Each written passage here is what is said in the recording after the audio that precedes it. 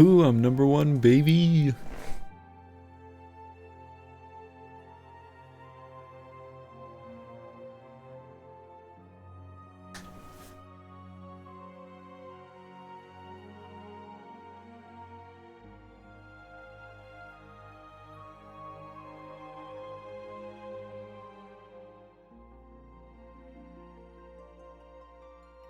Come on. Just one person needs to log out. That's all I need.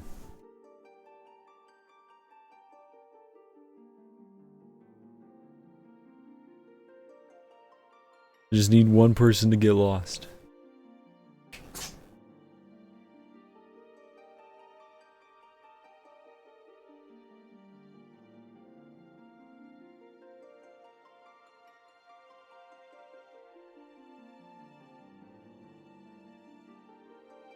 Come on. Come on. I need this. I need this.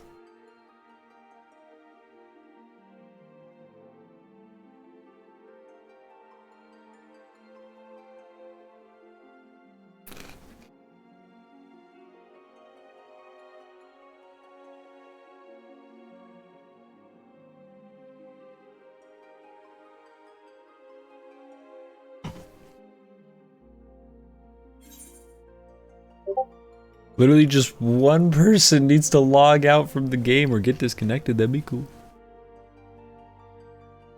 I would take that.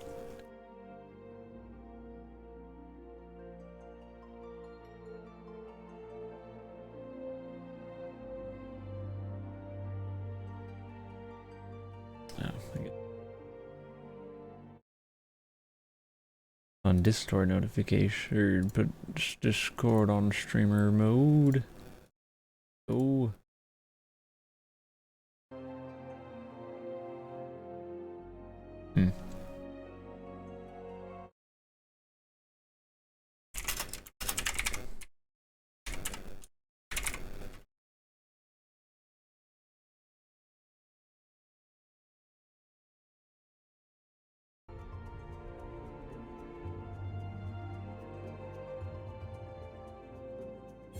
What is this torture? Let me in.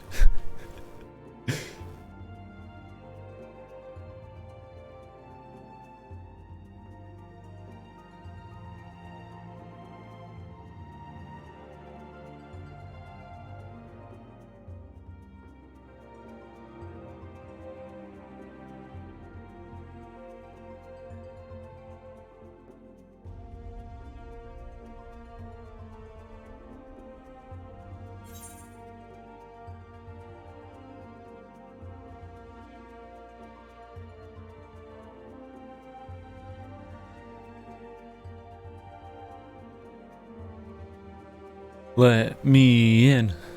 Let me in.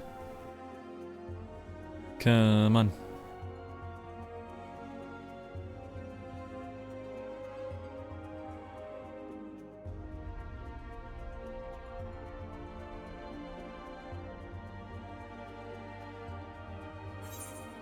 Oh my gosh. Please. Please. Come on. Need to get in there.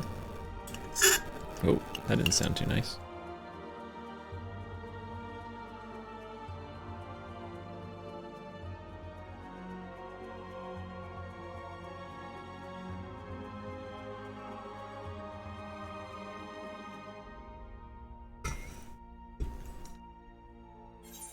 Oh my gosh. You mean to tell me that literally one person is not logged out of the game for the past 5 minutes? That's been 5 minutes. 3 minutes.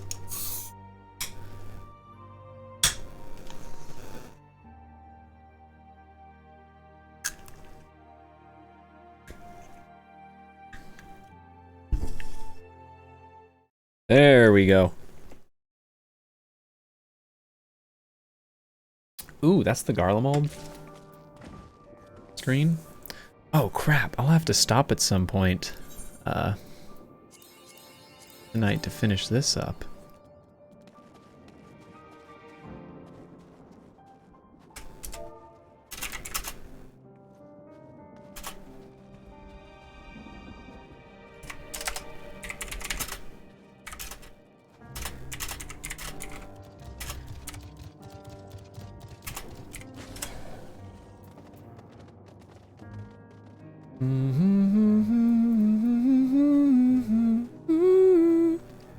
What's Earth's font? Oh, that's Odin. Ooh, so yeah, these are for easy ones to get done. Okay, and then just a dungeon. Maybe I'll get an alliance raid, and one of my could also just quickly do Cuffs of the Father, maybe Binding Coil.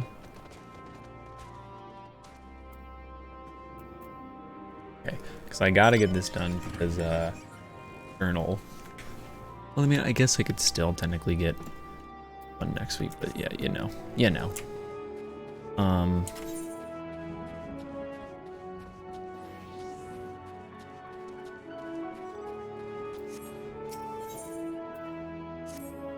I'm just gonna grab this.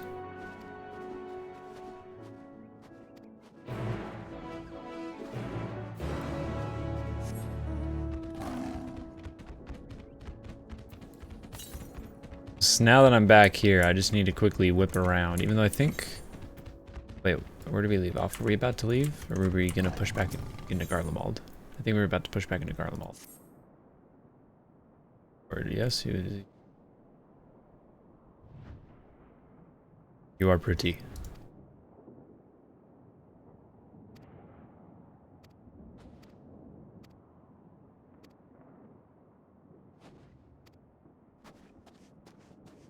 Something about monsters? Someone under a bridge.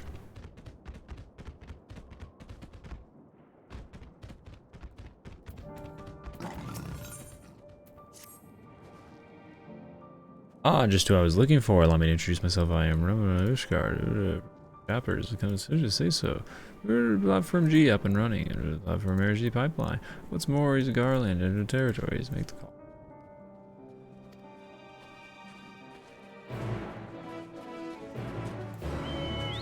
Okay.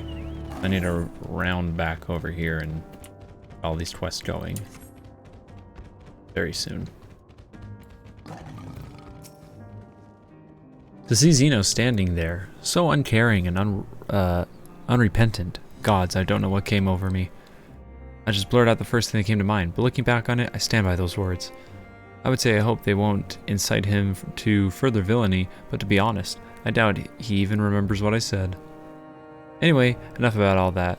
It's good to see you again. It's me, I'm back. What's this gunblade look like? That's the real important question. It's also item level 545. What the hell? Oh, yo! That looks cool. It's a shame it can't be dyed, but... Oh, does the blade not animate? Lame. Does it animate if I'm wearing it? Also, what's the... that differences? Let's see.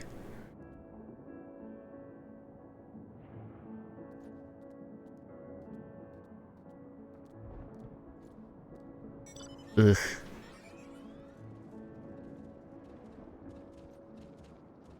The relic still gives more stats, so I'm gonna stick to the relic, but what I'm more curious about, does the chainsaw rev up?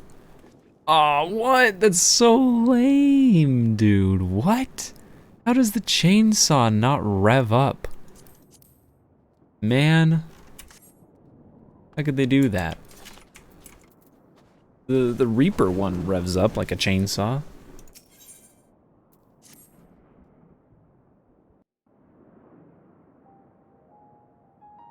No major injuries then. Good. I briefed the recovered soldiers and sent them on their way as quickly as I could, but nevertheless feared they would not make it in time.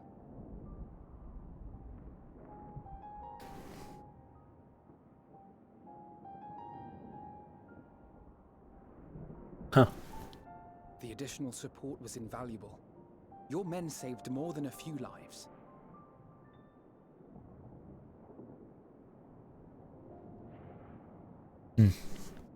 Though not all, I regret to say.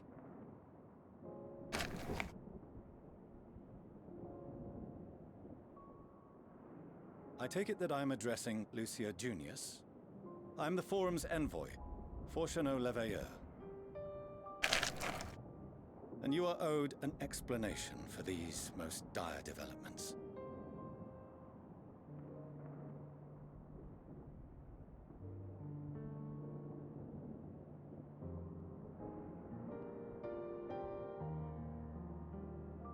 Another trial wrought by the final days.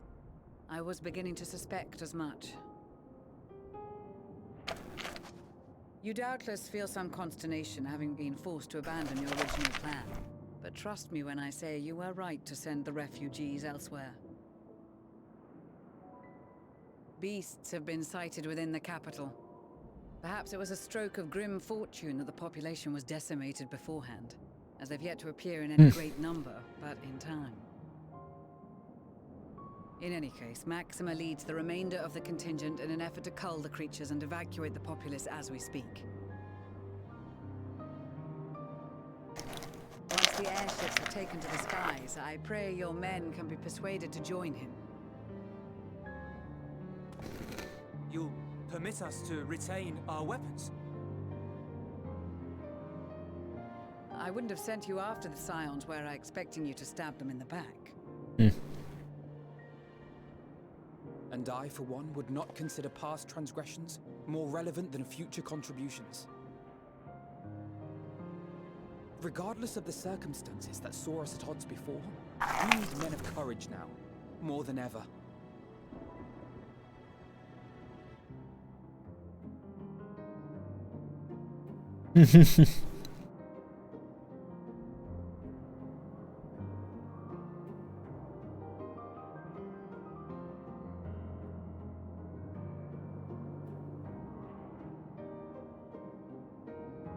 I'm cool with this guy being our constant rep for Garlemald, most likely going forward. We swore to defend Garlemald, and so we shall.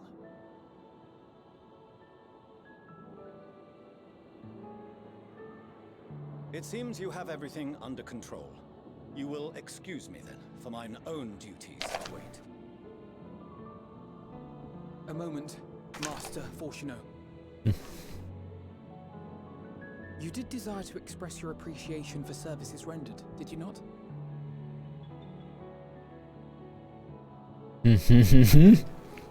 Though if you intend to again ask that Charlian alter its course, you will find my gratitude insufficient.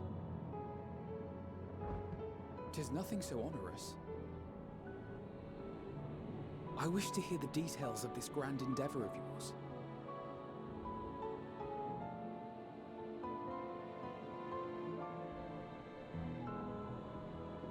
Do you swear to listen and to learn, and not to embark upon some scheme to impede us? I swear.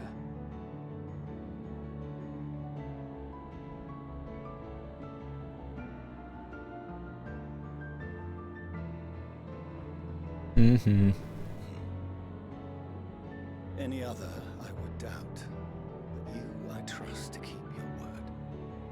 For not once have you broken it. Oh. Very well.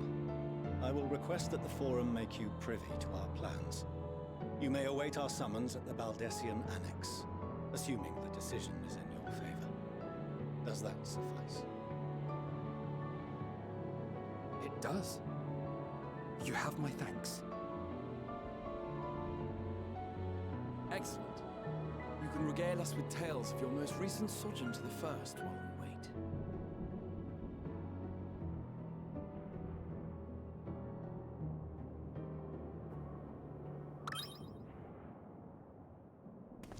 Did you hear something just now?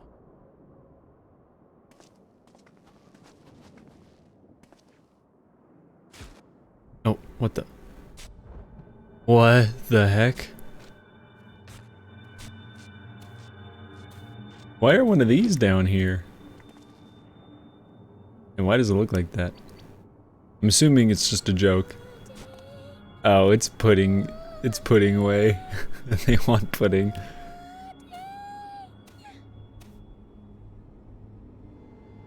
Where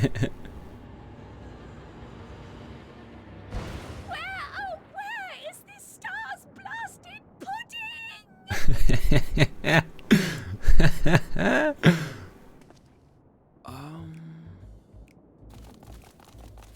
Why are these things here? Do they come down the teleporter?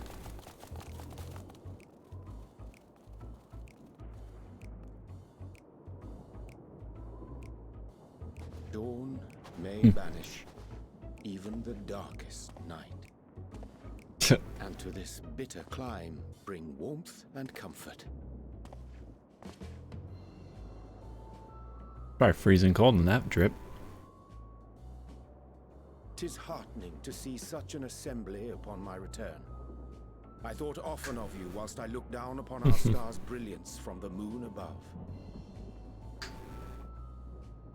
Yes, but what are you doing here? And dressed like that? Aren't you cold? Verily, I fear for my health should I proceed to expound upon our purpose ere I procure more suitable garments. Then allow me to summarize. We're here because none of you lot are up there. Nor has anyone deigned to send word about any changes in the plans. It's rude, is what it is. At least that's what I thought at first, but then folks got to wondering if you weren't in a spot of bother, so we decided to take matters into our own hands. Come down here and help, if our help be needed. Oh, I'm sure we could use you. So she says, but it's also something of a convenient excuse to visit Etheris. Oriange made it sound absolutely marvelous. More so before the impending doom, but still. And it's not like there will ever be a better time. What with the aforementioned doom? Marvelous, they say, yet not an ounce of pudding to be found. I must suffer Oriange's inferior works no more. Hey! Maybe consider the plight of present company before you go blathering on about pudding and doom? Ahem. As I was saying, should you require any assistance with whatever, we are at your disposal. We were born from Heidelin's love for the lives of this star, so naturally we would much prefer to see them continue. Twiddling our thumbs up on the moon is hardly conducive to that, though, is it? This music just reminds me of Super Mario Galaxy. It's very fitting for them. And hopes for the future deserving of more active preservation. Speaking to Oriange made us realize that while we've carried out our duties to the letter, we've failed to fulfill them in spirit. From there, it was just a hop, skip, and a jump towards resolving to do better. So please, show us how. Help us help you.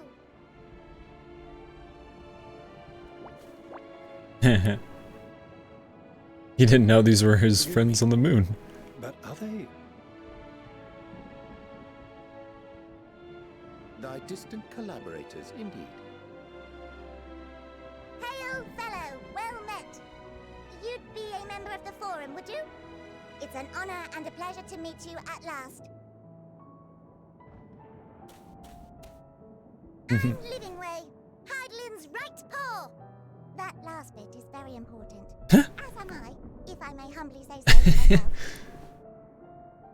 I bid you welcome to our star, Livingway.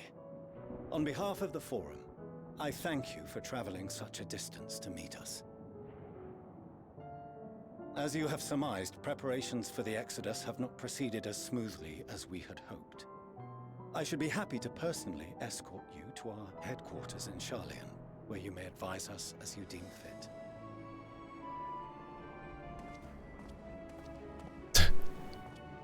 'Twas with reluctance that I set aside the great work of readying the moon for habitation. Be assured that I did so only after the Loporrits made plain their earnest desire to come hither, and I myself felt a growing certainty that their contributions here would prove invaluable. Yeah, they super smart. 'Tis trite, perhaps, but I followed my heart.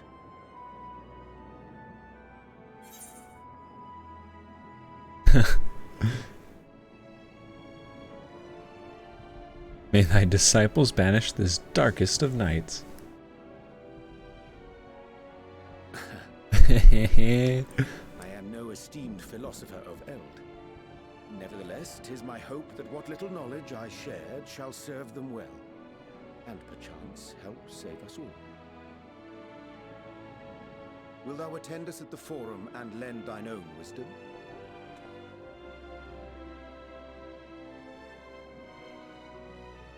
If that's all quite settled, can we start moving before Urianger catches his death? Even I'm freezing out here. Of course you are. You got like shorts and boots on. You'll warm up quickly once you're aboard the airship. Sat shoulder to shoulder with our fur-covered friends.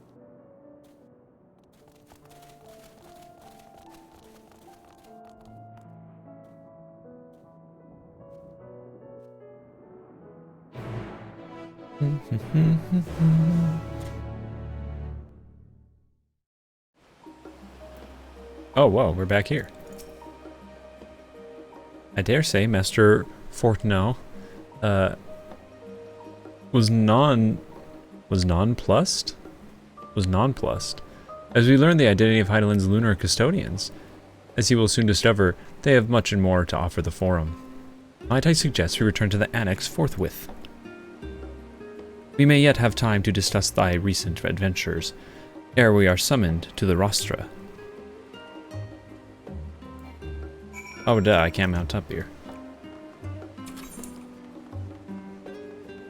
Having fun, DJ?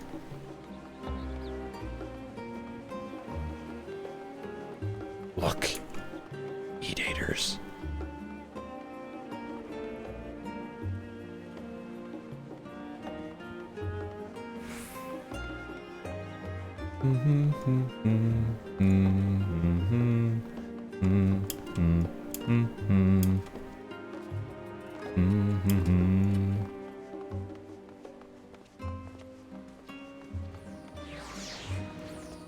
Yo, what the heck is that scythe? One's kind of cool looking.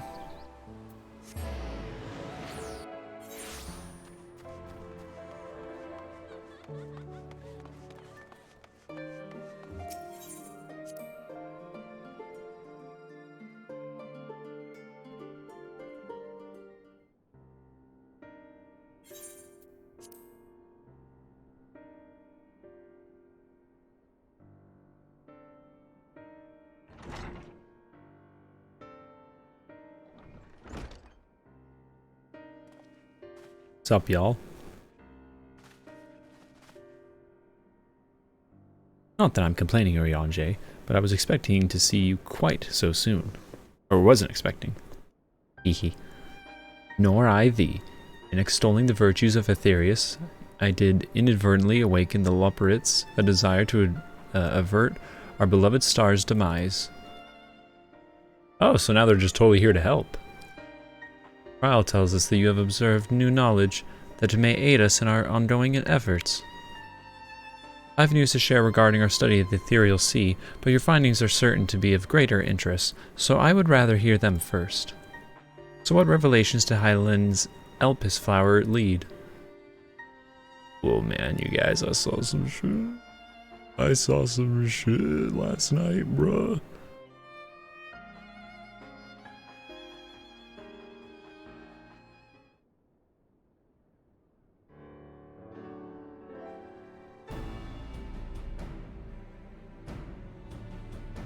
Then this dynamis is what drives the final days. If it and Akshar are one and the same, this all but proves Nehada's theory. Were an entity through sheer force of emotion to channel this vast dormant reservoir into a raging river, its power might surpass even that of ether. But if our star is so replete with ether, said entity would need to be outside its influence to effectively manipulate the dynamis of the great expanse. Meteon, or rather the sorrow and suffering of fallen civilizations that she has been hoarding for millennia. Untold anguish and fear and hatred drawn from every corner of the universe, all for a single purpose, the destruction of Aetherius. Then our foe is no longer some unknown calamity. We have but one aim, to defeat Meteon. You make it sound so simple, but you're not wrong. Vanquish Meteon and we deliver the world from the final days, but to even attempt it, there are two conditions. First, we must determine her location. Before Meteon escaped, An enchantment was placed upon her by Venat, the woman who would become Hydaelyn. The implications of temporal magics are not entirely understood, so we cannot assume that our Hydaelyn and the Venat you met in Elpis are one and the same. Nevertheless, due to her intrinsic qualities as all-powerful being, I'd wager that Hydaelyn possesses the knowledge we seek. Whether she would share that knowledge with us, however, remains to be seen. After all, she intends for us to flee Etheris, not stay. Do you suppose she has abandoned her pursuit of Medion?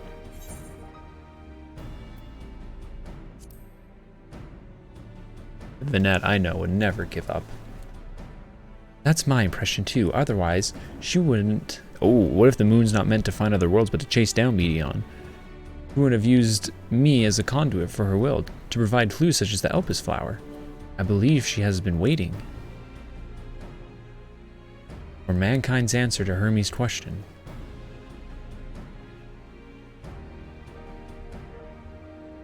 So what's the second condition? We must find a means to reach Medion. Naturally, our chosen method will depend entirely upon wheresoever she has made her nest.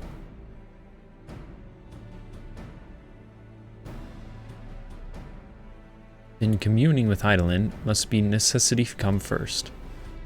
Did you and Master Matoya have any luck with your investigation into the Ethereal Sea? Sadly not. Though we enlisted the help of Ehrenwald and other Echo-blessed allies, we couldn't detect so much as a whisper from Hydaelyn, even from within the Anti-Tower. Master Matoya is of the opinion that in the years since abandoning it, the Forum has found some other method of receiving instructions from Hydaelyn. If so, it would most likely be some form of apparatus for observing the Ethereal Sea, but closer to home.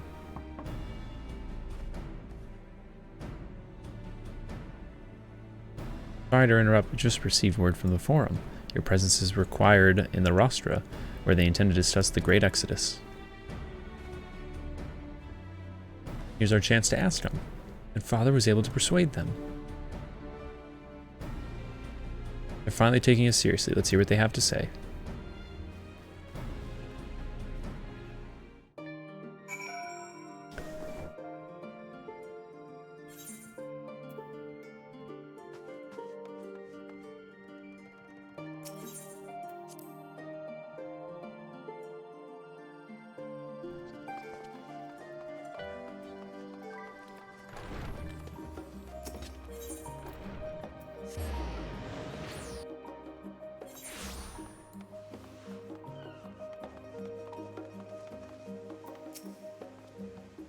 The forum is in session, and as such, the roster is full of visitors. Signs of the seventh dawn. Very well, you may wait in the corridor. Of course, the entity entry is not only permitted to conditions that you leave your arm at the door, lest you forget a secret institution holds rational assistance.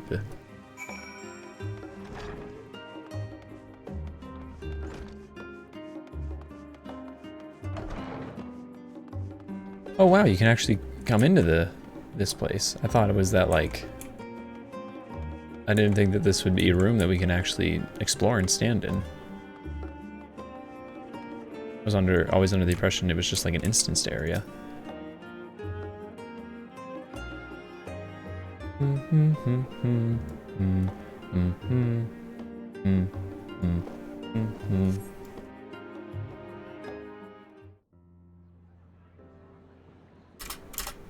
This seems voiced. Thank goodness. I haven't come around to sushi yet, but maybe I just haven't had the right kind.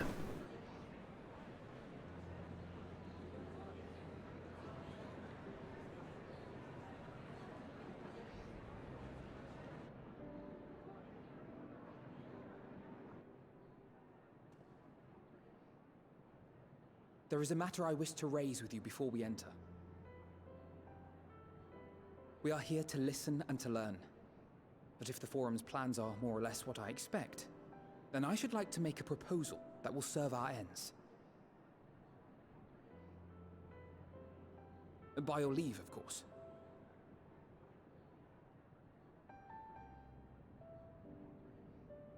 I don't see why not. Your words and wits have gotten us this far. Agreed.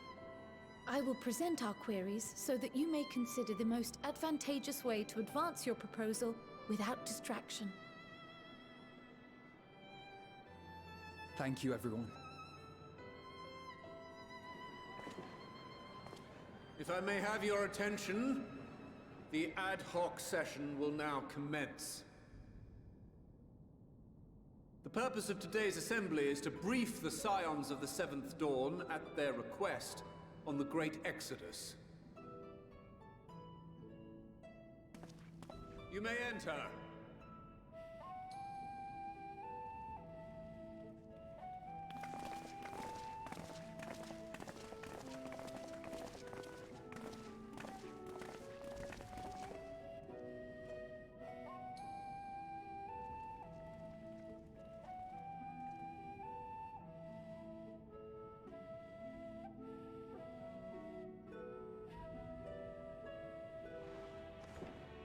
On behalf of the Forum, I commend your heroic actions on the Magna Glaciers. You shall not soon forget your service to us and the people of Radzat-Han. The Satrap, whom we have informed of the refugees' new arrangements, sings your praises as well. As an expression of our gratitude, we will endeavor to answer your questions as fully and openly as we are able. Then let us begin. First, it is the Forum's objective to ferry the life and knowledge of this star to the moon. Am I correct? You are. It is for this purpose that Sharlayan has labored these many long years. We have collected biological samples and scientific records from across the star. When the time comes, they will be moved from their places in Labyrinthos and Numenon and conveyed to safety. Once that critical task has been accomplished, we will begin transporting the Sharlayan citizenry, which has been categorized into groups. The earliest arrivals are to ensure hospitable environs for those who come after. Following our people, we will send those of other nations in turn, beginning with our allies. Radzat-Han was foremost among these, but since the final days have already come to Thavnair, we saw fit to include the refugees with early groupings. An ambitious plan. You have accounted for the safety of all nations and tribes, then? As many as we can. And how, pray tell, do you decide who to leave behind? To journey beyond the sky is an unprecedented and immeasurably difficult endeavor. Introducing sources of inevitable conflict would condemn all to certain death.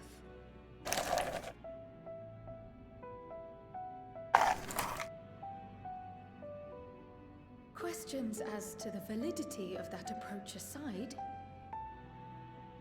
are your plans proceeding apace? We're under the impression that your primary means of celestial transportation is incomplete.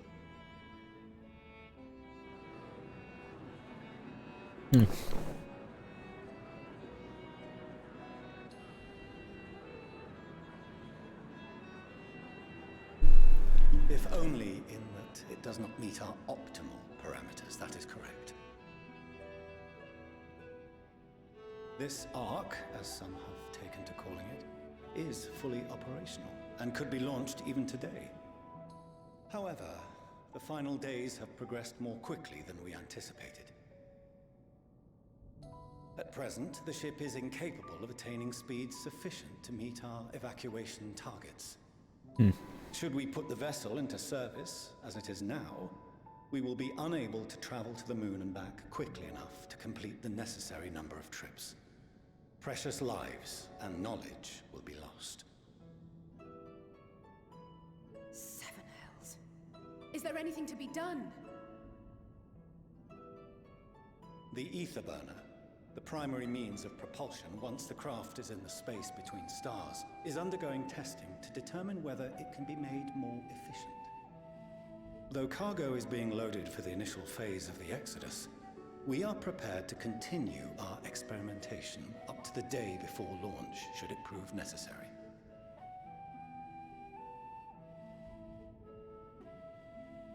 Employ the So Loperates. the Scions were to solve your problem.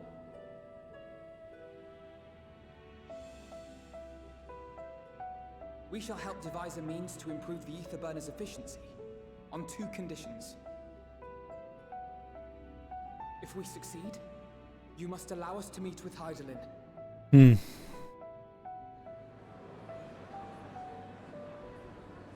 "'Twas simple enough to deduce.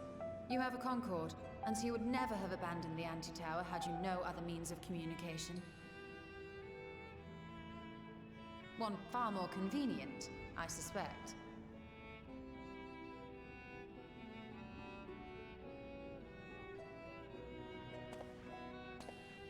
The second condition, also to be met upon our success, is that we be permitted to propose another use for your Ark.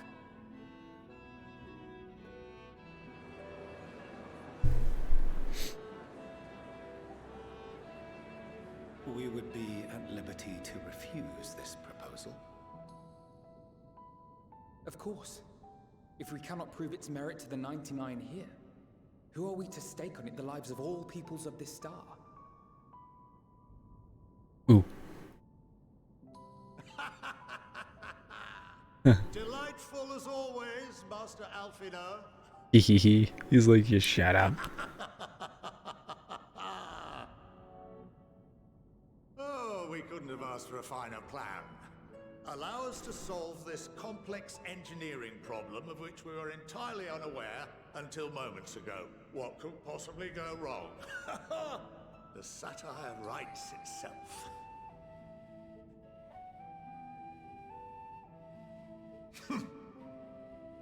Yet, what field has not benefited from a change in perspective? When we are at wit's end, what we need is not the same dry theories recited ad nauseam, but fresh inspiration.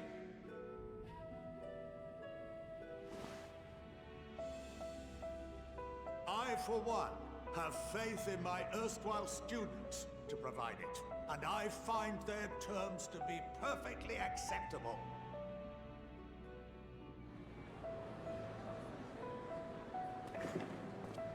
Order! Order! We have no time to waste on debate. I call a vote. All in favor of agreeing to the Scion's terms?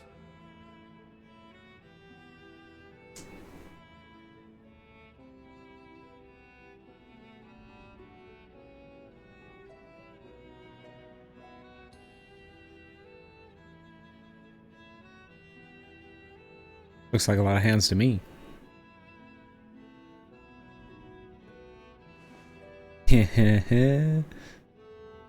71 in favor, 28 against.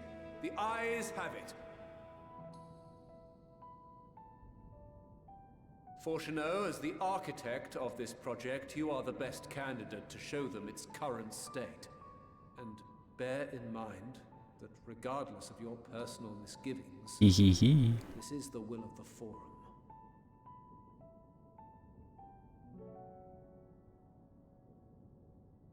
Very well. I call this session to a close. Return to your tasks with urgency. The final days wait for none.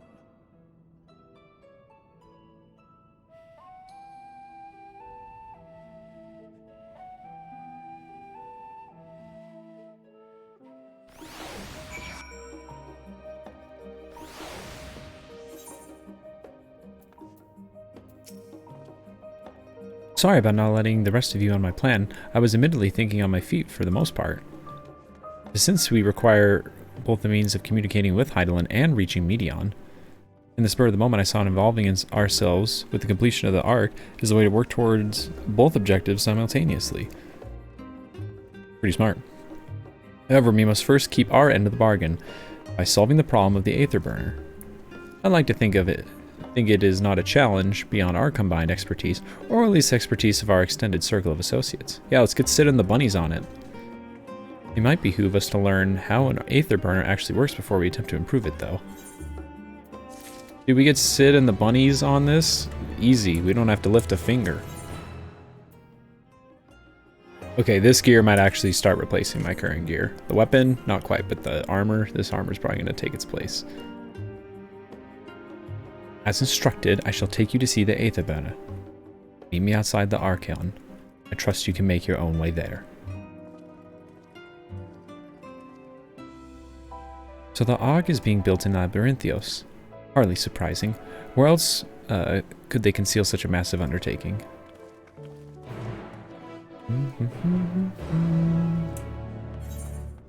Hooey!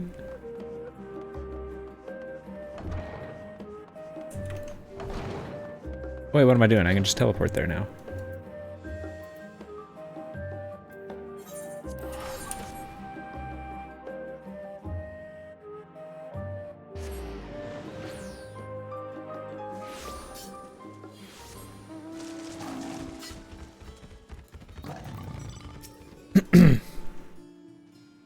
Our destination lies in the lower levels. Forum, in its wisdom, has granted you access to the Archon's lift. Or Acheons. Step inside and have Ophiline take you to the medial circuit.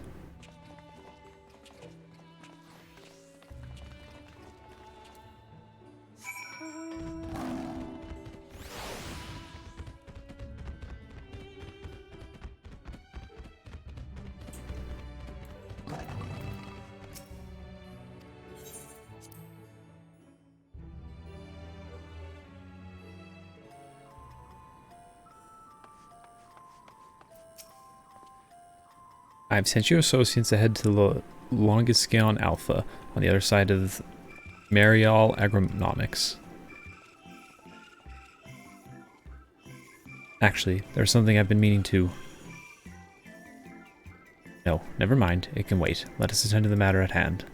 He didn't ask us about his kids. He didn't ask about all the cool shit I've done. What does he want to ask? Also, there's probably an aether current really close by. It's to the east, which means I'd have to backtrack though, so... Wait, where am I going? Oh, I'm going all the way down there. Oh wow, this place is actually pretty darn big.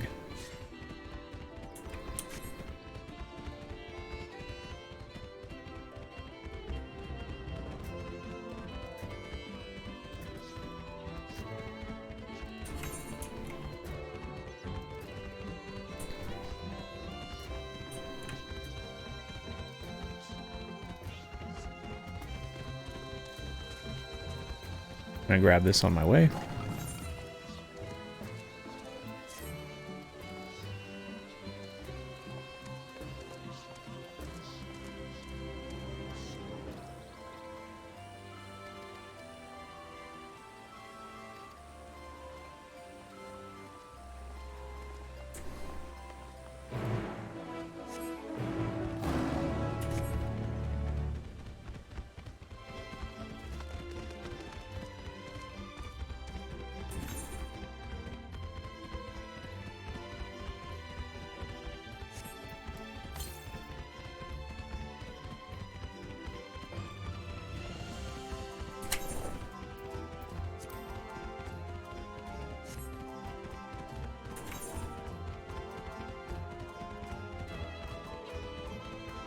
Oh, am I supposed to go through that door?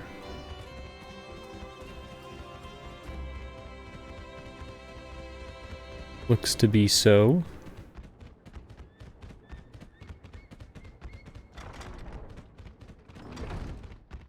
Don't mind me, just riding a big old cat around in y'all's nice place.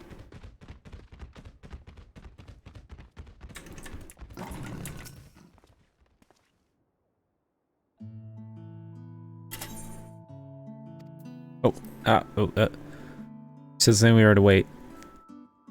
Here being Logistikion Alpha, where the atmospheric conditions of Labyrinthos are regulated. Water is drawn from underground and dispersed as vapor, simulating the formation of ethereal or artificial clouds and rain. By manipulating the temperature and air circulation, they are able to create the ideal environment for the growth and preservation of the biological samples kept here. Hold on, how do you know so much about it? Why, Father brought me here as a child. He didn't bring me, left me behind. Actually, you're the one who left me behind when you went off somewhere with Grandfather. The night before, I've been asking Father how clouds are made, so he decided to show me. It was fascinating. I peppered him with questions the entire time. 'Tis all too easy to take for granted the many interweaving aspects of the natural world, to grow inured to its wonders. But having gained an understanding of the complex mechanisms employed by the Loperotis in recreating a similar environment, I have come to view such processes in new light. Yeah, we've seen like 3 different cultures and groups' takes on making a place like this. The subterranean gardens of Labyrinthios, the lunar prison forged to contain the ancient Zodiac, the habitations built for all mankind neath the moon's surface, each unique yet undeniably similar. 'Tis no mere coincidence.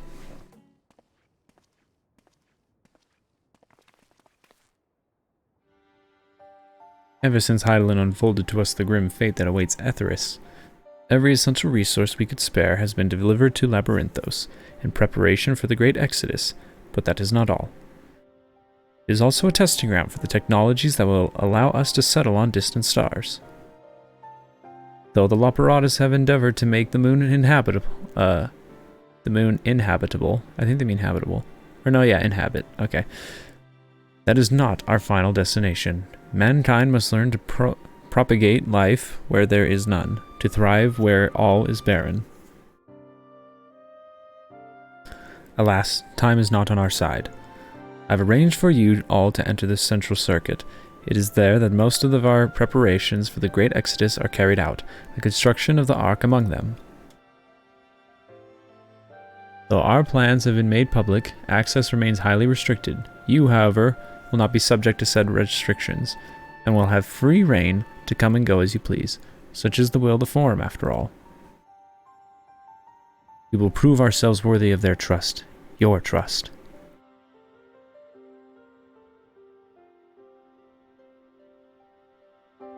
Then let us proceed.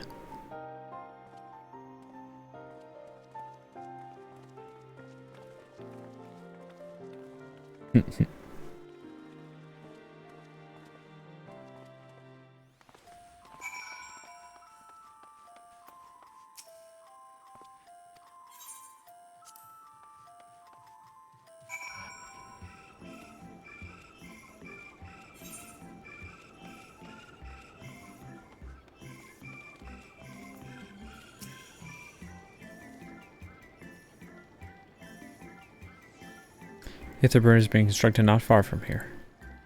Overseeing the work is Coco Duncole, after whom the forge is named. Once the necessary instructions have been made, I shall leave you with him to discuss the particulars this way.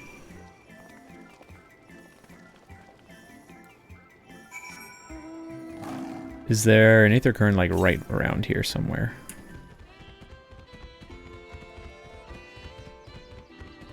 Technically yes, but I'm assuming that we'll go up in that direction in a little bit. I'll just follow the quest marker for now.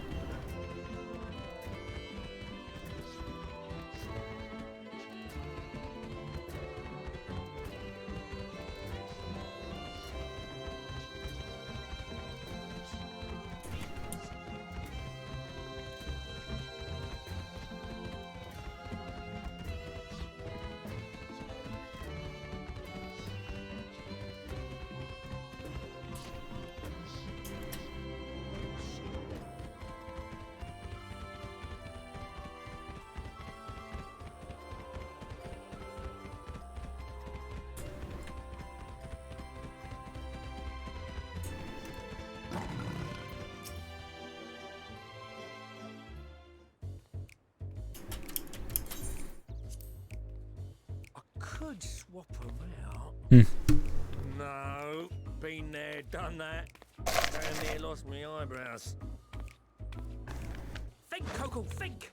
We'd be well on our way to paradise. Visionaries patting themselves on the backs for their grand accomplishments if you'd only think. Yes, that does sound rather lovely. Yeah! I mean, masterful, you know, what a pleasant surprise. We're not blasting off already, are we? This guy's voice rocks. The schedule remains unchanged. Better or worse. Which is why the Forum has elected to accept assistance in resolving the ether burner conundrum.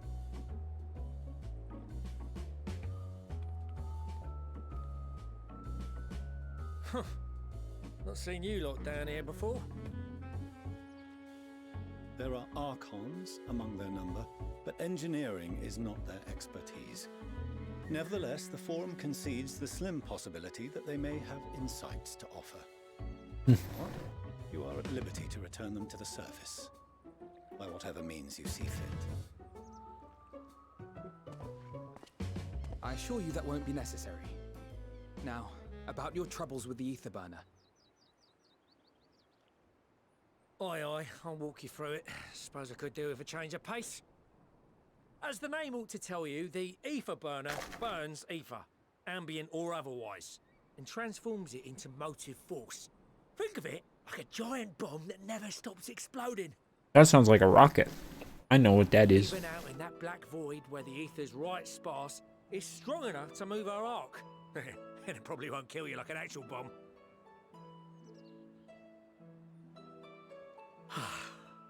But it ain't perfect. According to my calculations, to travel to the moon and back fast enough for the Forum's liking, the conversion rate needs to be 6% more efficient. A measly 6%, you say? But if I could have squeezed even another 0.6 out of it, don't you think I'd have built it that way in the first place? Hast thou consulted with the Loperites? Yes, they too are conducting their own research, for lack of a ready answer. The moon's propulsion systems are considerable, naturally, yet they are commensurately massive. True. It is no easy feat to convert their technology into an efficient means of propulsion for a teeny tiny toy boat, as they say, and as I most certainly do not. Yes, exactly! Damn it all, I asked for refined adamantite and they send me uppity rabbits with inscrutable, ancient, incompatible technology. You're trying to drive me mad. Do you speak of Allegan refined adamantite, perchance? You know of it? Only in the most general terms, I'm afraid. 'Twas an alloy of Allegan make, but the secrets of its production were closely guarded. As I recall, the record stated it was vital to Dalamud's construction and launch. Aye, that's the stuff. No material more conductive far as I know. Slotting some in's like blowing up a dam and watching the river of ether come rushing through. Ain't a living soul that knows how to make it though.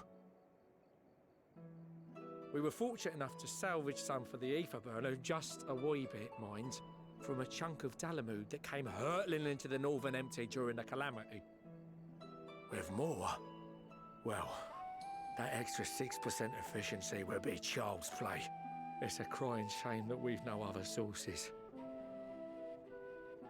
Surely the many shards of Dalamud scattered throughout Eorzea would suffice. Why not get the refined adamantite from them? Oh, we tried, believe you me. But only a few specialised pieces would have had any in them to begin with.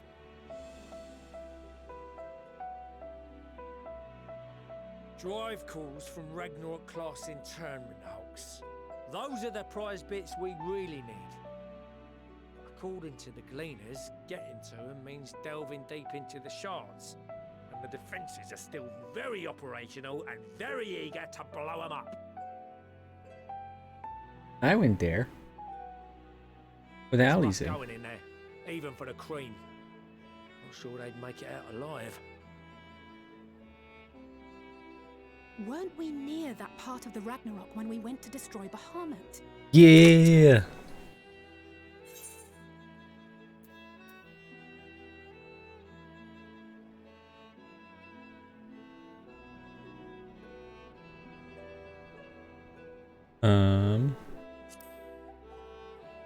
White Raven's ghost haunts me.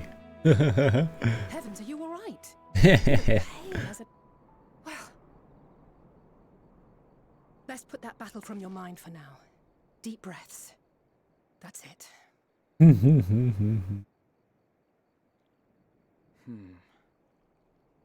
There are multiple internment hulks in Eorzea alone, so handling this ourselves may not be the most efficient option. Rather, if we could salvage adamantite from the shards simultaneously... Thancred, is the link shell we established before you went to Garlemald still active? Of course. The floor is yours.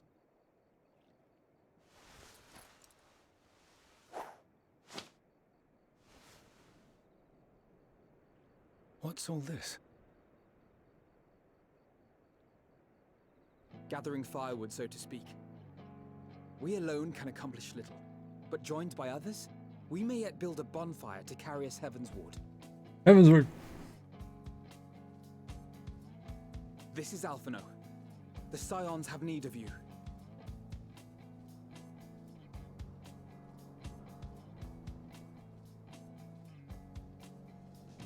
Understood. I will contact the Lord Commander and dispatch our finest at once. My sisters are somewhat preoccupied with the final days, so I will lead the 12-Wood expedition myself. Are you aware of any other sources of refined adamantite?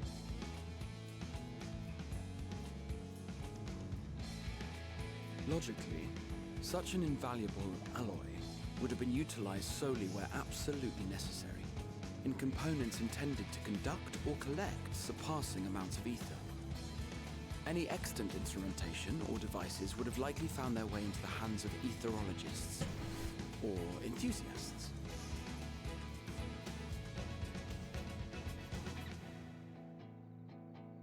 Magical artifacts of Allagan design? The Eastern Alliance will send word to one and all.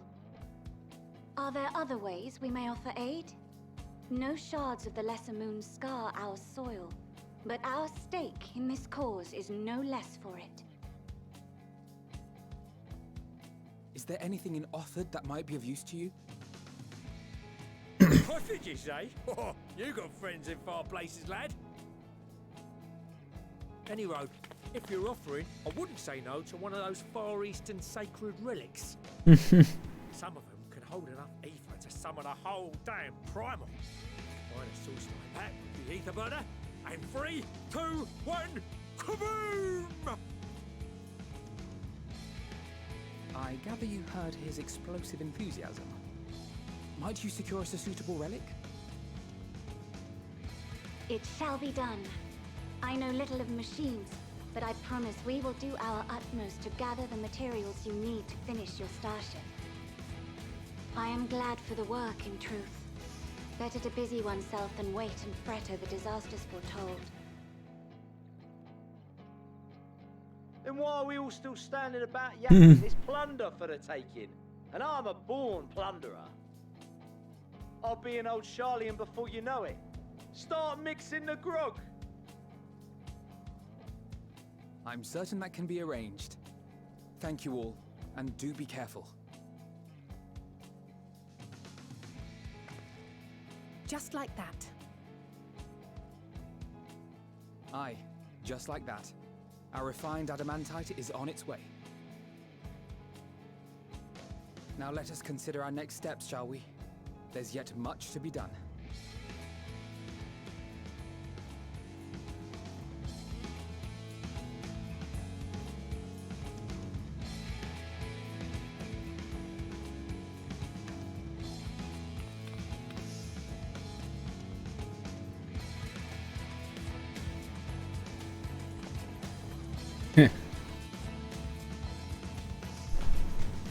It's gonna be a big deal when he finally smiles.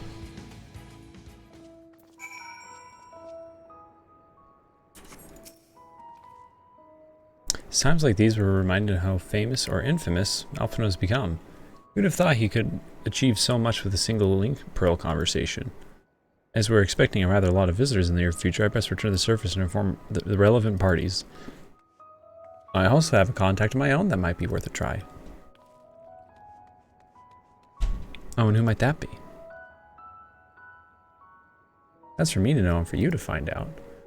And on that note, I leave matters here in your capable hands. Best of luck. Where's Sid?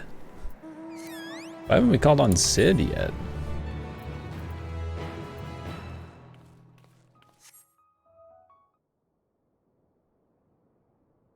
Oh, meanwhile in Ul'dah. What's happening in Ul'dah? Unless the final days are coming here.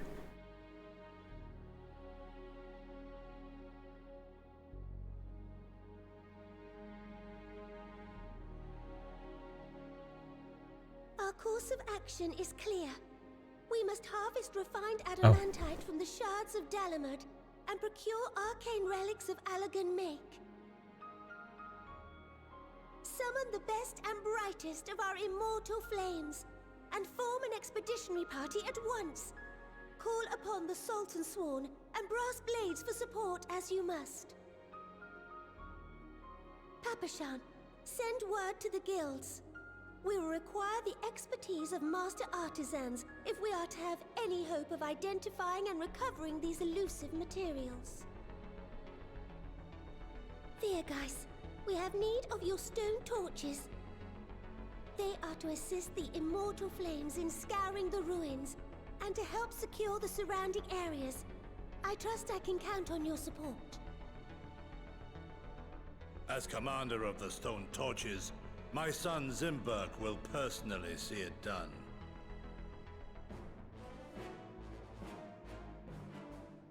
Pippin, I would have you lead the raiding party. Assemble your finest, and with Tizona's blade clear the way. Lord Lolorito, I pray you take charge of the search for Allagan relics. Surely you know of some being traded on open or clandestine markets, or sleeping in collectors' vaults. Of course, I ask not that you do this out of the kindness of your heart. By all means, profit on the transactions. I wish you the joy of it. He knows how to handle him now. Final days descend upon our world. If circumstances are truly as dire as they say, Ul'dah's best efforts may be for naught. And yet, when we Eorzeans rose from the ashes to rebuild our broken realm, did we not learn one simple truth?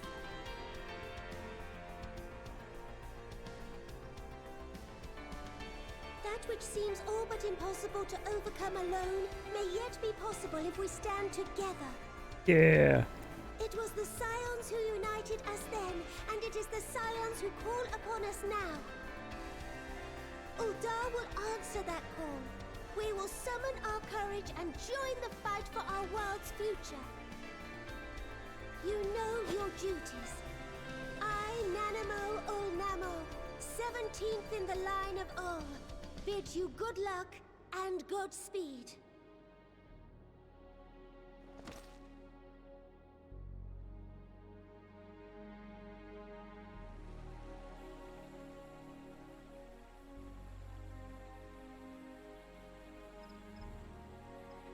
Gonna check in on everyone getting to work.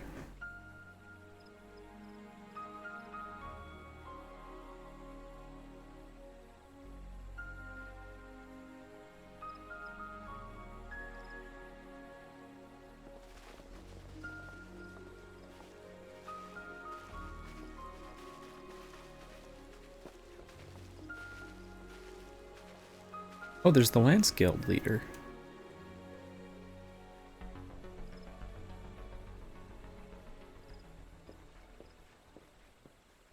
We fielded a goodly number, but our ranks are heavy with healers, and an abundance of restorative magics will be of little help in destroying Dalamud's defenses.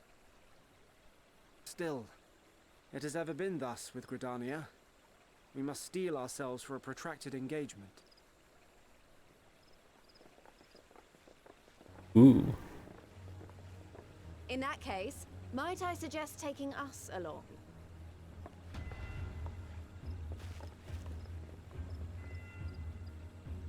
Ooh, hexed. Gridania and None of the shards in Girabania are big enough to hold an Durabania working together. So we said to ourselves, why not lend our neighbors a hand? We thought you might be short on people with a talent for breaking things. While it pains me to admit it, you are right. Our deficiency so plain to see. It might have been a lifetime ago, but I was once one of the scions assigned to the Shroud. Oh yeah.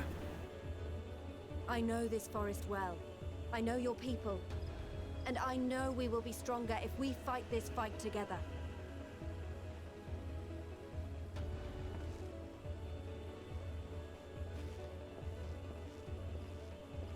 Then I will impose upon you with a clear conscience. Come, let us speak of how to integrate our forces.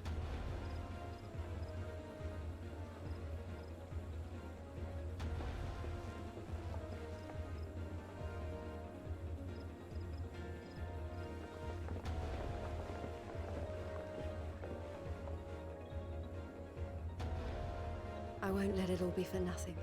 Oh. I promise you, Papalimo.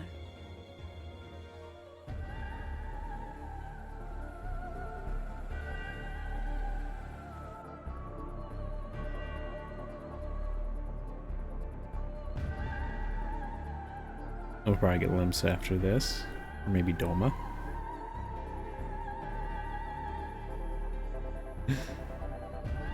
Aw.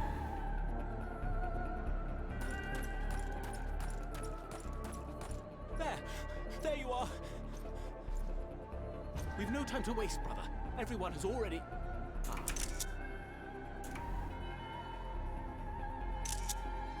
Man.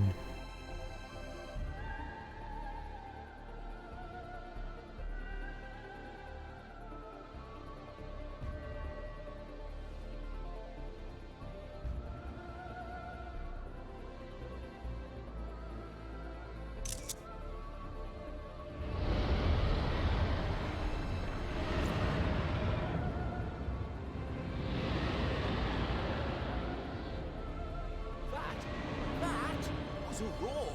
A dragon's roar.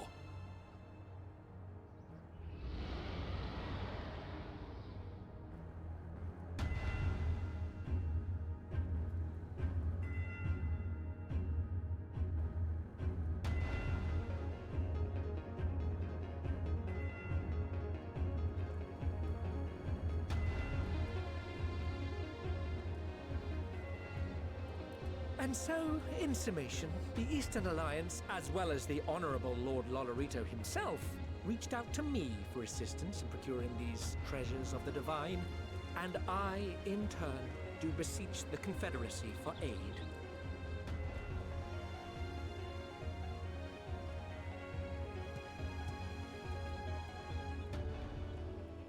Hmm? Is that... Hancock? What a surprise this is. Didn't think that they'd throw Soroban in the story over again. I have a favor to ask. Voiced even. Oh. Oh. These guys. Are they gonna come help? They probably got some relics on them.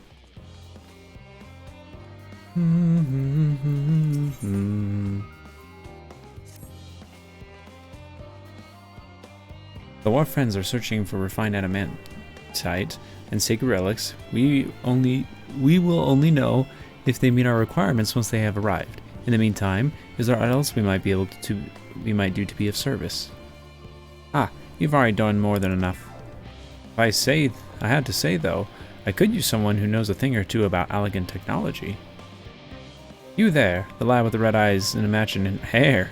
You seem to know more than the average trawler.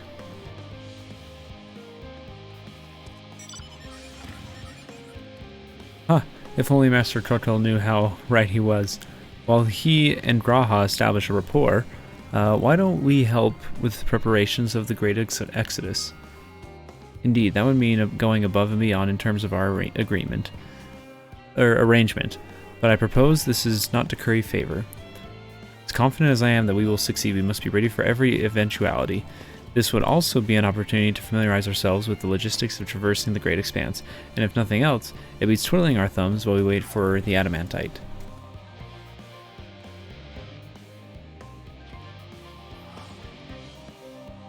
Why ain't you a bunch of helpful buggers? If you have a mind to lend a hand, I know where you ought to go. Charlie and Hamlet is lousy with researchers and scholarly types, but busying themselves preparing for the Exodus. Pa, that lot, need all the help they can get. Well then, off we go.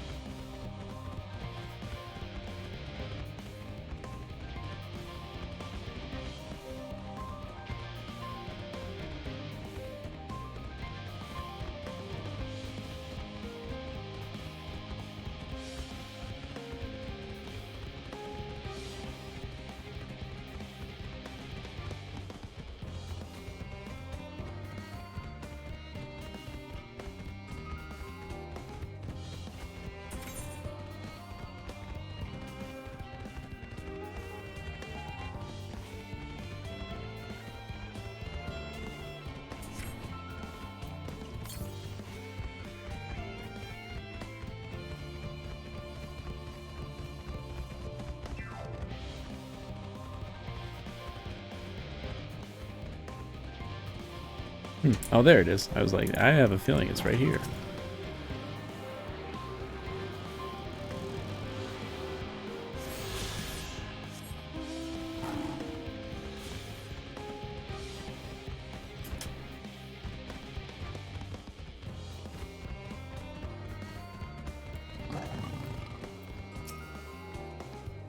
Oh wait, I forgot I got that new chest piece that I'll probably need to wear. But I can tell a lot of people actually live down here. I don't know how much help we can offer, but I dare say they'll benefit from that fresh inspiration Stoller Montague mentioned. Let's start by asking around. Identify, ideally, without getting in anyone's way. Let's meet by the Aetheryte once this work is done. I'm gonna go to the Aetheryte first things first so I can tune.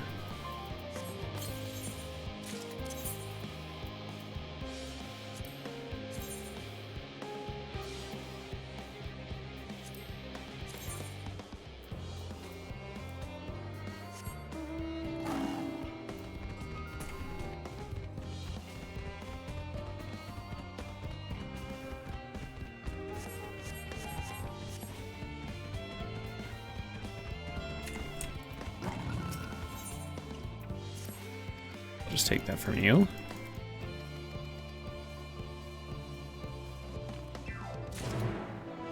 I like that little coat though.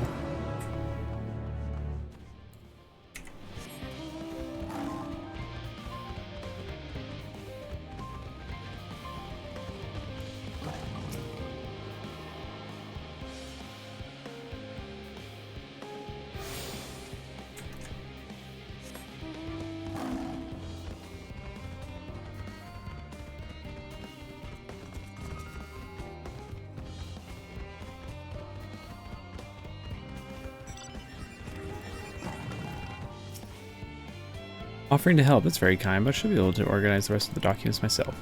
Mostly a list of things that we'll need once we arrive at the moon, and then whichever star we choose as our new home. My duties largely concern the maintaining of living conditions, so it'll be a lot busier when we depart. I hear that our lunar collaborators have come down to assist in our efforts. I'm looking forward to finally meeting them in person, after having communicated with them in such limited capacity thus far. To be perfectly honest, I have not even the slightest idea what they look like. I do hope they're not enormous, looming giants. I would much prefer something small and fluffy, like that beheaded rabbit that ran by.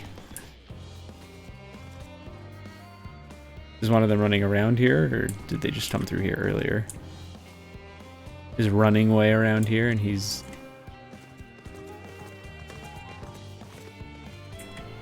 Steady current. helping with the Ark. Even with all the power Master Cookhold's managed to squeeze out of the Aether Burn, it's still not enough, apparently. And in 5 days arrive, horrible creatures running around, so it'll begin next to sooner. People are dying, they're all, you know, if we don't fulfill our duties, but we will. We spent years preparing for this moment, believe in the plan, well.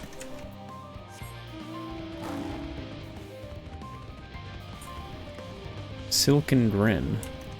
What are these names? Or descriptions? Oh, hello. Are you one of the new helpers? Working on the Aether Burner, oh dear. I heard things have come to a standstill on that front. Even so, it chooses to study my current duties. A lot of people have opinions about that.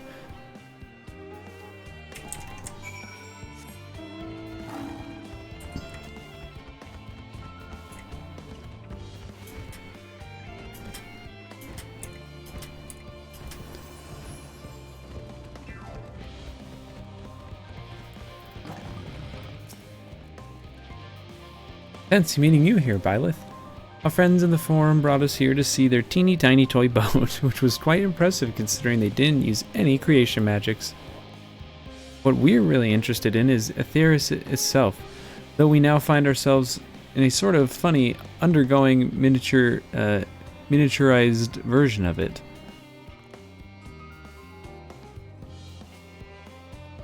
We were hoping the forum would give us a guided tour, but it appears they're rather preoccupied. Honestly, all that time to repair and they're still not ready. I suppose we'll just have to show ourselves around, or at least that's what we were planning to do until we chanced upon Urianger and your good self. Since we're both dotting around, engaging in idle chit-chat, perhaps you could show us a few points of interest. Won't that be fun?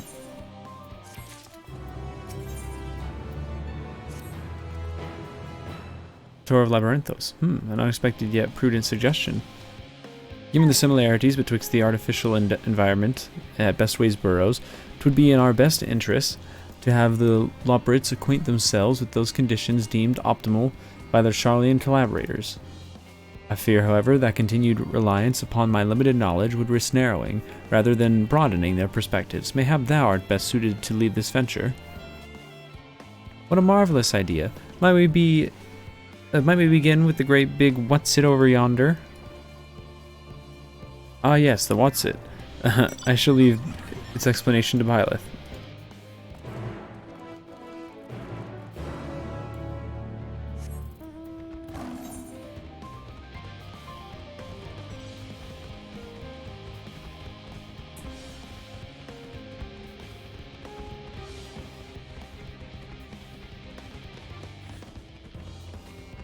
They aren't asking about this thing, are they? I have no clue what this thing is. Oh, that thing.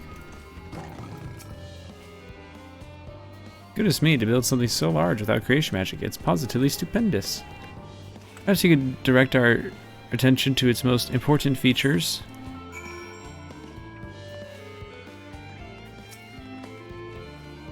Search the apparatus for points of interest. You may move it to...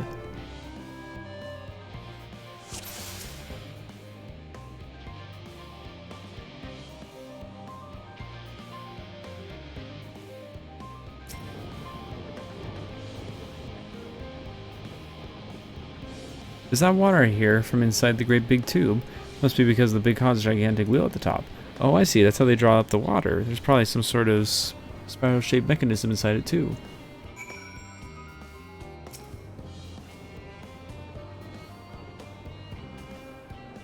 It's a little hard to see from here, but it's the golden pipe connected to the top of those tanks. And I see through the window another pipe at the bottom. Ah, this must be for purifying water drawn from below.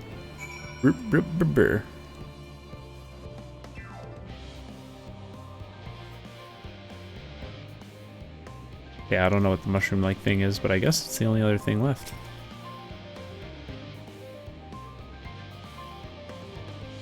That looks like the trees in Greatest Endsvale.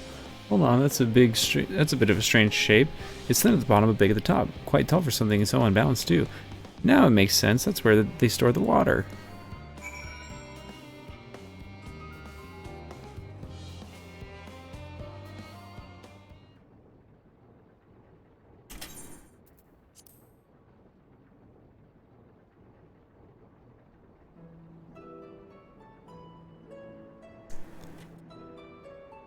Well, if I were to hazard a guess, drop water from underground, presumably for some other mechanism purifying it here, stored in the tower, before being distributed elsewhere. Am I right, aren't I? I knew it, a design brilliant in its simplicity. I dare say it would only take a moment to install it, even the harshest of environments, for us Loporits, that is. Indeed, securing a reliable source of water is of utmost importance to any fledgling settlement. We have read, however, that people of Etheris sometimes make their homes in arid deserts and such. How are they able to survive? And are built near an oasis, areas near waterfalls, or common sites. Villages of Garabania. So wherever you choose to live, you're never far from water. Oh dear, I worry we won't be able to procure the necessary amount. We can provide enough water to keep them from drying out completely, but it would appear they rely on it far more than we'd anticipated. A few adjustments may be in order, once we've calculated the average rate of consumption per individual. It may also be worth learning more about how exactly they obtain their water in the first place. Master Alphino spoke of the machinery responsible for that feat during our journey through Logisticon Alpha, did he not? Maybe the Loporits will share his appreciation for the engineering marvel. Oh yes, that sounds absolutely splendid. This journey beyond the sanctuary of Charlian Hamlet, I shall lead the way. You mean we'll have to brave the untamed wilderness? A valid concern indeed. We could not help but notice the many dangerous-looking creatures with big, nasty teeth lurking beyond the safe confines of the settlement. Were we not escorted by some burly custodians, I dread to think what would become of us. Regrettably, too many a hungry predator will be aforementioned big, nasty teeth. Loporits may appear to be potential and rather appetizing source of sustenance. Might I impose upon thee to assist in securing safe passage to Logisticon Alpha? For my part, I shall act as an escort to Living Way and Cooking Way. I entrust Singing Way and Growing Way to thy care.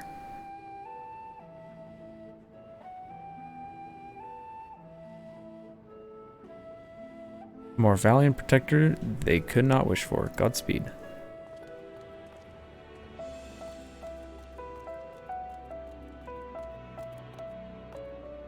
If it's all the same to you, I'd rather not be eaten by some horrid beastie. Come along, Growing Way, to the water extraction.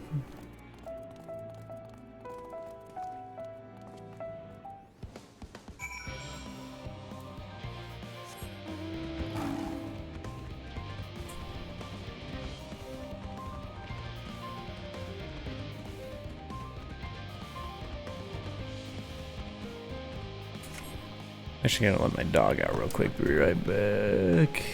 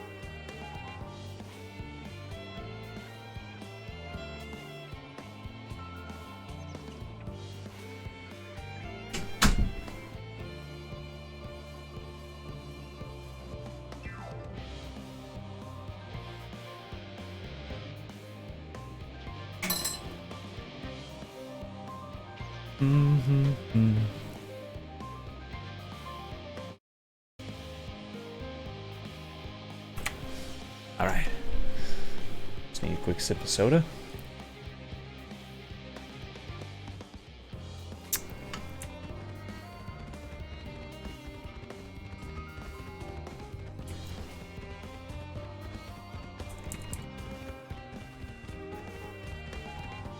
I must protect the boonies.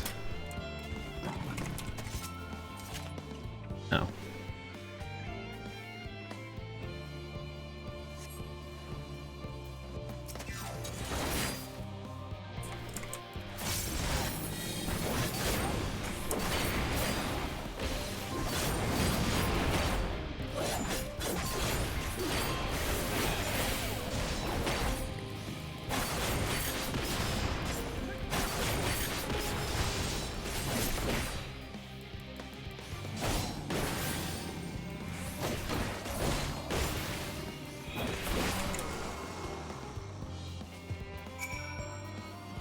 Thank you so much. I really hope this water extraction is worth these harrowing experiences. All part of the fun, some might say, but I'd rather not be burnt to a crisp if it's all the same to you.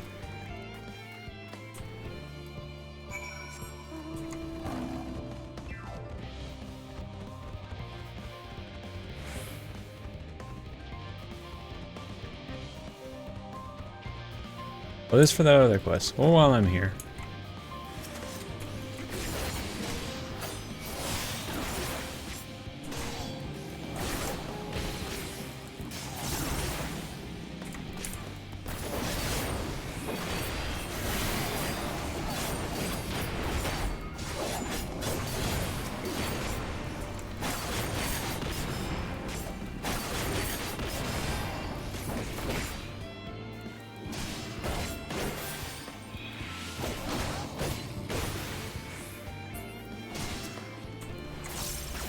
Just so that whatever my next fight is, I'm full. If I have another fight in this zone.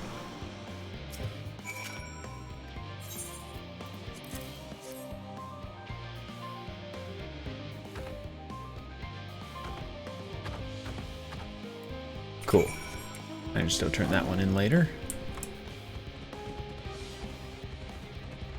So I go this way? Or no, there's actually like a...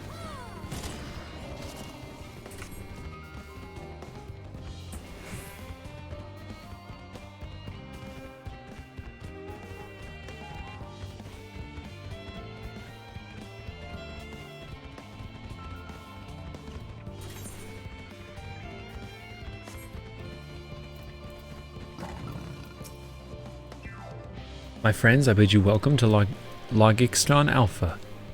Our destination doth lie at the lift's top. Pray follow me.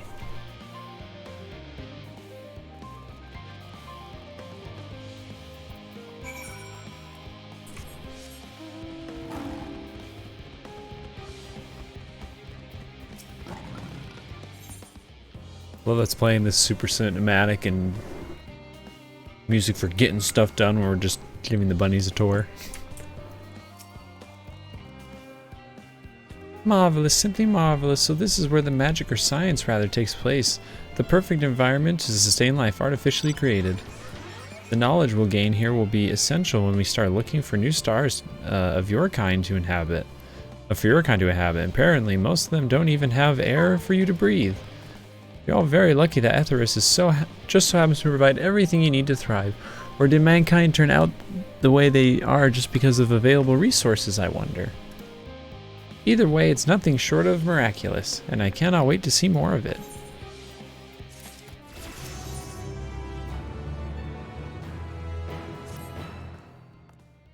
This is all very wonderful, I'm sure, but I was rather hoping to learn more about some of the nourishment provision facilities. In other words, where's the food? I believe both the knowledge of consumables you seek may be found in Mariel Agronomics. As I imagine Sigma, the others intend to study every conceivable facet of this apparatus. Wouldn't thou be so kind to escort our visiting culinarian? Yes, that sounds much more interesting. Hopefully I'll be able to see firsthand some of the delicacies Urianji was telling me about. Even his incredibly vivid, if a bit too verbose, description cannot compare to sampling them myself, not to mention Etheris will soon be no more, so I must learn all I can while there is still time. Let us brook no further delay. Is there an 8th right there? I don't remember. No, there's not, so we gotta run.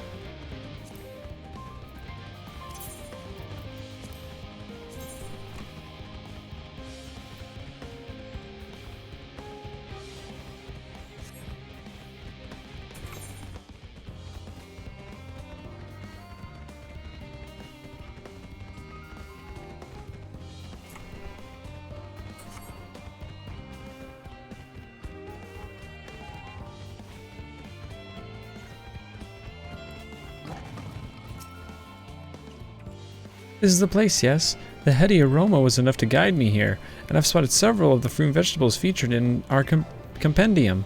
I'd dearly love to try some, but I read that those who help themselves to a farmer's crops without permission are often caught and put into pies. Perhaps you could ask whoever's in charge if they would be willing to part with a few samples. Cooking Way is now accompanying you.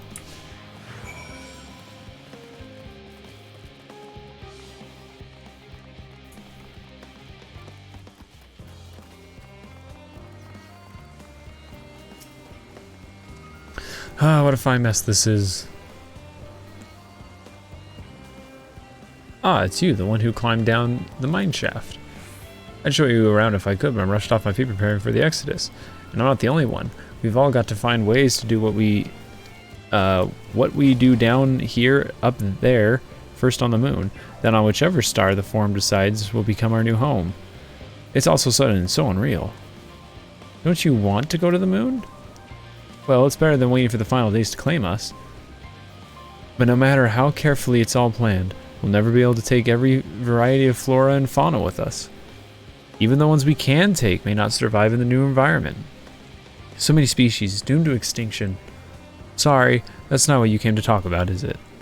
Nothing quite so dire, I assure you. We merely wish to sample a little of your produce, if we may.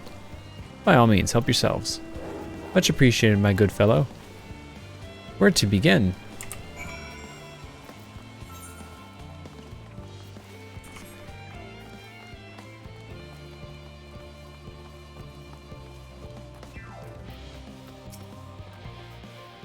Oh, I know what these are. Grapes, yes? Let's see if they're delicious as they look.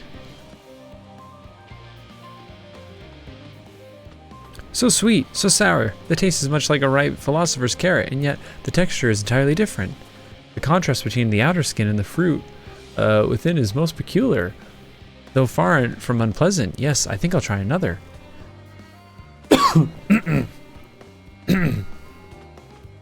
Well, that's certainly given me food for thought, though in a far less visceral manner than any philosopher's carrot. But tell me, what is your opinion on grapes? Oh, I love them.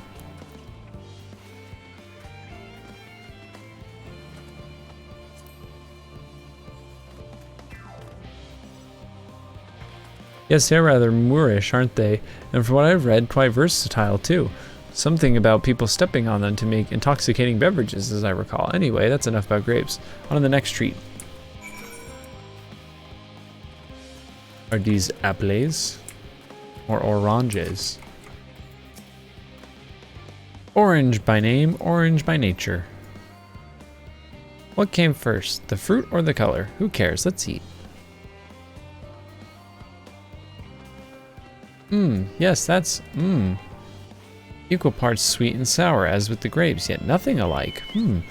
I may have to consult Uriange about expanding my vocabulary. I simply cannot find the words to describe it. Perhaps what I'm looking for is bitter. That is all very complicated, you know. So many flavors, so many choices, and each individual with their own personal preferences. Now I see why you all turned up your nose, all your noses up to the idea of eating nothing but carrots, marvelous though they still are, in my estimation. Let no one say I said otherwise. Ah, but speaking of carrots, I've yet to sample any of the vegetables. Let's see what the field over there.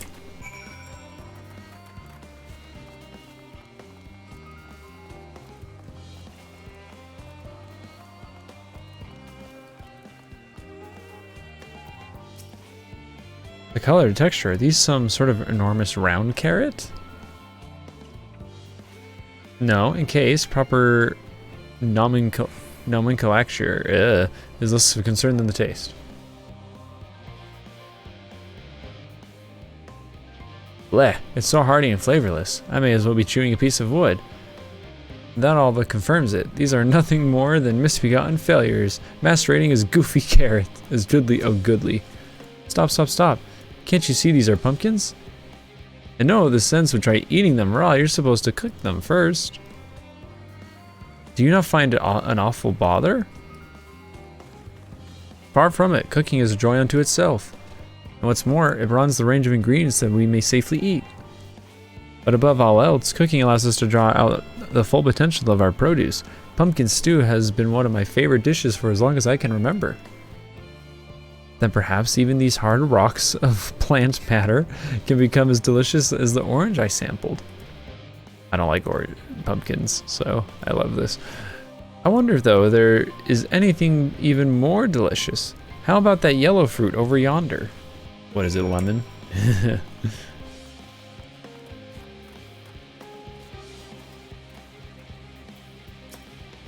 What a wondrous fragrance. With luck, it'll have a flavor to match. As I've no idea how these are eaten, I'll just bite into it. Eeeh, my tongue, is this poison? Lemon. A lemon? You mean it's supposed to taste like this? How can something so similar to an orange be so revolting? Ech, it may be some time before my palate recovers from this ordeal. As such, I had best call an end to this round of sampling. Let's say our farewells and return to the others.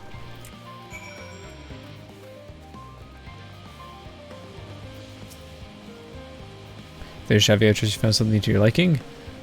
I'm rather enamored with the grapes and the oranges, less with the pumpkins, though I learned the hard way that they're not to be eaten raw. And there was the lemon, the deceiver. I still feel so violated. I'm free to leave with a bad taste in your mouth in more ways than one, so I'll give you this lemon muffin I baked. If this doesn't change your opinion, nothing will. More lemon? Have I not suffered enough? Nevertheless, it would be remiss for me to spurn this opportunity to, oof, a bit of sick came up there. Learn more about your inscrutable ways. Very well, lemon muffin, do your worst.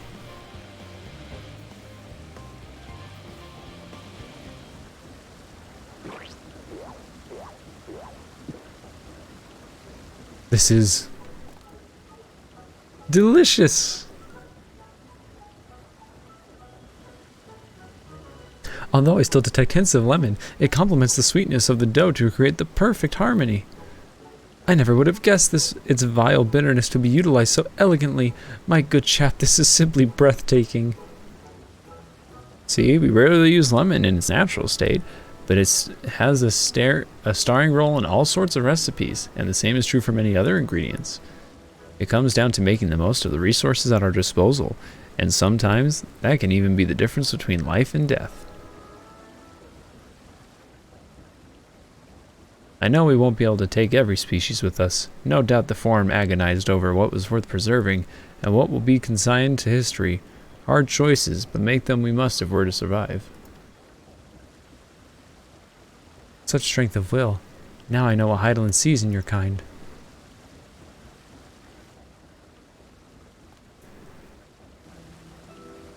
Mankind, the Loperids. We were both born from the accumulated knowledge of the ancients. I learned all there is to learn about the nature of sentient life and the fates of the stars themselves.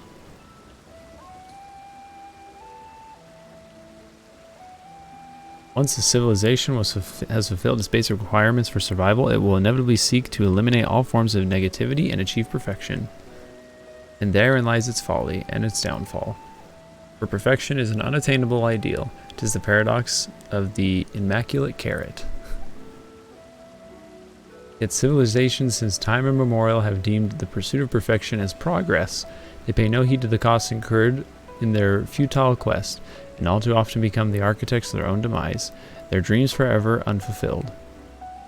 What then is the alternative? The answer lies in knowing that our existence can never be perfect, to be content with what we have and make the most of it.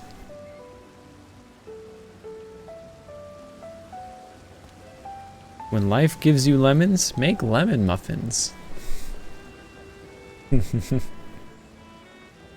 Pardon my Eorzean. Who in the seven hells are you on about? And who are you anyway?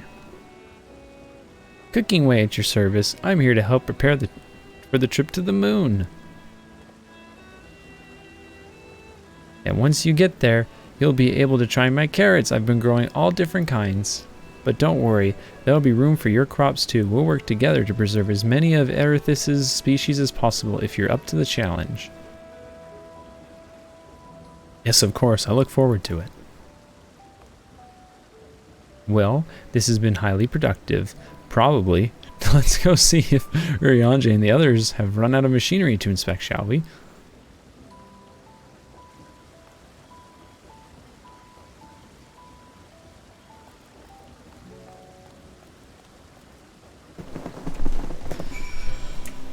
Oh, we're back to the cool music. We're back to the super cool music.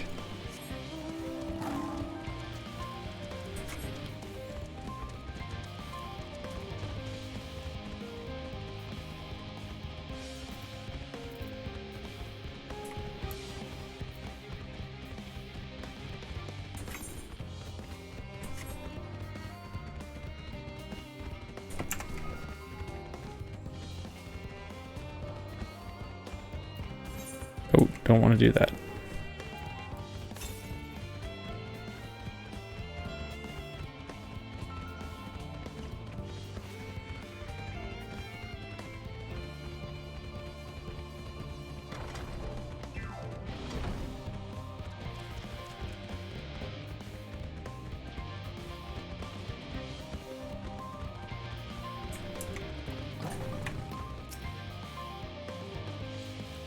That was the most enlightening, especially the part with the lemon muffin. Actually, I was wondering, do you know of any other places famed for their cuisine?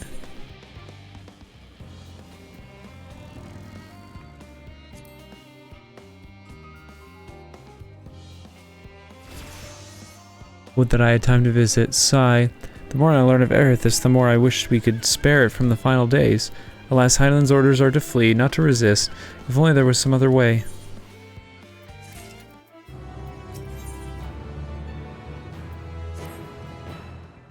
Byleth, I trust thy time and Mariel agramatics did bear fruit. Our own efforts too were rewarded, and we now possess an embarrassment of educational riches. No doubt our guests' relentless pursuit of knowledge could occupy them, and thus for a fortnight. Alas, time is of the essence. Let us return to the Charlian hamlet forthwith. I shall gladly attend to each and every loppert there, should further questions within my power to answer arise.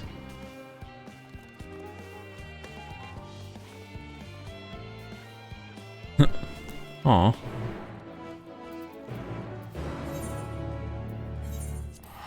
Don't be sad, growing way.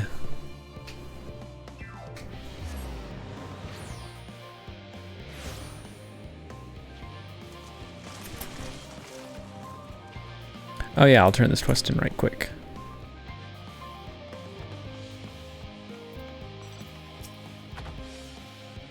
Look, he's returned. I can't thank you enough. I know I may not look, but this was really quite intelligent indeed. They were just the words of the labyrinthos.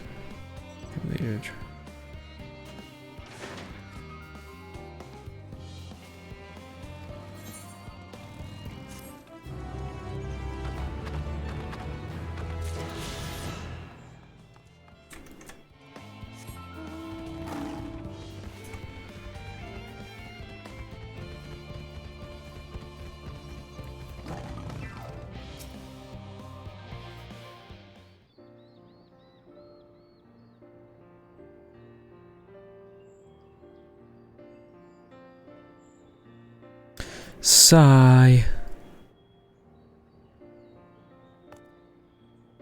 Yes, Bila, that was indeed me verbalizing a sigh to express my emotional state. Do you want to know why?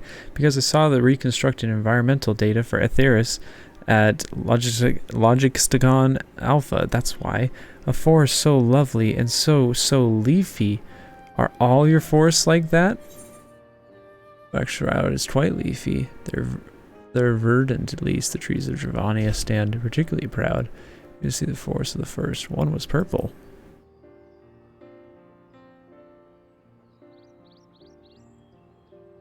Gasp! Gasp, I say!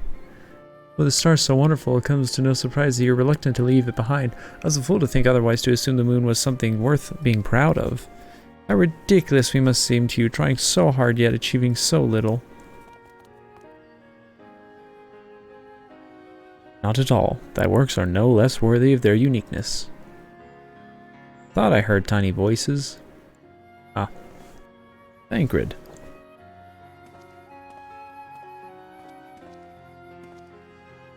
How didst thou fare?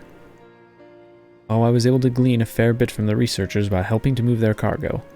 Preparations have proceeded without interruption here, despite news of coming end. We have the forum's leadership to thank for that. That doesn't mean people aren't worried, though. Quite the opposite. Knowing disaster could strike at any moment, they hurry to complete their work, equally aware of that a single error could be the difference between life and death. And yet we can hardly tell them there's no cause for concern. Perhaps not. Though aided by our goodly growing way, they may yet find other ways to lighten their burden. Me? Be of use to people? I'm honored, but you would think me capable. I'm not sure I'm up to the challenge.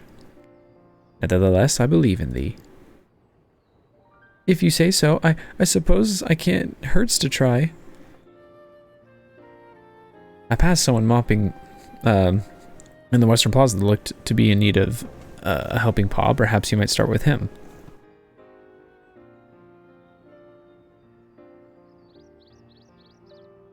'Tis a good place as any. Come.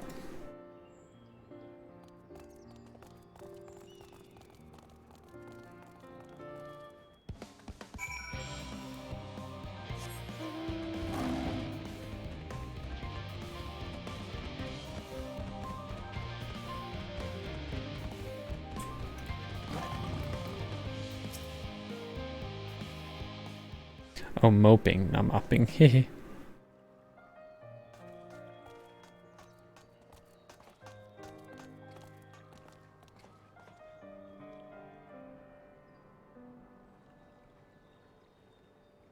Oh, can I help you?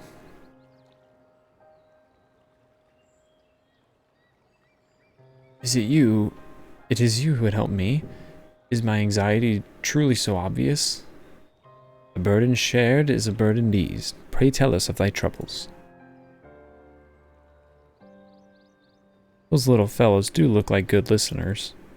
I'm an engineer, you see, and what they say of the ship, and it's the sum decades of Charlayan ingenuity that's built with peerless elegant technology. It is all true, but I know that's none of that's a guarantee. We've never before launched a starfaring vessel, let alone flown it in the great expanse. All the tests we've run have been on the ground. Only operational personnel and cargo will be aboard for the first voyage, but even so, if it fails us then, what can we do? And if it doesn't, it could fall apart on the next flight, or the one after that. We've done everything we can to prevent that from happening, but it hardly matters. We thought the Aether Burner's design was flawed too. Look how that turned out. Thou art familiar with the most daunting technologies, and thus dost thou hold the power to allay his fears. Oh, I'm not sure about that, but well. Maybe you could tell me if there are any aspects of the ship's design that you're especially worried about. Our ability to walk about and perform our tasks for one. I've devised a means by which to employ gravity, a spun temporal spell to regulate the environment. But what if that's not strong enough? What if everyone floats away and begins crashing into things as soon as we've left the star? Ah, gravitation. Maybe I can be of help after all. Up there is not so different from down here, you see. The same rules apply, and if you consider them as part of one great big cosmos rather than separate places.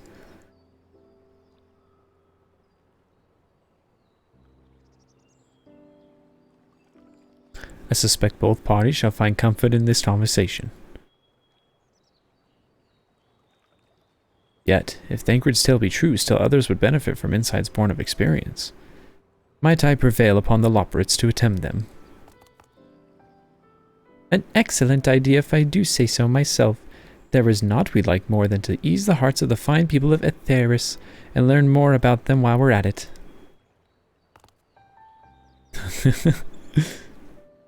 Full glad am I to hear it. Gather thy companions and bring them hither. Oh, this should be a beast tribe. It just dawned on me. That'd be a great beast tribe. Byleth, thou hast a gift for finding souls in need of succor. Pray seek thee out a distressed and apprehensive and inform them that help is at hand. I shall await them here, that I might introduce them to suitable Loporrit.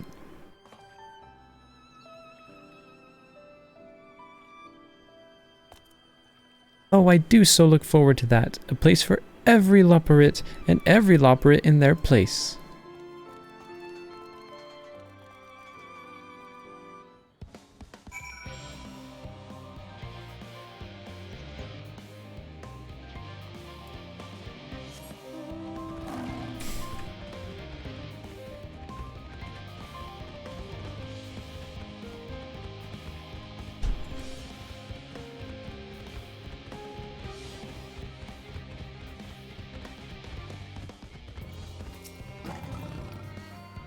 "56 bunches of weeds in the ground, weeds in the..." Eep! I'm not neglecting my duties, I swear. I was needing a little break, you see, but then I found myself unable to relax at all, so I went for a walk and I noticed these weeds and... Pleasant conversation partners, and oh so fuzzy. Goodness me, that does sound a much better way to relax.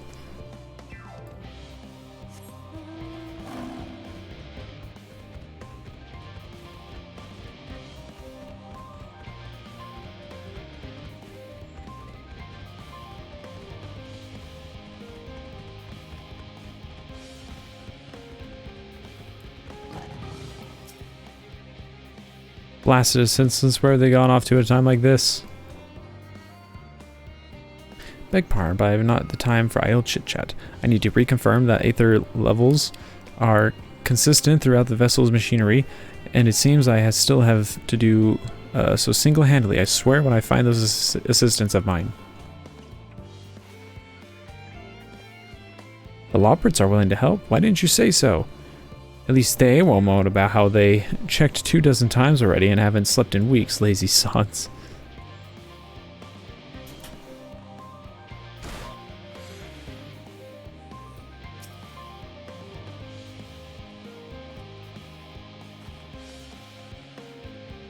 My face? What's wrong with my... Ow! Perhaps I am a bit tense. I am tasked with ensuring the proper fauna, and only the proper fauna are brought with us to the moon. However, the suitability of species still a debate. It's hard to make myself. Including the Loporrits, just such a wonderful base idea. I think perhaps the biology of should include as well.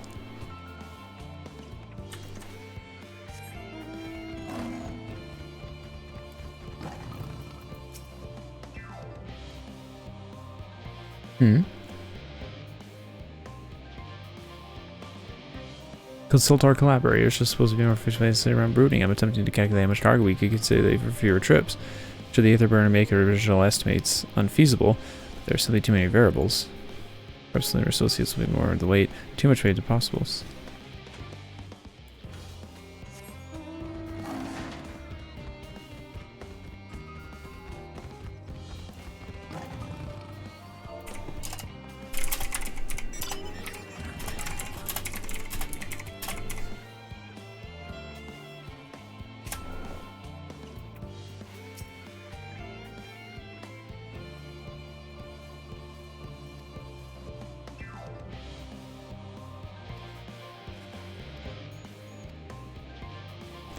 Is doing better than you. This woman is doing better than you are. Wait, what?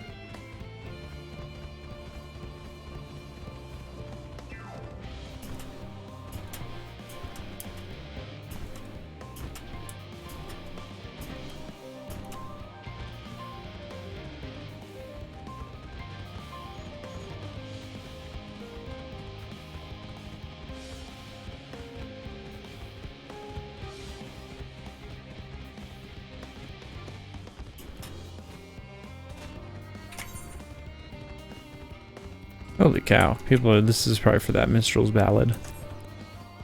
Or getting statics together.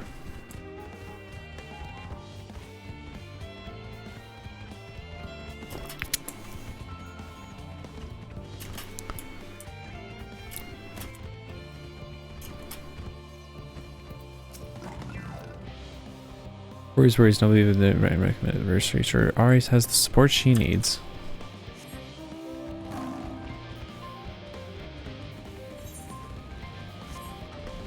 The heck? I've only found half of the people I need to find.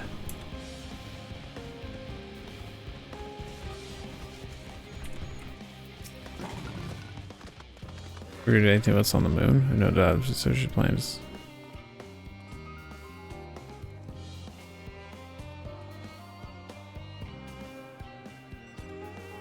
They speak to them directly, amazing hope. They have lots of questions.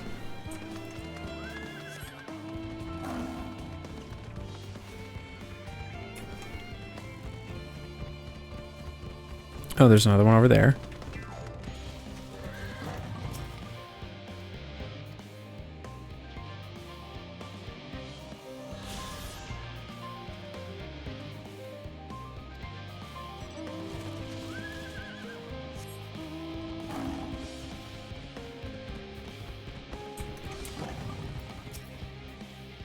Is anything bothering me? Well, I've been loading cargo on the belts now, so my fillback voice and played it as a piano.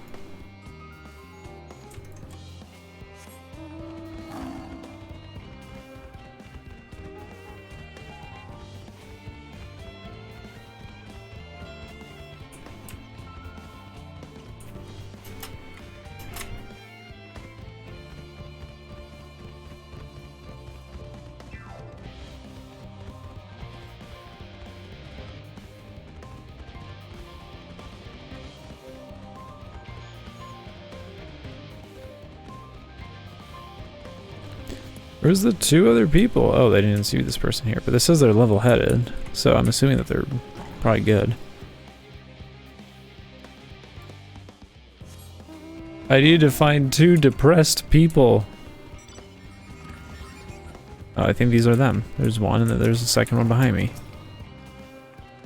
These never fails. Or nope. This one's one stop beyond your help. No sleep can save her now.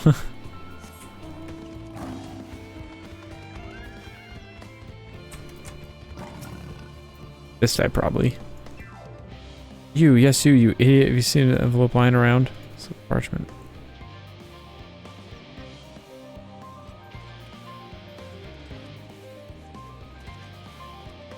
This your friends have spelled to make me remember, but we still me already. It'd be unfortunate if all involved afflict.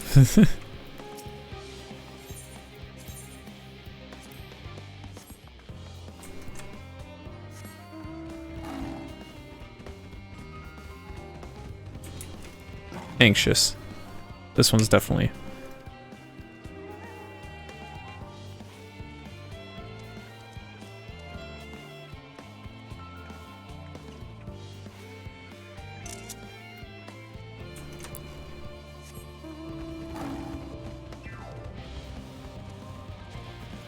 Okay, where the heck is the last person?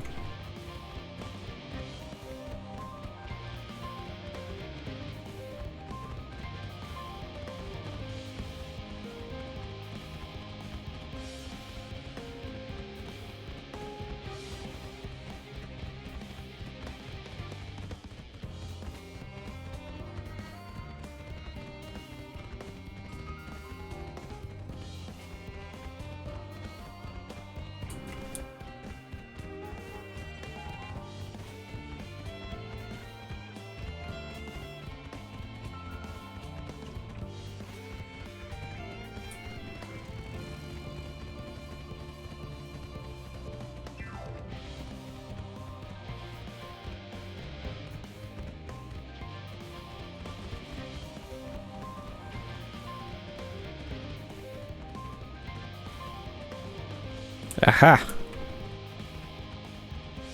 Hyperventilating.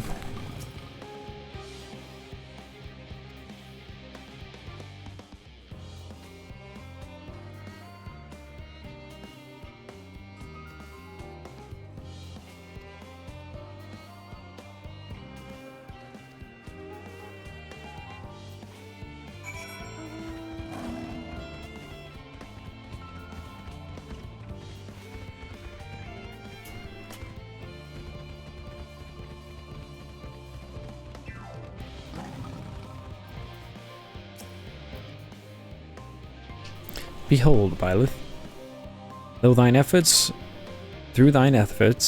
word hath spread throughout Labyrinthos. Verily, to a far greater number than we anticipated, Living Way doth gather more Laperots as we speak. I shall assign each in accordance with their skills, that new bonds of friendship might be forged. Should greater matters require not thine attentions, watch over them, I pray thee.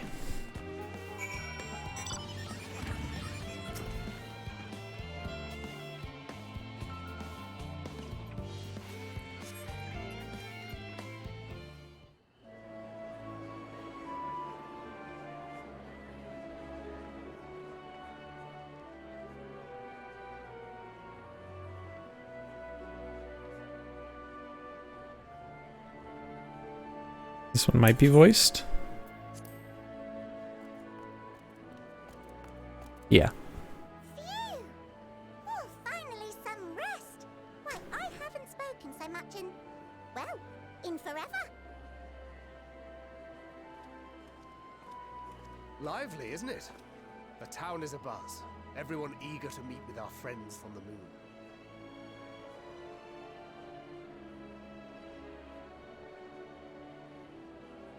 Would behoove you to consult with Sleeping Way. As our moon's pilot, his advice should be most pertinent. He's the pilot. I'm impressed. Truth be told, I struggle to tell one from another. No offense intended, of course.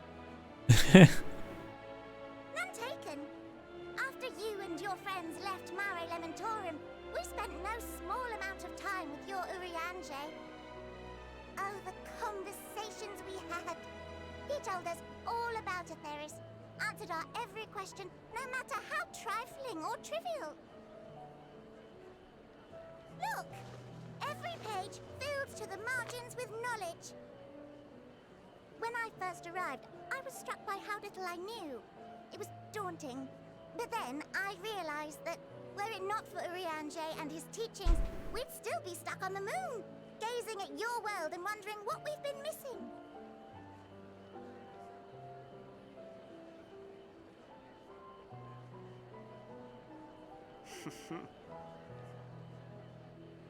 What would they think if they could see Urianger now? I dare say they'd be more than a bit surprised. And impressed, no doubt. Master Louisoix, Minfilia, Papalimo, and not to forget...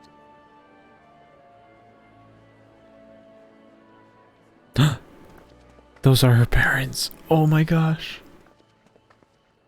Oh there.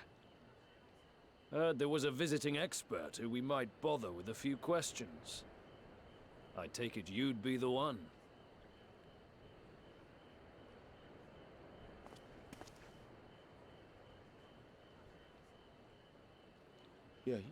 Yes, I am.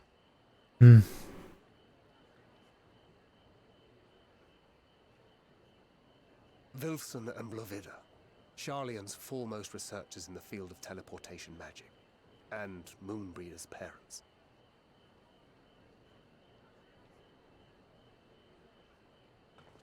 It hath been some time. Tis good to see you in good health.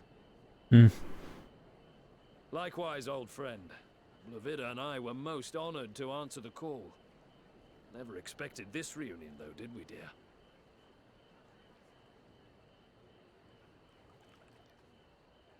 I'll say, the nerve. Sending that letter, then running off to the gods know where. Oh.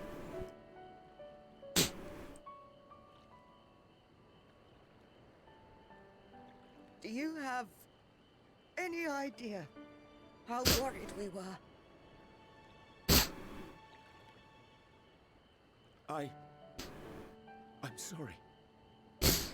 'Twas remiss of me not to deliver the news in person. No, more than that. 'Twas I who... Our daughter was disillusioned after Master Louisoix left her behind. The day the Scions called upon her was the happiest I'd seen her in years. She made her every choice of her own free will. No one could have ever forced her to do otherwise. Don't blame yourself for her death. Celebrate her life. You know that's what she'd want. If there is one thing we resent you for, it was that we could not be there to mourn her with you. Reading the words you penned in that shaky hand, we must have cried as much for you as we did for her.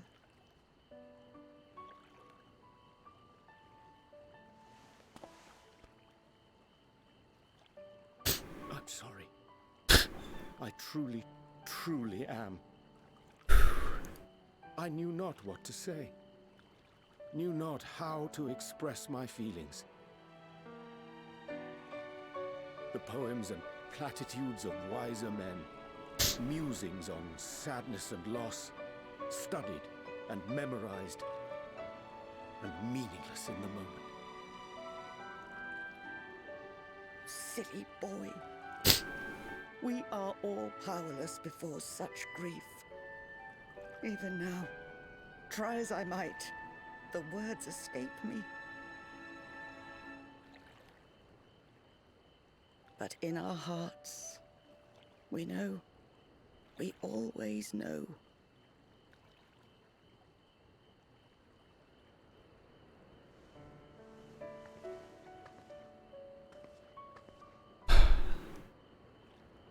I remember when you were young, how the lads teased you for choosing the company of books over others. Our moon didn't take kindly to that. Be nice to Urianger, she'd shout, and give them a walloping. No matter how many times we scolded her.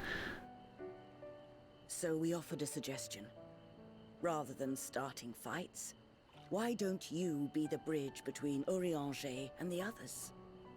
She had to mull it over for a while, arms crossed, brow furrowed in intense thought. But from that day on, she never let you be alone. She'd drag you outside to play, pepper you with endless questions, read the same books you read, all to try and understand you that much better. I'm sure it was annoying and exhausting at the time, but she only ever had the best of intentions. And look at you now, at the center of the crowd. The reason there even is a crowd, having brought these people together. You've no idea how proud we are. To see the boy, our daughter, trusted and believed in more than anyone, grow into the man she always knew he could be. I can see her in you too. Feel her. She walks with you wheresoever you go. So thank you, Urianger, for being who you are.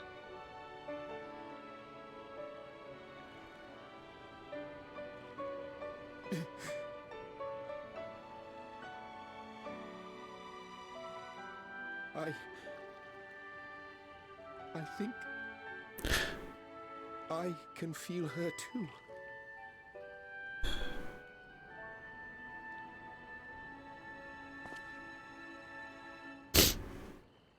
The truth of her life.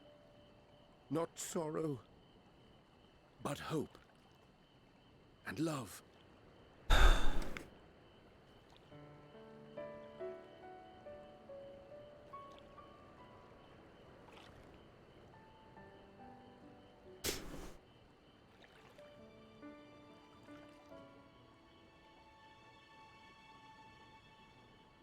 This moon breeder. She was important to him, wasn't she? You could ask the man himself. Oh, no. But watching this exchange reminds me how much I've yet to learn about your world. And its people. You can live here your entire life and hardly learn a thing. And that's why it's too soon for this to end.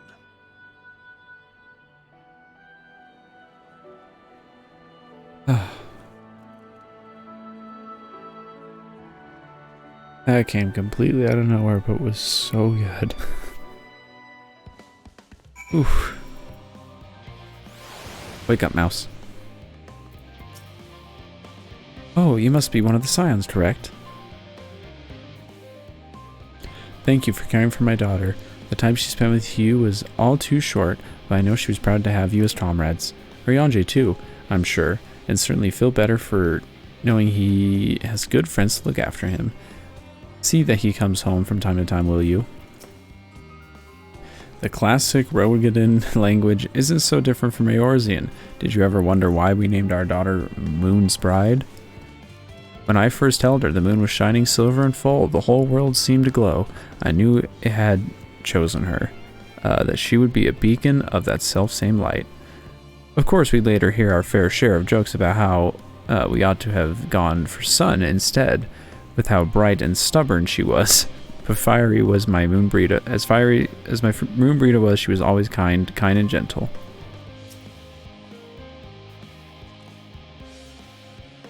Oh, Byleth, be sure that I am fine. Full glad to see them too, after so very long. Gladder still that 'twas your company. Oh, in your company. As difficult as it was to accept their kindness, 'twould have been far harder had I faced them alone. Man, it's so nice for Urianger to get, like, a real good moment of development there. He hasn't really gotten a lot of those compared to the other scions. Ahem.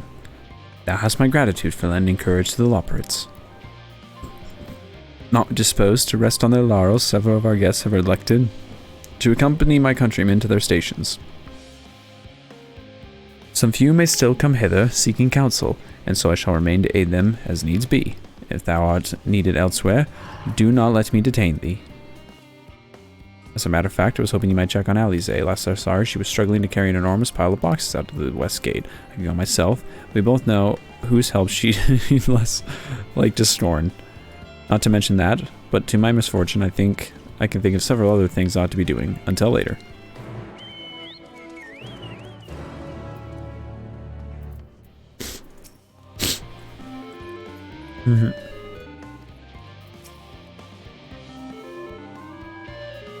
This is going to be an emote. This is totally going to be an emote that we can get from their Beast Tribe quests. If it isn't already available elsewhere. Oh, this is over in the section I haven't been to.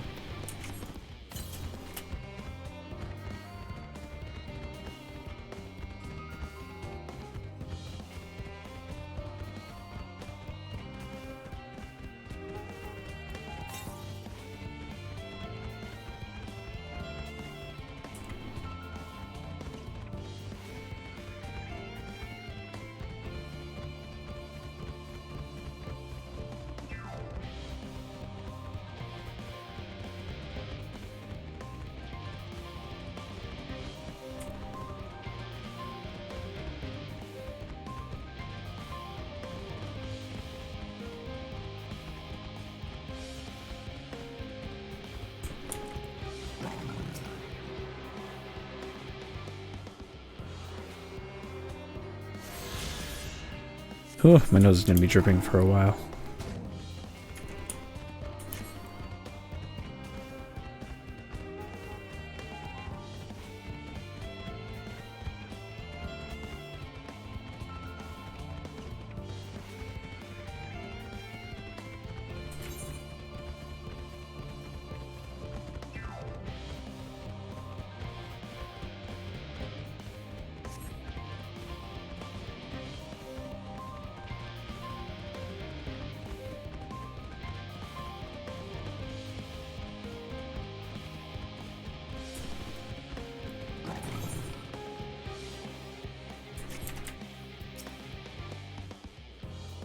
What are you doing out here?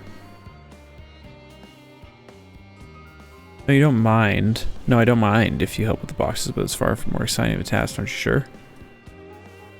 Well, I appreciate the assistance. We need to get these to Aporia. Time is short, of course, but they're full of organic specimens. Don't be rough with them. Should be waiting for us when we arrive. See you there. So where am I taking the crate?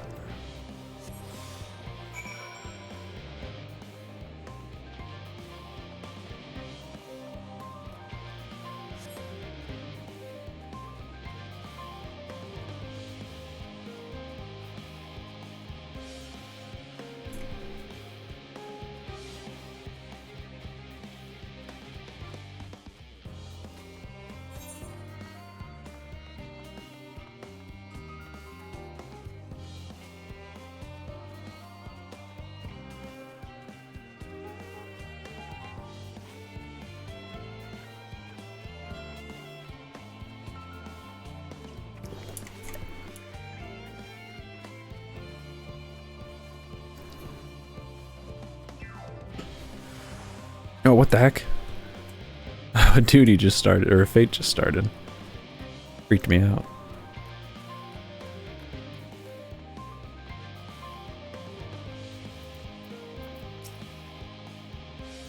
Oh, you're helping with the crates. Wonderful. You can put this there and the others.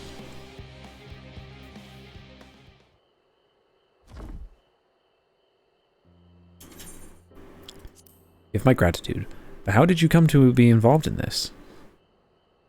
I am good boy. Ah, then I suppose I have Thancred to thank as well.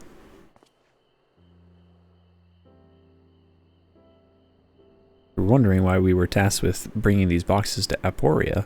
To begin with, so was I. It turns out that there's a base of operations of sorts.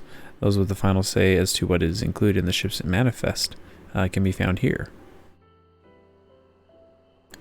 Father included, I suspect.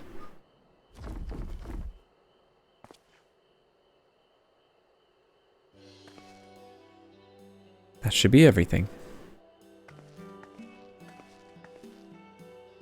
You carried all of that at once. Are you trying to injure yourself? Oh, hush. They're lighter than they look. And not everyone has your delicate arms. I suppose we should let someone know that we finished. Thelopalda is in the courtyard. You can report to him. Why is something going on here? Why don't you come along? You should get the credit for assistance, at least considering where we are. Might have learned something interesting. Oh, it's probably for the fate happening.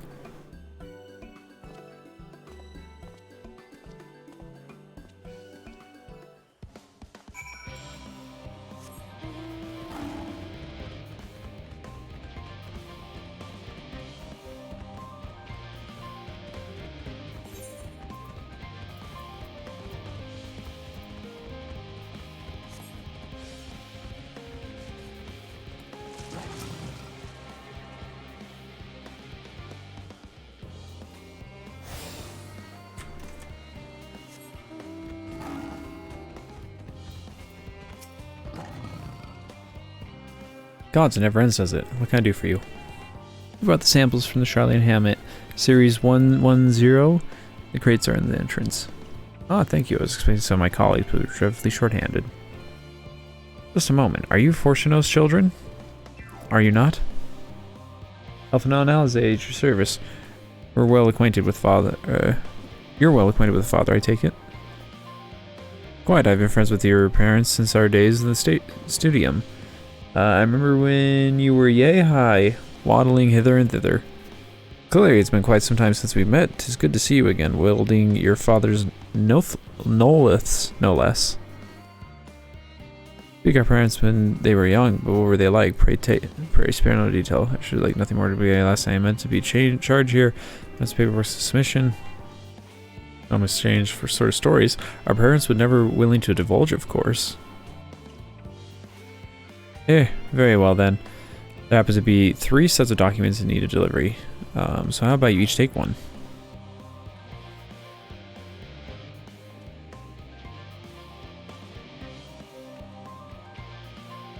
Wait right there.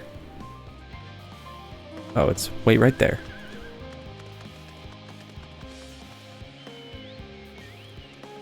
On a farm representative waiting for the these interceptors kept her waiting for too long. Never mind, Alpha now. I was answering that we'll be back soon enough.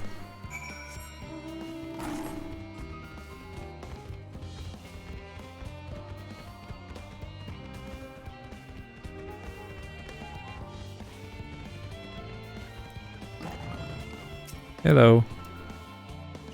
Ah. Are you not one of the signs of the Seventh Dawn? I thought you were meant to be working on the Aether Burner.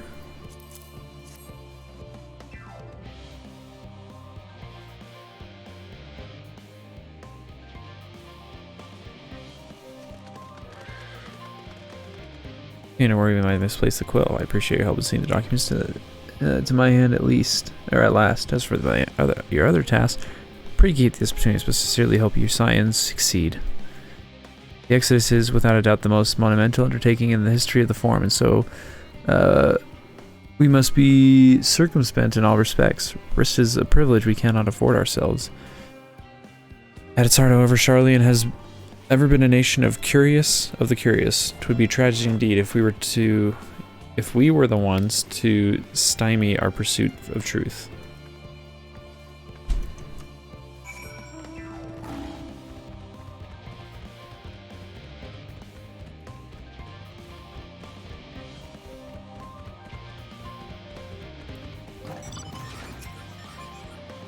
Quick and efficient, I dare say you have the talent for this work. Twins papers only need to be delivered elsewhere in the facility, so they should be returning any moment.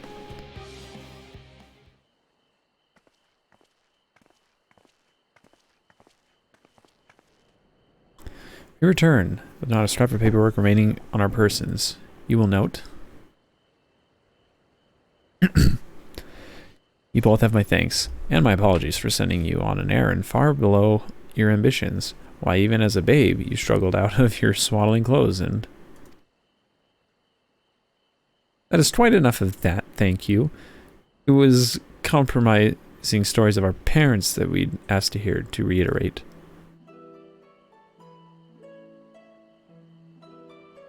Of course, of course. I've known your father for so long, I must have something, Well, as you know, part of why Levieur name garners such respect in Charlotte is your family's storied history. You too can trace your ancestry directly to those who came abroad, Nucumperf's hope, a lineage few can claim. I never thought much of it myself. It's not as though our forebears founded our nation. They were simply there when it happened.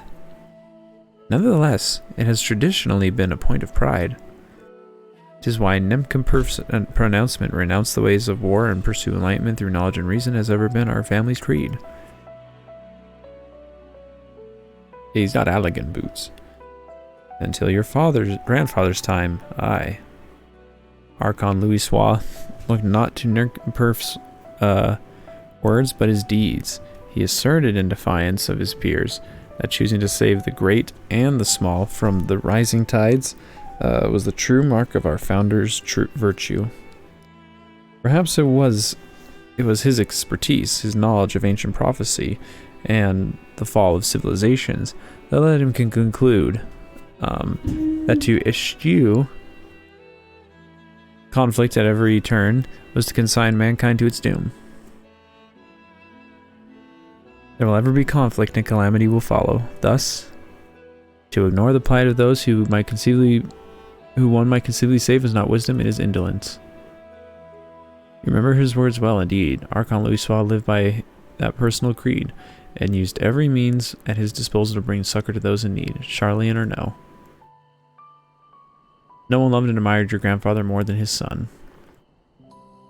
Yet Forhino cannot reconcile Louis' deeds with the philosophy of their forebears and his peers, a philosophy in which he believed so fervently, yet made a pariah of his father. Forhino agonized over this contradiction for much of his life. God's father. A son may carry his father's blood, but it is his choice. His choices are his own to bear. Is it not always thus? Gods know Forhino's a cranky old goat, so I'm sure you butt heads often enough. Yet even so, you must know that you are constantly in his thoughts every moment of every day, and that not an exaggeration of the slightest. You should have seen him when you were born. Barely recognizable he was, with a kind of dumbfounded grin I had not seen since he first took a fancy to your mother. He was practically skipping when he told me the news. Take my word for it, he loves you to an embarrassing degree.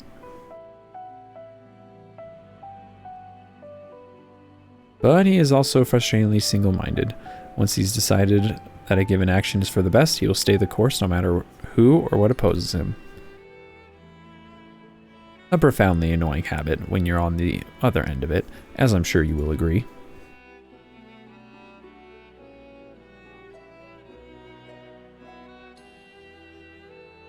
I'll say. No, your ally say.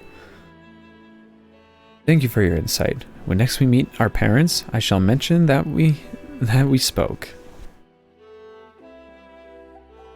Try not to get me in too much trouble now. I need the forum on my side. Speaking of which, I ought to be getting back to work. I have to make sure those specimens you brought make it to their proper places, or the cranky old goat will have my hide. We can speak again later. Thank you for the gloves, monsieur.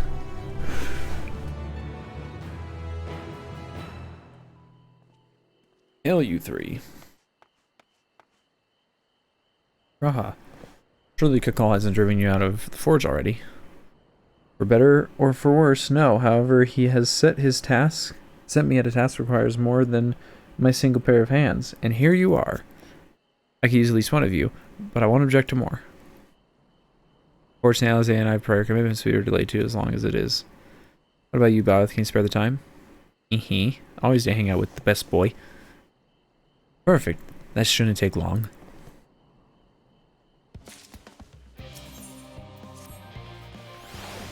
In the event that our, and I quote, promise heap of ammonite falls right out of the bloody stein into my lap, Master Kakal wishes to be ready to put the proverbial hammer to the anvil at a moment's notice.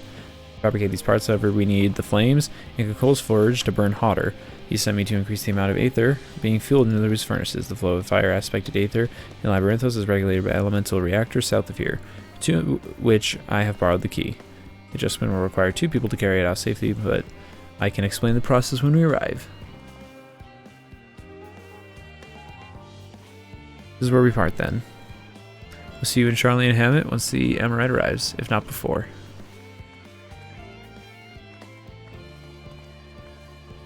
This way then.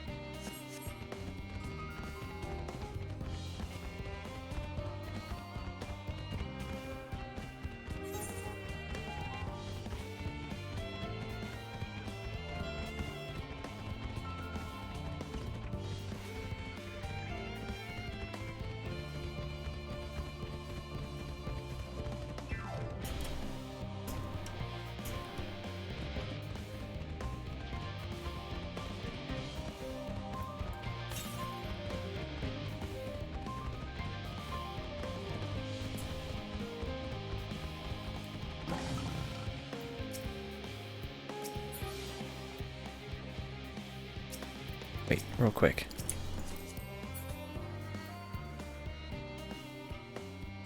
Dang, I was hoping this person would have the gunbreaker gear.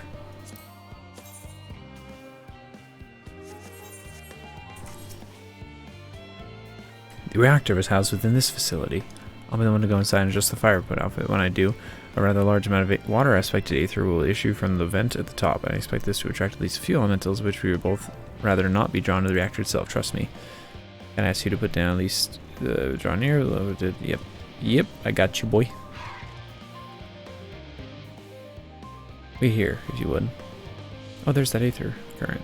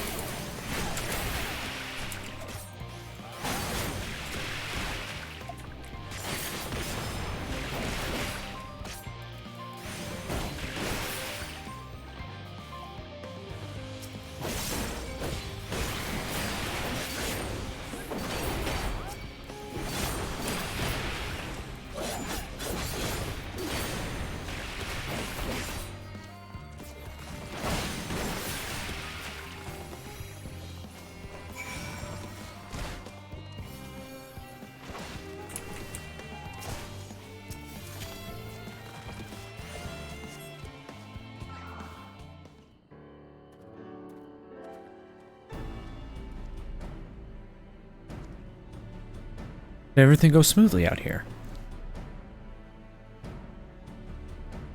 I thought as much. No major complications to speak of inside either. And the water ether appears to be venting properly. I expect Coco will have seen a difference in his forge flames by the time I return. Since I have you, there was another matter I thought to discuss with you. Not terribly important, merely something I've been considering. Part of this I shared with everyone, yet you and only you have been to Elpis. As we have established, refined adamantite is a product of Alleg, of the Empire's twilight years in fact. It is a material which saw much use of the Allegans' efforts to extend beyond the bounds of this world, Dalaman, of course, being the most prominent.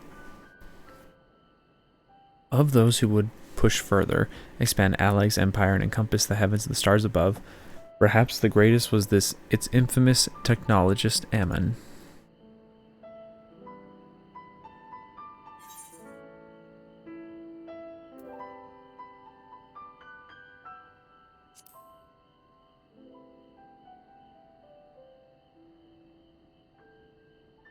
I believe he had his own reasons. There was no evidence to suggest that he retained memories of his former life. He only joined the Asians once the Empire was all but dust, as you know. If not his memory, though, what drove him to pursue the idea with such fervor?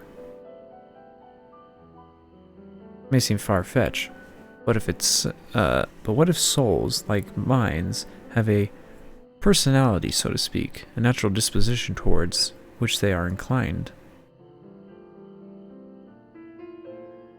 We know with relative certainty that it was the gross decadence and inexorable decline of Alleg that moved Amon to resurrect Emperor Zadde.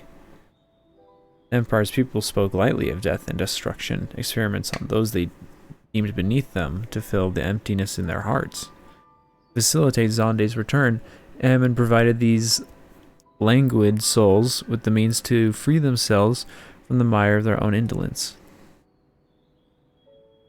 Or would have, had not Zande been convinced by his own death that life itself was meaningless. Ammon's desire for his countrymen to conquer the heavens could only be a means to do the same end, to instill the people with new purpose. Like Hermes before him, Ammon was appalled by how those around him lived, but could never bring himself to believe that those lives were devoid of meaning. And both of them sought that meaning, that hope, in the distant stars. Such is my theory, anyway. Ultimately, it is the consequences of their actions which matter. Their motives are of no moment, and yet, to reach those stars on wings of andamite, to travel to the ends of creation and beyond, the promise of hope everlasting, that much I do understand. But enough musing for now. Why don't we see how Coca-Cola is getting on?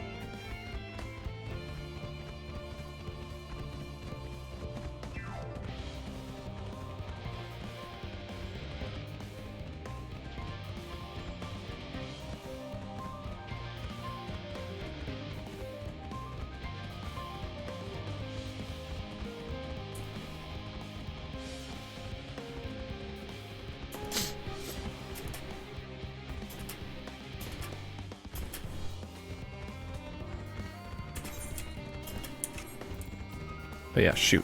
There might have been another one that I passed on the way. To the west? Oh, bingo. Good thing I thought of that.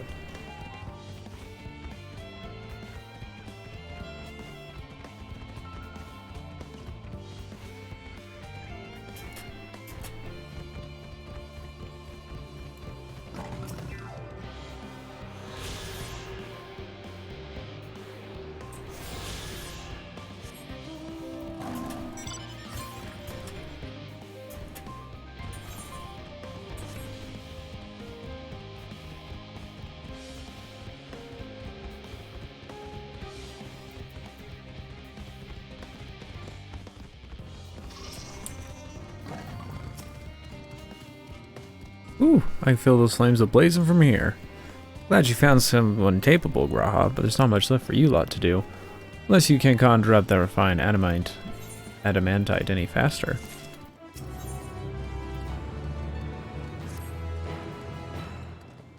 I do trust you to deliver on your promise. I do, only. I hate waiting. I want that adamantite, and I want it now.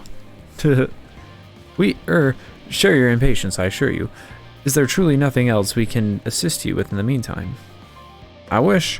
This sitting about's unbearable. Pity the forum frowns on recreational explosions. Well, so long as they can't prove it was premeditated. Get you gone, I've mistakes to make. In that case, I suppose we should go and return the key to the reactor. I'll have one more look to make sure that nothing has gone wrong, unintentionally or otherwise. I'm certain there are better uses of your time, however. I will join you in the Charlie Hamlet anon.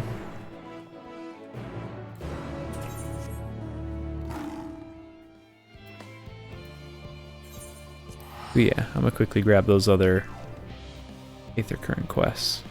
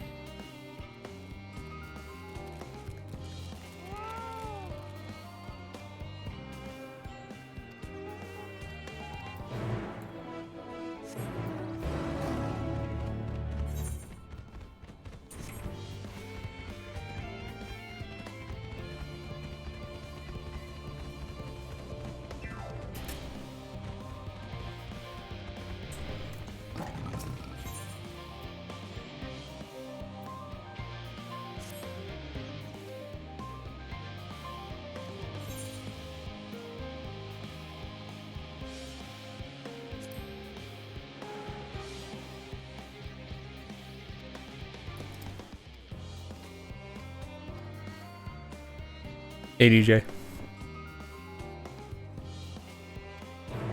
Okay. We're almost done with the quest chain here, which means the story's gonna get popping soon.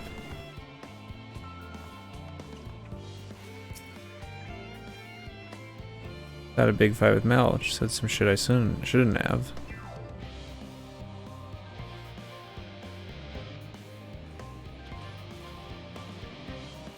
But I think I'm good to move on. Yeah, I'd say you're probably safe too. Like I mentioned before, it's weird figuring things out around your age. And honestly, no one's really equipped for it. And kids don't really respond when you're in that time. You think, don't really respond to those type of things very well sometimes when it's bad, and so you just don't know how to handle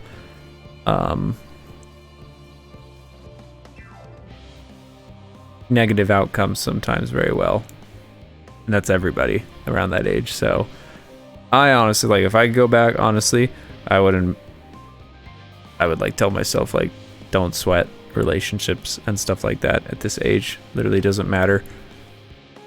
And especially like if it's a friendship that's like super toxic or weird or dramatic, or just get out quick or separate or like distance yourself, because there's no reason to be a part of that.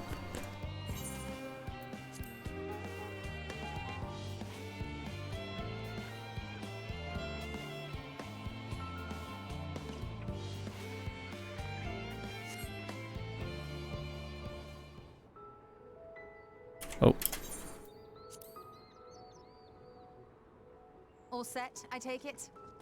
Where you been, Y'shtola? We finished what we could. Delivered supplies, tracked down escaped animals. Trivial tasks as they may be.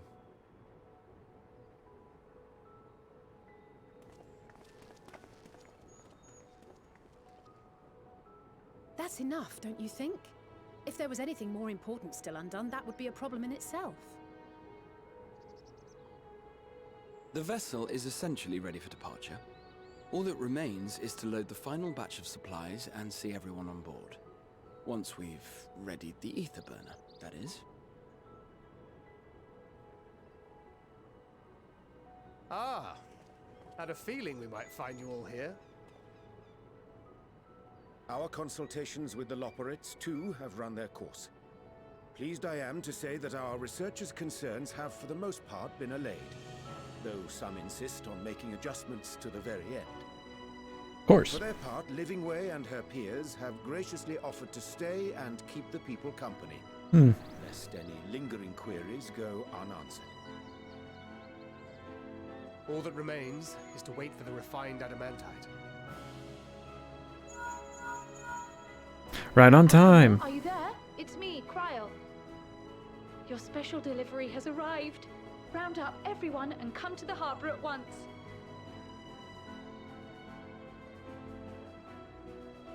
Speak of the devil. Let us go at once.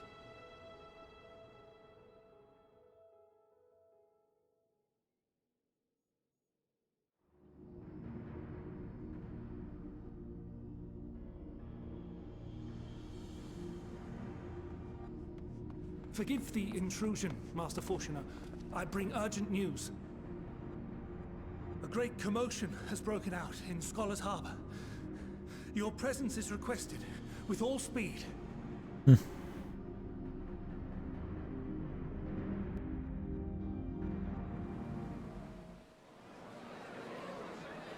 Now, where might this delivery be?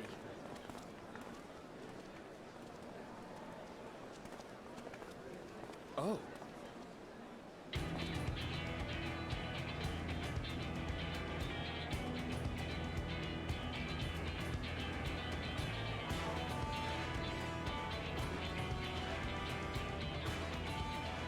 Hey, I know that ship. I'm sure it's very important. What the heck are they doing here? Can't accept these without the proper permits. By the 12. Surely, these can't all be.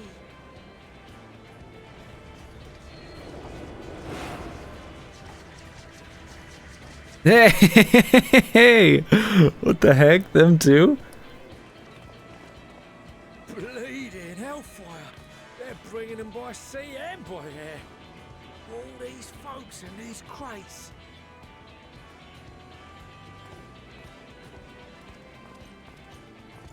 And more on the way.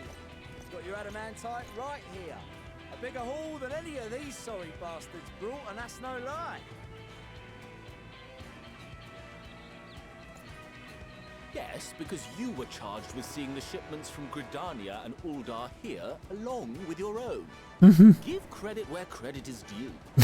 These two. Sounds like the sorry whinging of a sore loser. An hypocrite to boot. Ain't no way a scrawny whelp like you took a dozen steps inside a Dalamud shard.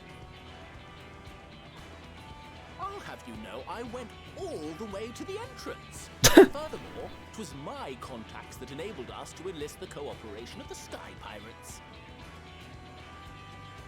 Left you outside so you wouldn't get anyone killed, did they? Well then, credit where credit's due, you did a right fine job sitting on your ass. Take that back. Make me.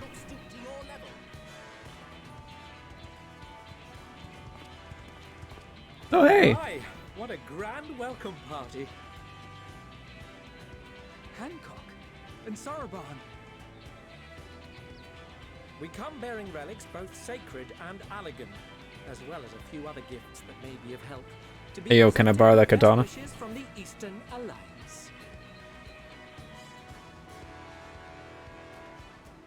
Our friends in Bosnia, for instance, have sent along a few artifacts for the brave allies of the Resistance. That's you. Yay. Because I did all that myself stuff there. have come with a sacred relic of Racen Temple. 'Twas passing fortunate that Senri's dango craving brought us to Kugane. We arrived precisely as Hancock was making his arrangements. Upon learning of your need, we made haste back to Hell's Lid. Yeah. Dango, never fear, and consulted with the other auspices. All consented to the lending of Tenzin's legendary Phoenix Blade for this noble cause. Ooh, that's his sword? Suzaku and Seiryu were nevertheless worried that it might be lost in transit, however, and insisted upon accompanying me to Onokoro, where I had intended to entrust it to our Confederate allies. I thought instead to give it over to Hancock when we chanced to cross paths yet again. But alas, Seiryu remained ill at ease and ordered me see the blade into your hands personally or die trying. Yeah, that sounds like those guys. We did, of course, need quite the impressive vessel to get here in time.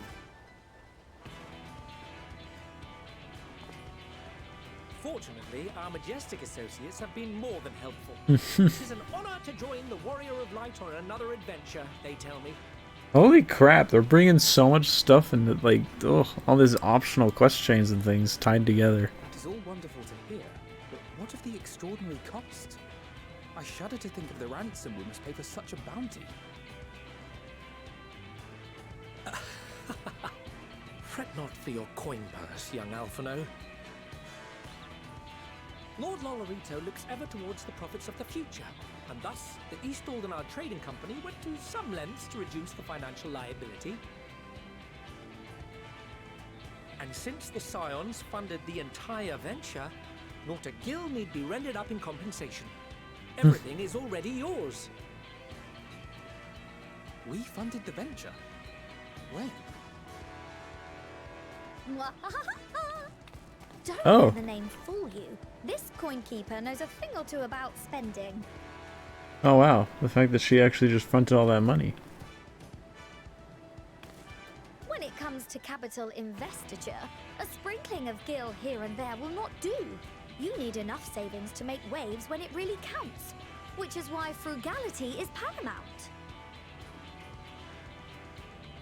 We also have the benefit of a generous patron. Generous being rather an understatement. She has supported us from the shadows since the very founding of the Scions. We even had coffers to fill.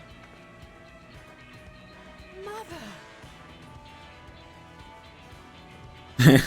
He's like, all my money. I remain, of course, an entirely neutral party.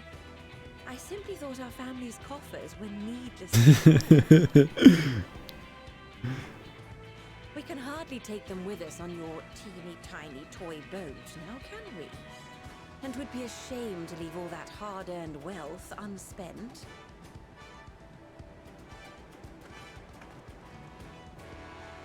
Waste not.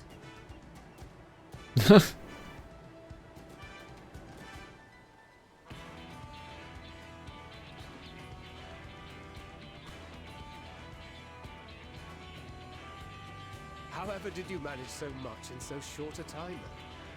We expected word to reach only a fraction of our allies. Did I not tell you I have my ways? Who's this? Oh yeah, our new buddy. Erenville, you were involved too. I received a letter from Cryo after we parted ways in Labyrinthos.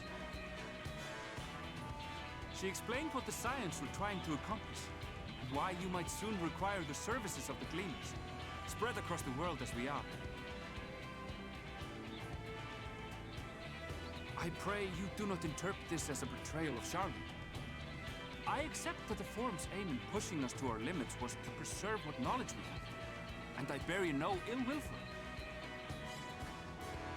Yet, in collecting that knowledge, what I came to appreciate most about our star is that there remains so much we do not know.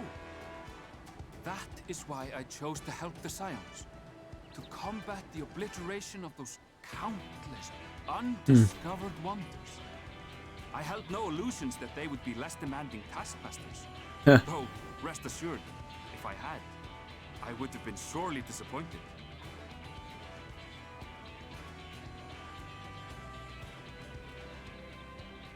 To make a long story short, the whole of the guild ship cooperated to ensure your call was heard far and wide.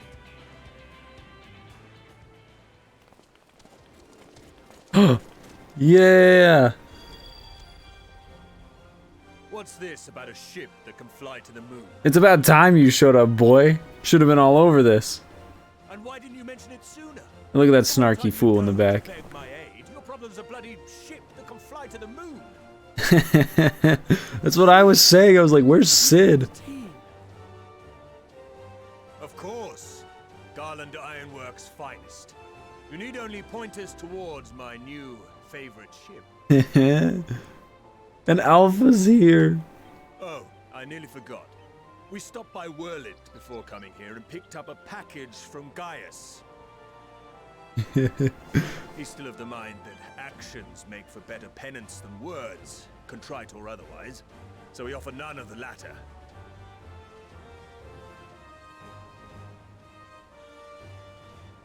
What he sent is an Allegan relic Valens used in his weapons experiments. Has a fair bit of refined adamantite in it too. Can I have it? As you like us not suspect, we've also brought adamantite for Mordona's Dalamud shard. I admit to some consternation upon first receiving Kryl's message. So few Scions remain at the Rising Stones now. Far too few for such an expedition. However, the Gleaners were able to secure us reinforcements. Idleshire's treasure hunters, not least among them. I know. How the Gobbyfrock fought. Slowfix's gratitude for the safe return of his daughter has not waned, and he gathered his kin to our side with an astounding quickness. The clash between their machina and the Allegan defences was a sight to behold. I wager even you would have been impressed by the magnitude of the Gobbyboons. They're literally bringing all these quest lines together. See how it explains your presence here. Does Razat-Han not have more pressing concerns?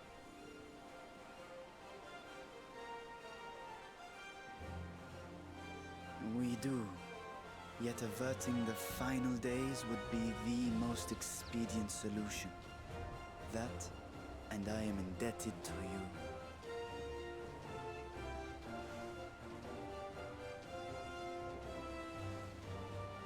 Though they chose to take their leave of Thavner, those you saved in Galimund remain my people. My gratitude is beyond words. 'Tis appropriate that I aid you in kind. If in the doing we bring salvation to others of this star, so much the better. You will recall that I spoke of my father, Midgard Summer, and his journey across the great expanse. As he traveled betwixt the stars, his resplendent scales drank of the ether in those nigh empty surrounds, and imparted to him the strength to persevere. Thinking they might further your cause, I called out to my kin for consent. Ajdaya's answer was silence, as ever. Tiamat and Chrisvelgre, however, responded favorably to the suggestion. Of course, we're My homies. sire, too, stirred from his slumber long enough to speak and say, "Very well." Yeah. Our homie dragon. Brought you his own worm scales. Ooh. Fit them to your purpose, and seek a worthier fate for us all.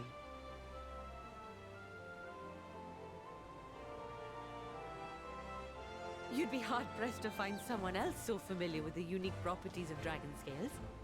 so I invited myself. Look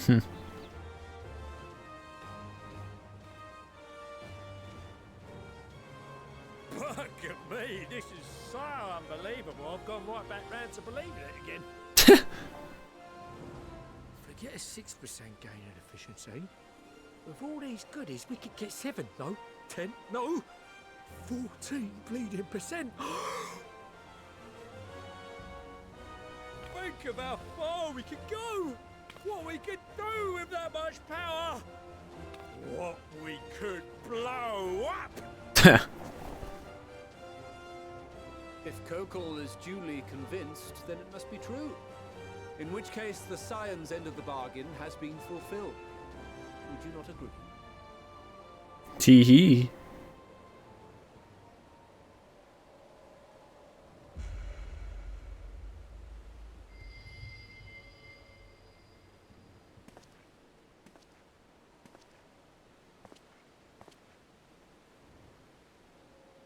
Yes, Father?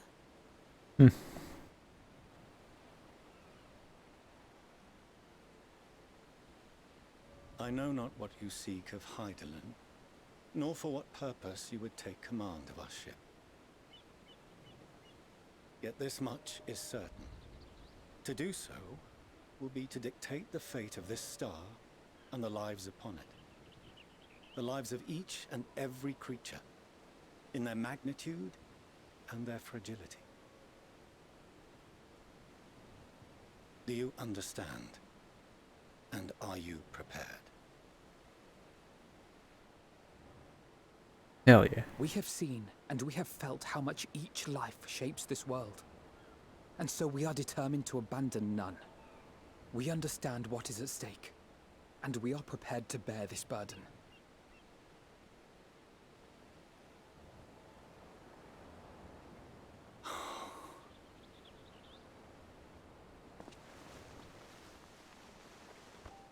Then I will bear it with you. I beg you, share your struggles with me. As family.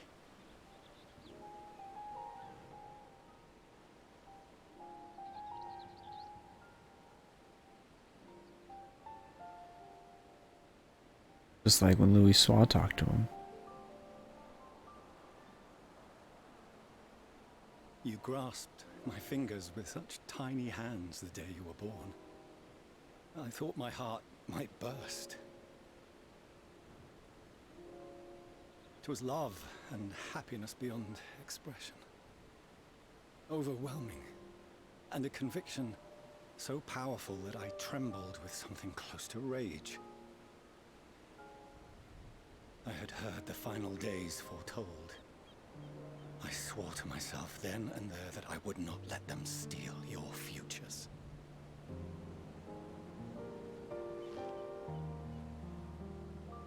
The great exodus would succeed, must succeed.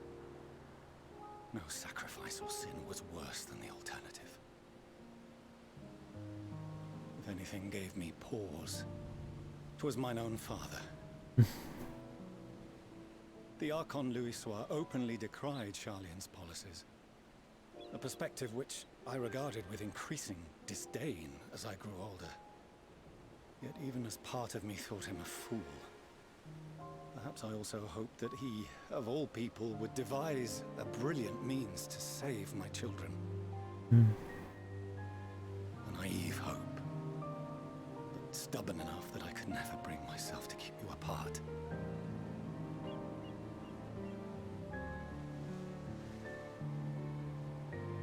No, that was his doing, when he perished at Cartano. As we pulled that twisted slab of Dalamud from the sea, I remembered the warmth of your newborn touch. Chastened, I vowed never again to suffer any interference in my mission to protect you. No matter that you yourselves wished otherwise. Detest me, fight me tooth and nail, I would suffer it, and more, and be satisfied so long as I could force you onto the ship.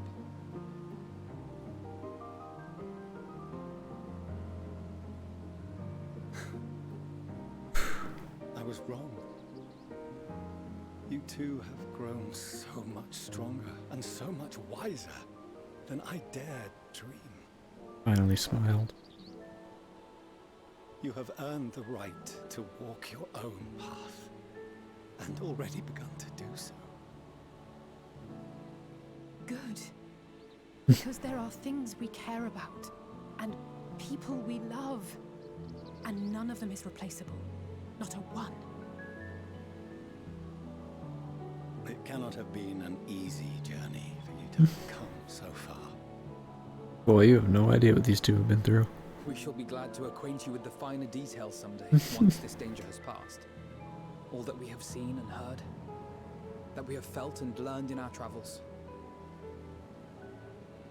Ours is not a kind world, but it is beautiful.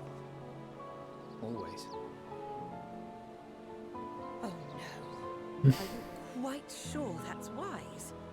After all, someone turns pale and flees the room when he sees so much an envelope containing word of your adventures. Whatever will happen if he learns what you were really up to? Millions.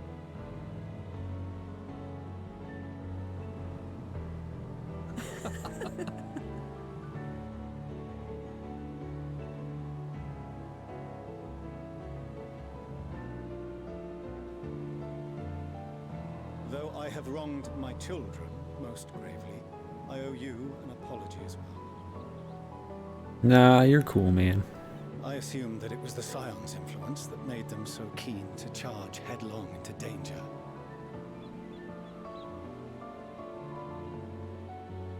Yours, in particular. What can I say? Said influence instead brought them together. My gosh, this many picture. Fine people gathered here today. In which case, I hope you continue to guide them.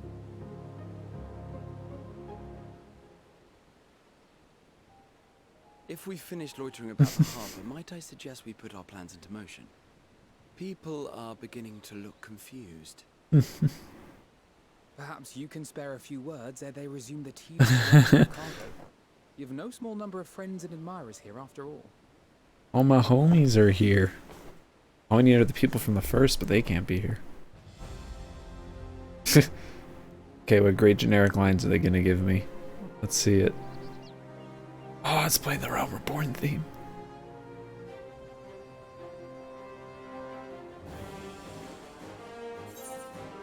Lend us your strength. Our moment of triumph is close at hand. With me, I'll say our moment of triumph is close at hand. Like that. Punch fist. Yes.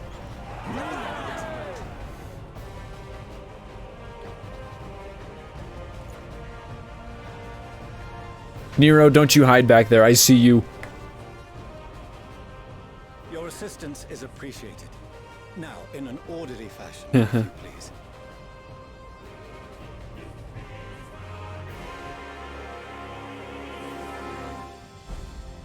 Man, playing the Realm Reborn theme. Oh, that cutscene was so good.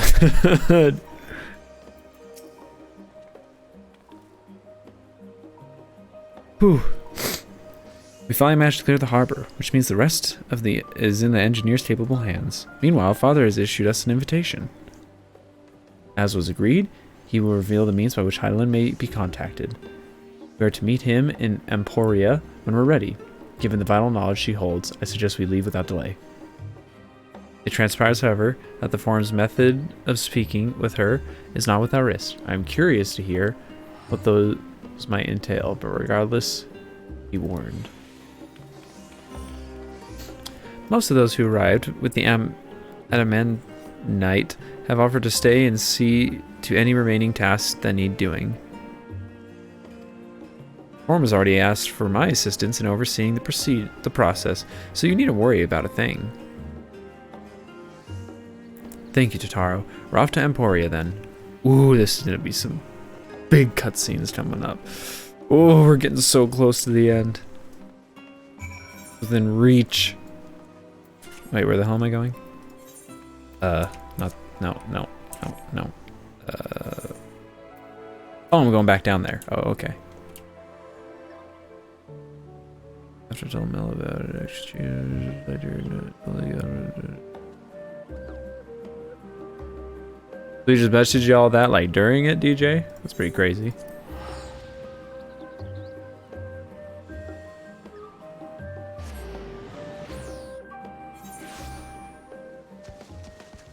Voice acting was originally like awful in this game, man. Well, not awful. Okay, so when this game got remade, because originally DJ, when this game came out, the very first version of Final Fantasy 14, it was like one of the worst MMOs ever made, and it was in a like, not just for MMOs, for like Final Fantasy as a brand, it was like one of the worst things that had ever happened, and it was miserable and awful.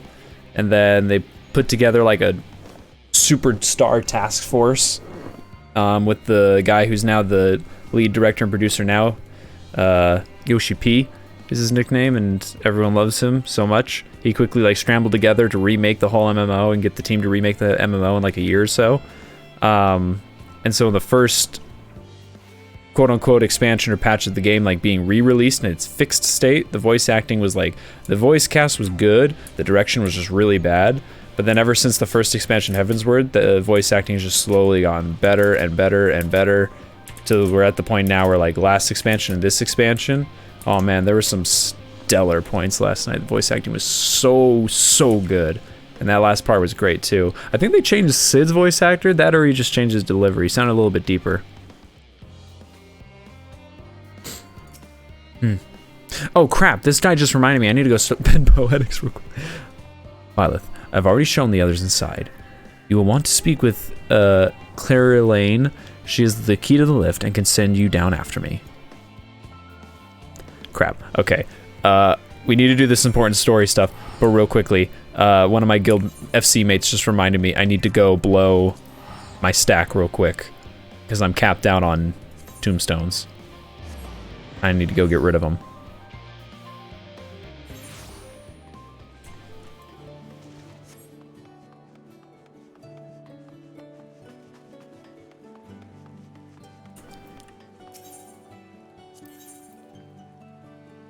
Give me one of these, please. Thank you. And you.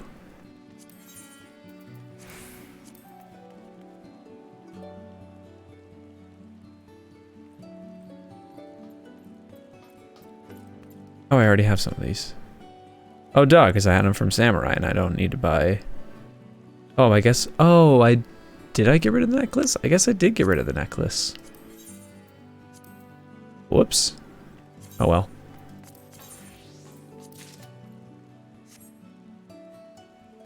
That should be fine. Well, I'll buy the healing pants. Even though they're not best in slot. I just don't have the time to get the actual best in slot pants anymore. Okay. Okay. Now we're going back.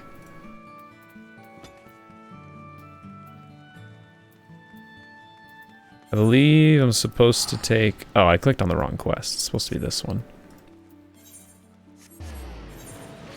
Shit. Whew.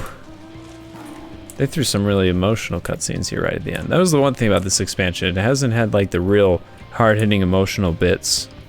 I feel like the last expansion has, but here in the last couple of hours, they have just thrown some emotional bits at me out of nowhere. And I've not been ready. The last one I handled better because I was more just excited and overjoyed from seeing everybody.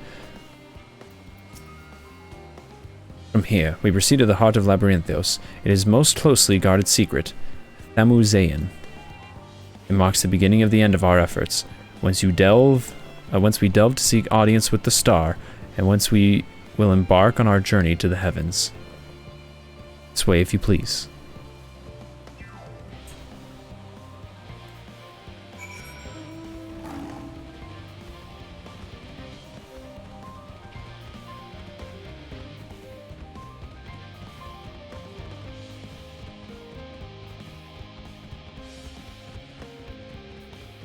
We're about to get a cascade of really good cutscenes.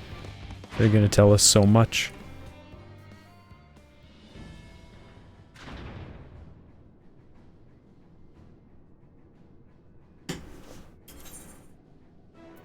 Is this one voiced? Can't tell yet. Oh, is this the ship? It is.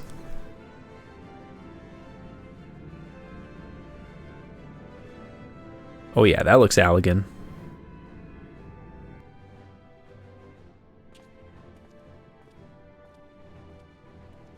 Take care, DJ. Sorry about all the stuff you had to endure tonight, but I hope you get feeling better. I bid you welcome to Tharmuzayan. Direct your attention toward its center to behold the ark over which we have long labored.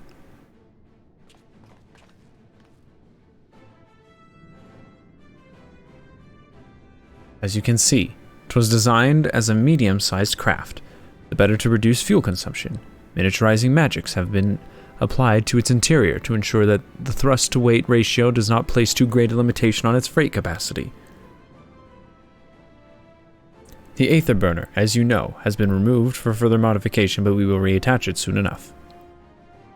I have received word that Cockle and several of our allies are working on it with an intense fervor. They are sure to see it done. 'Twas by their expertise that many a prior disaster was averted. If anything, I fear they will not afford us much time for speaking with Heidelin ere they finish.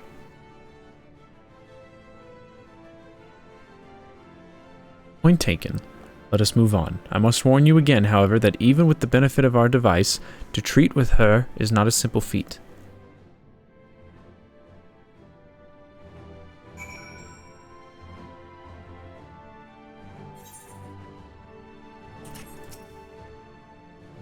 I have done what I can to impress upon you the gravity of what lies ahead. Are you prepared? I'm not prepared because I'm not level high enough. Dang it, I was afraid of this happening. Trials!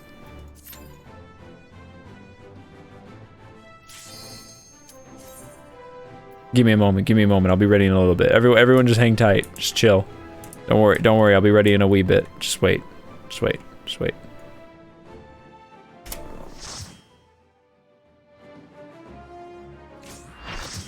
Ooh.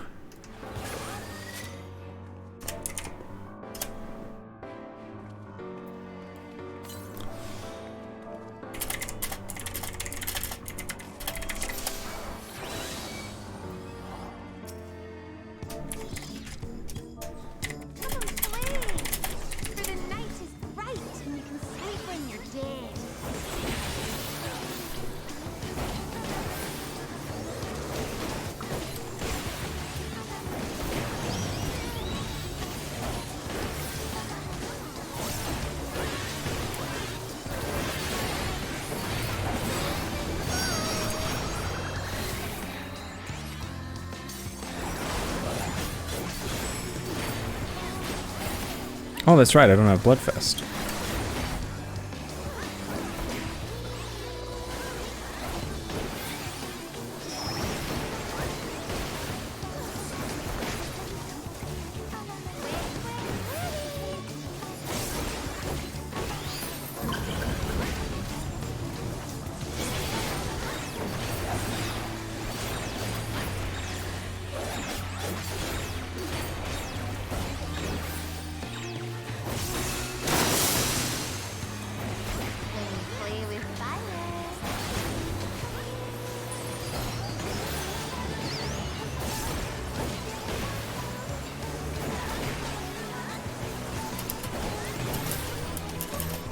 Come here.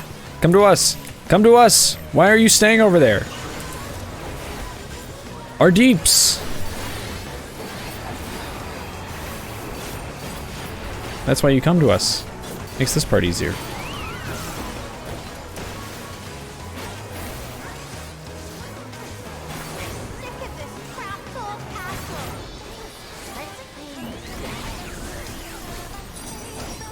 Wait, when did I get a Vuln stack, huh?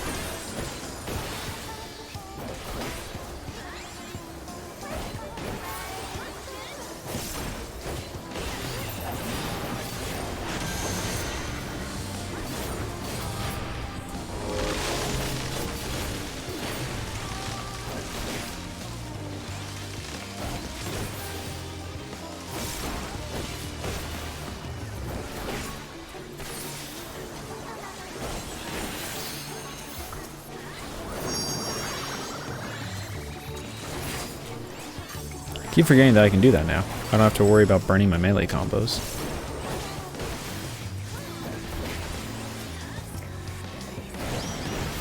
Oh no, that one's the raid wide.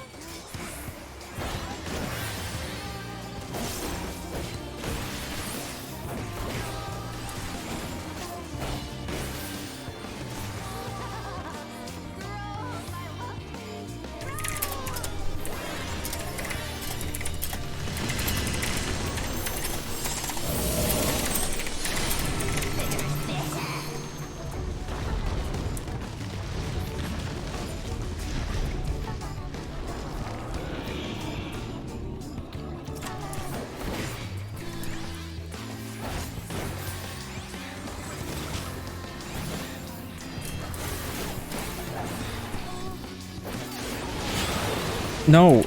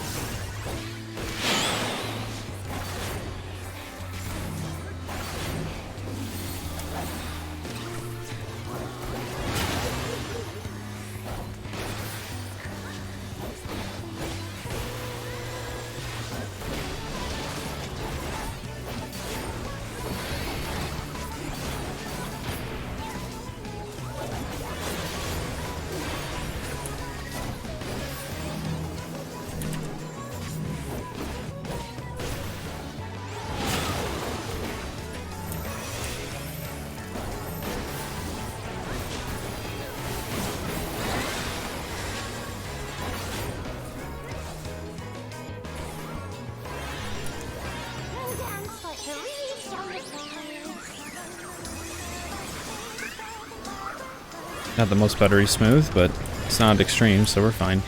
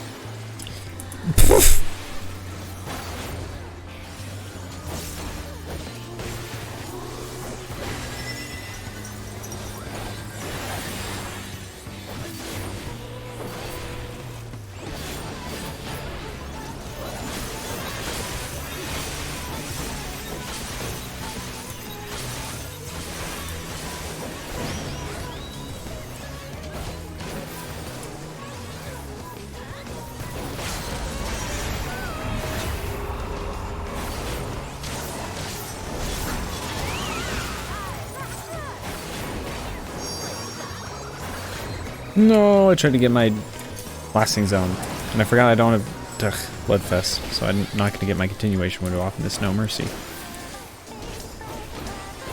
That blows.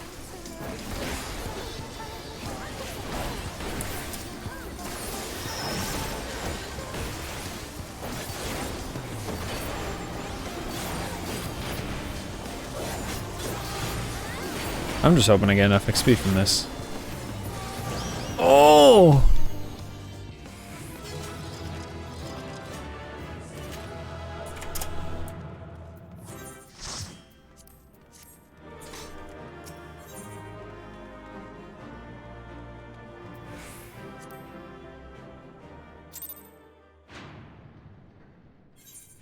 Man. I mean, so how much XP do I need? I could maybe just jump up and hit a fate real quick. See if I can just haul over to this fate.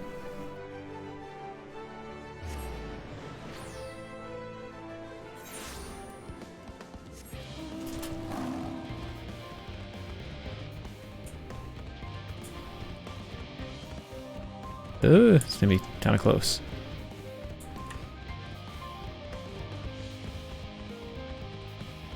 Might not get the full experience, might have to go hit up another one.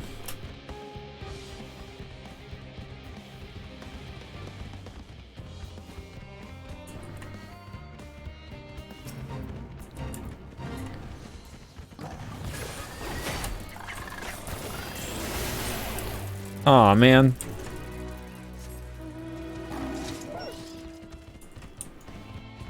Let's see, where's I'm gonna run over to this one.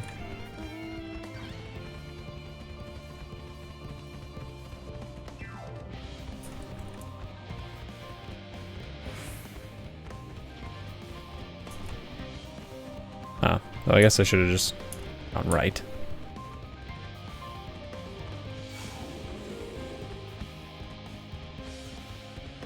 Might have to just do all the other ones, since I have a feeling that I mean, I'm gonna need to be max level, obviously, if I try to beat the game tonight. I don't know, maybe the next zone will provide enough XP for me to do that. Could also just do this quest that I have, but...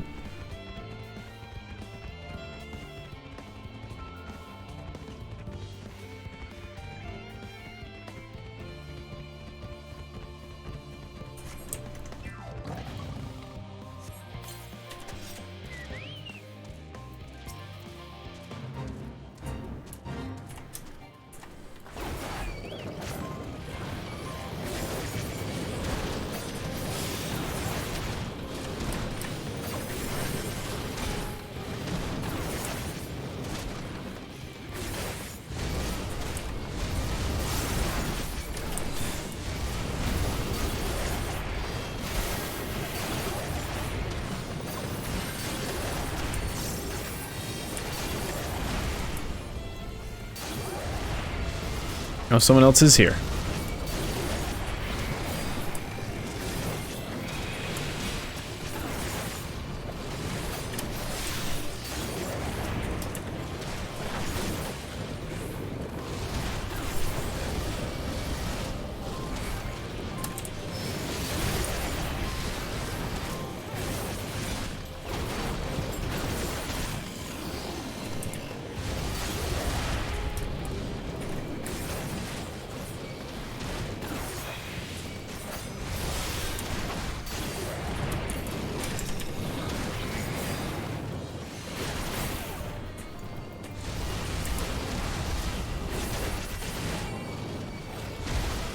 Ooh, it's getting bad. I need a moment to back off a little bit and heal up.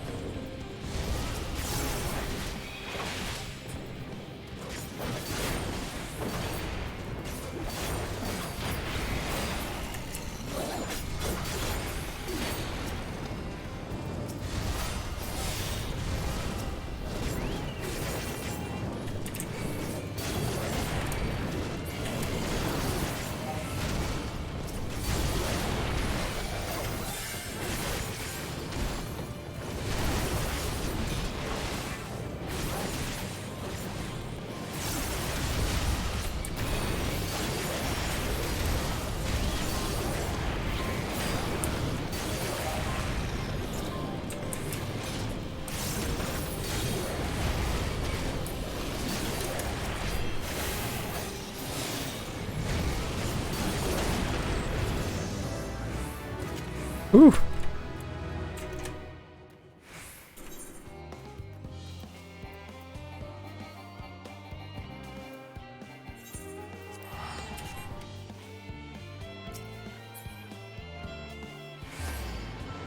Oh yeah, that gave actually a pretty darn good chunk of XP. Wow. I didn't know that Fates provide that much XP. Huh. Well, maybe I'll need to remember that if I exhaust all my roulettes.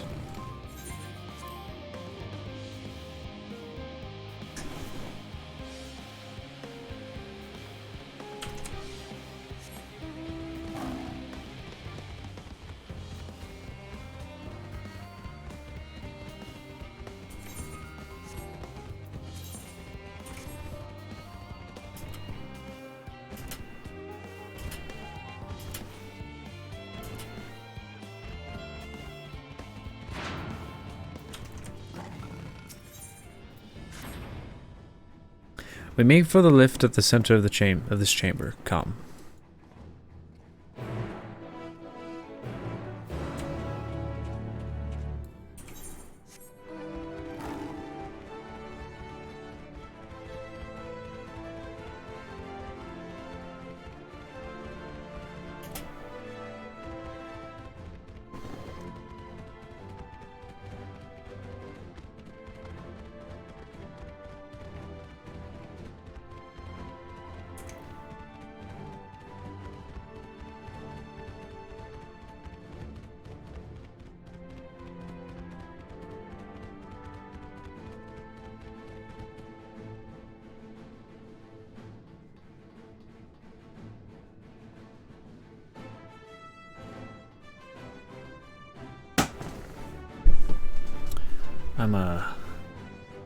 Just grab a. I have a little cake that I was given. Going to quickly pop it open and get it ready. A very long series of voiced cutscenes are gonna. Right from right. Get it in position for me to pop open once I see that, because I have a feeling I'm gonna watch a series of voiced cutscenes. As you all know, alongside our physical world exists an ethereal plane that we refer to as the ethereal sea. At the heart of the star, the physical and ethereal are one and the same. Thus, the deeper we go, the easier it becomes to pass between said planes. We utilize this principle in conjunction in constructing the anti-tower, and once more here in Thamausian. No sooner did the Forum decide to withdraw from Eorzea than we began work on this facility. Our work culminated in a device that allowed us to peer deeper into the ethereal sea than ever before, in search of Heidelin's ever fainter echoes.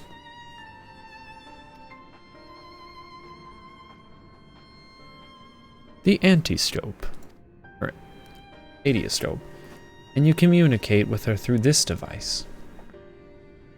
For a time, yes, but since the 7th Herbal Calamity, it has been rare to hear even a whisper. If you wish to reach her, you must journey closer to the center of the star than we have ever dared, beyond the adioscope. Even so, I make no guarantee that you will find her, nor of your safety, not so deep in the ethereal sea. We understand. But if we are to deliver this world, we have no choice but to try.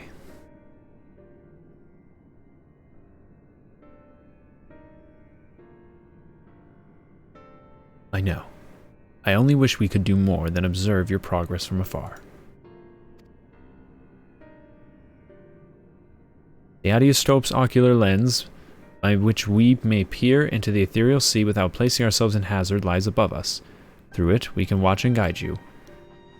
In those swirling depths, there are pockets of ether so dense and turbulent that they can unravel one's soul.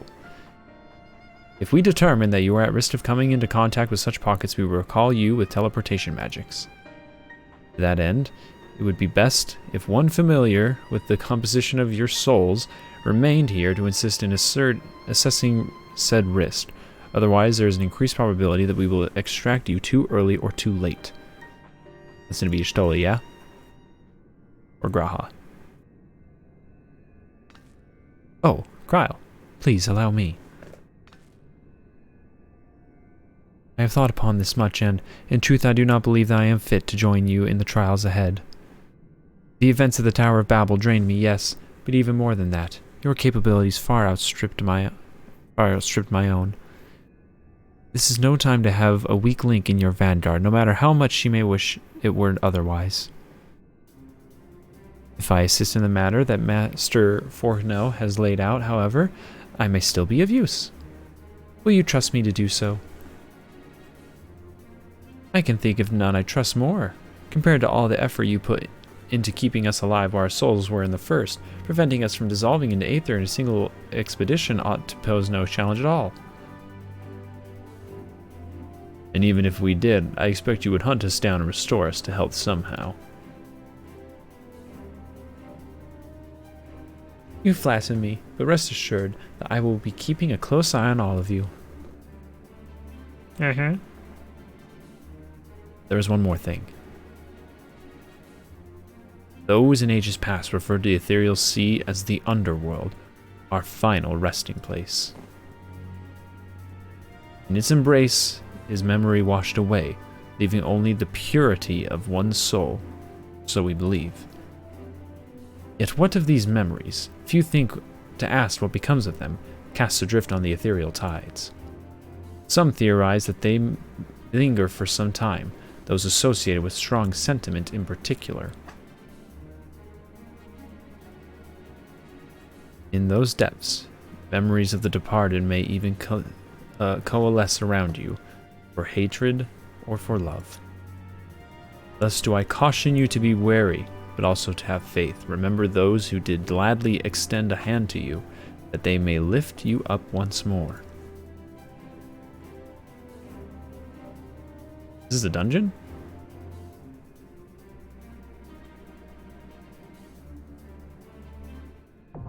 Oh my gosh, it is a dungeon.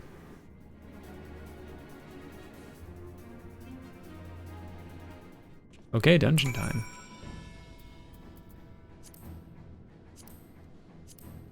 Ooh.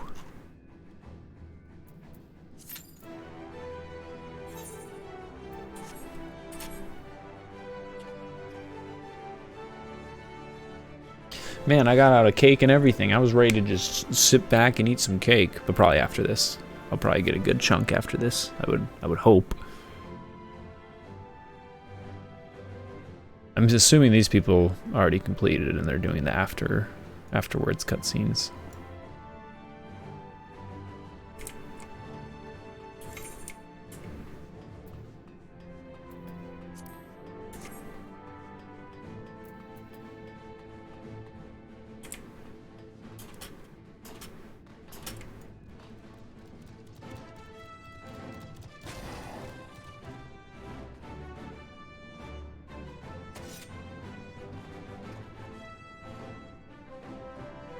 What the heck? They already have minions for these three? It probably comes from the dungeon, actually.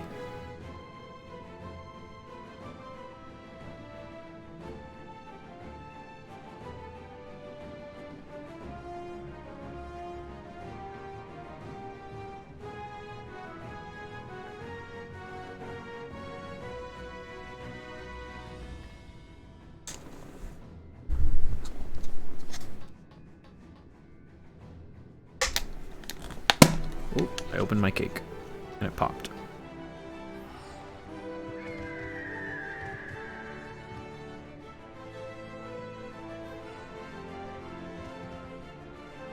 Oh yeah. That's a good cake. Nothing hits like a nut and bunt cake.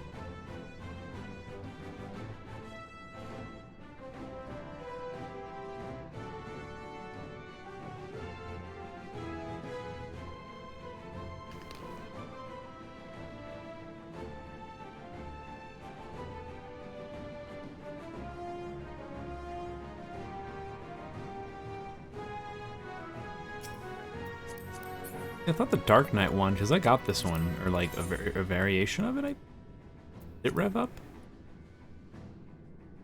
Yeah, it revs up. Why doesn't the Gunbreaker one, dude? What's up with this? Maybe they'll patch it later. I just think that's lame. Why doesn't the Gunbreaker one rev? Tight.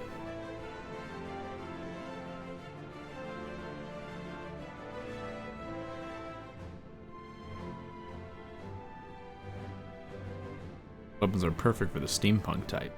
This one.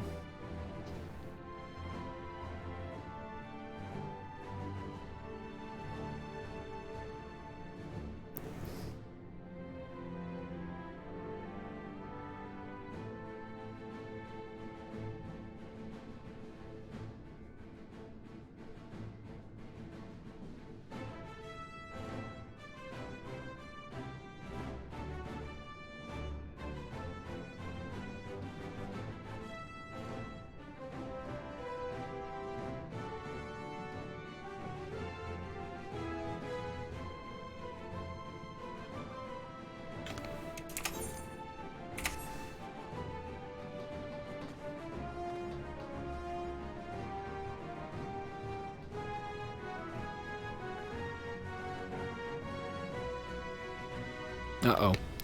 That wait time has increased. That's not good.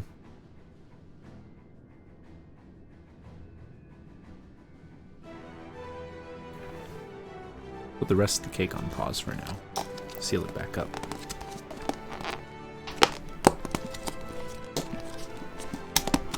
Come on. Close. Why aren't you closing? I wonder if this thing made such a loud pop sound.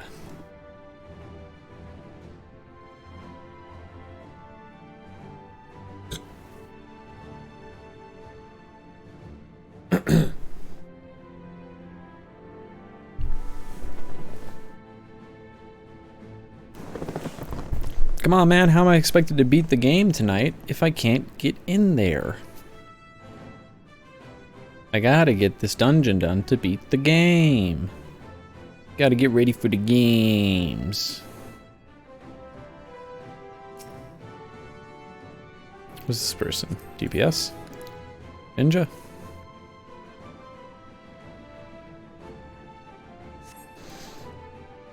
Seems healers are having the best queue times this expansion so far. Tanks had it really good at the start, at least for story stuff. And we still do for most roulettes, but specific dungeons, it seems to be healers who got it the best.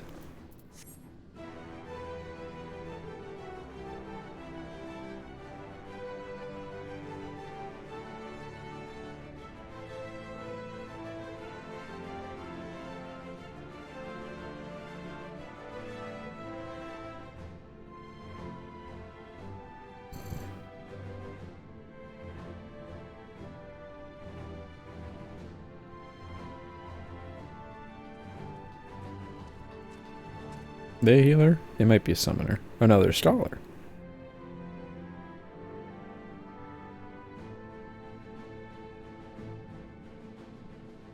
They're a cutscene skipper is what they are. How dare they?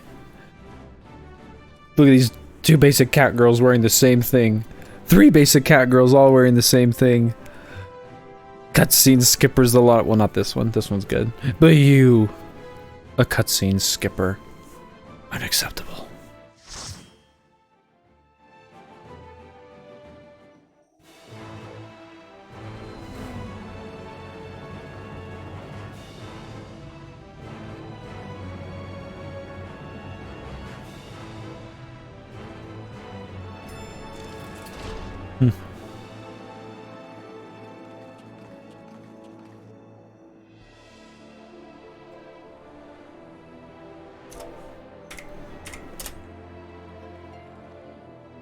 Wow.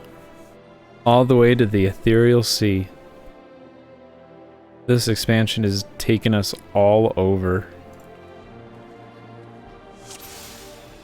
All seems in order with the lens, and I trust you can hear me. Oh those things are pure malcontent, the residue of lives unfulfilled.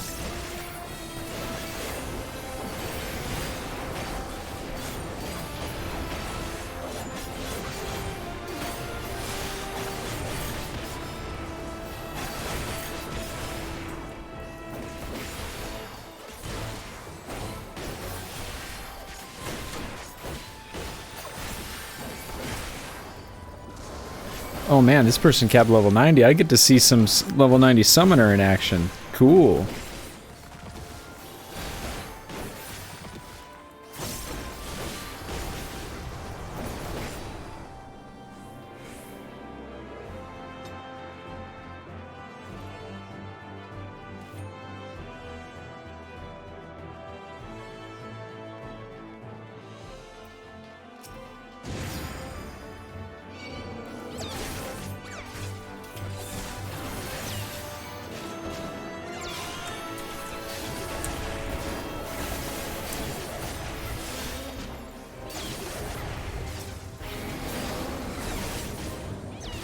Oh my gosh, those are huge. That's so cool.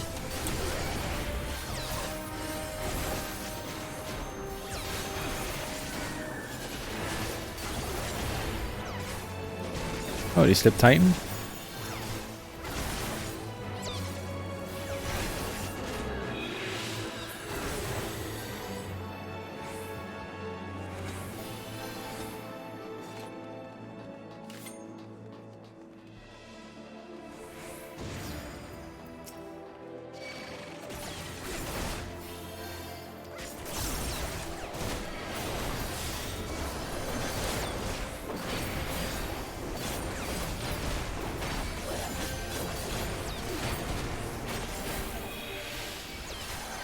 There's Titan.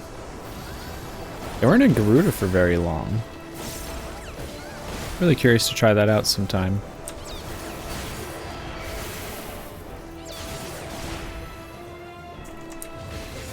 Also, it'd be kind of nice if I had double down.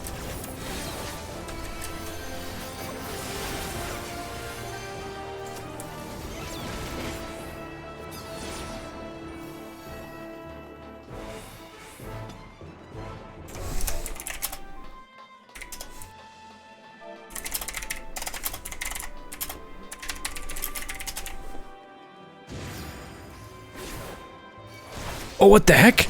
It's Ilberd.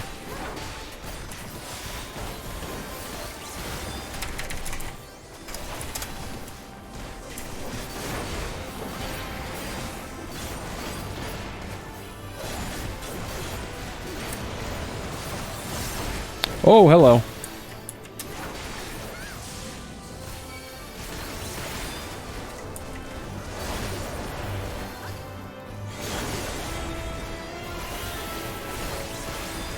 Oh.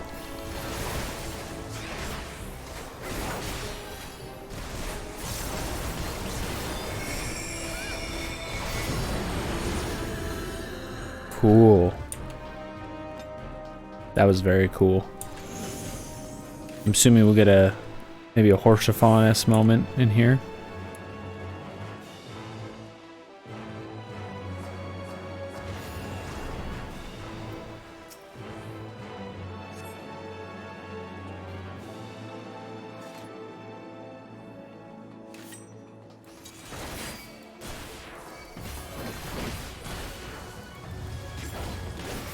Oh, what the? Oh, it's her. From Heavensward.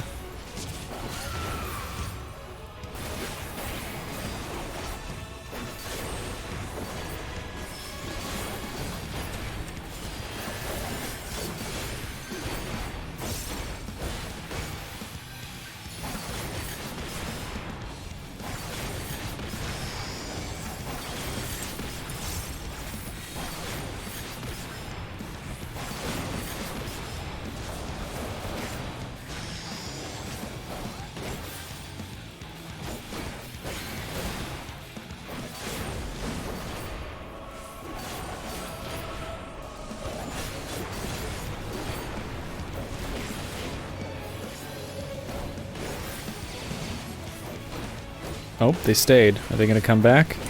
Oh, yeah.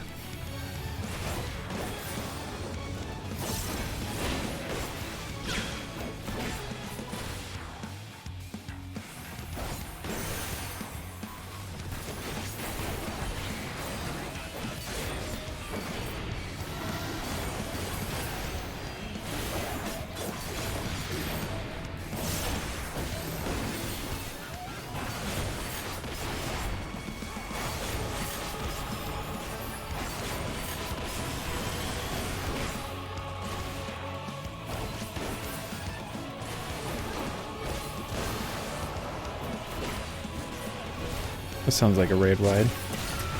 Yep.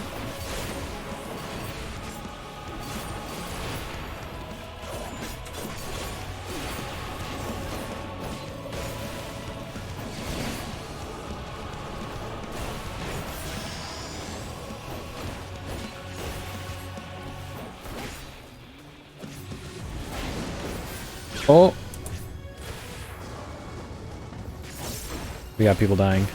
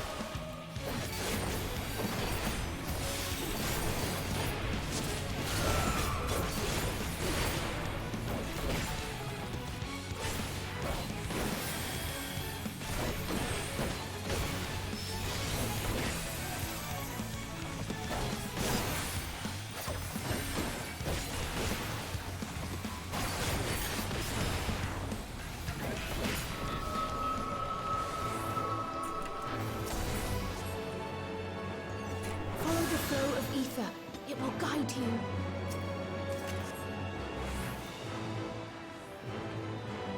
Oh yeah, this gear I actually will probably end up. I'm losing you. Oh, I do remember this. I do remember seeing a brief image of this.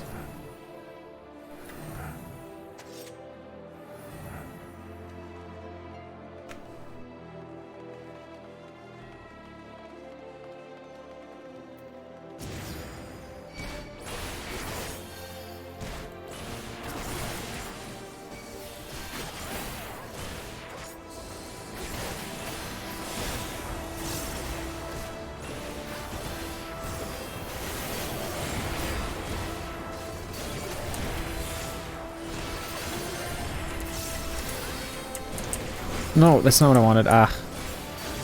That fingered.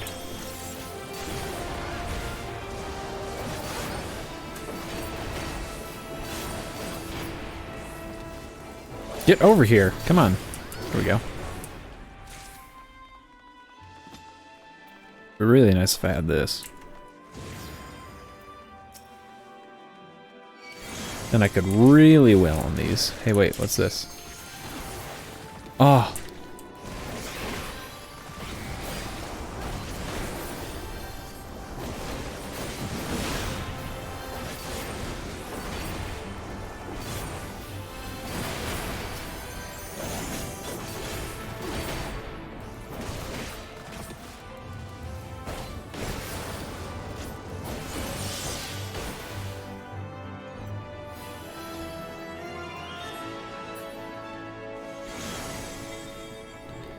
I want to cure us. Oh, there it is.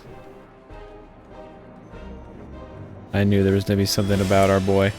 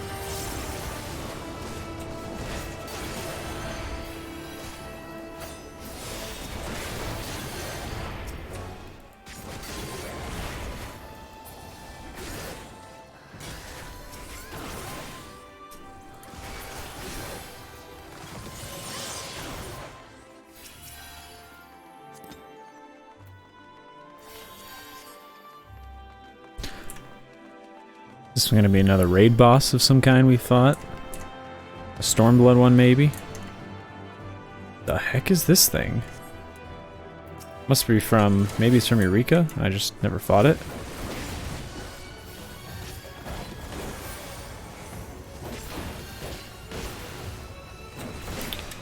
That sounds like a raid wide. Yep.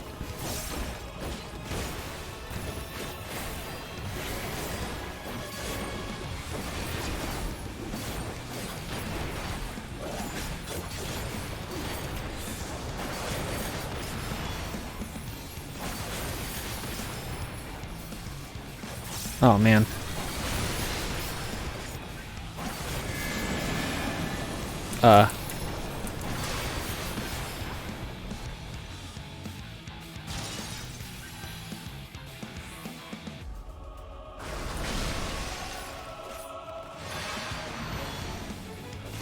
Oh, that's nice. Just came right back to middle.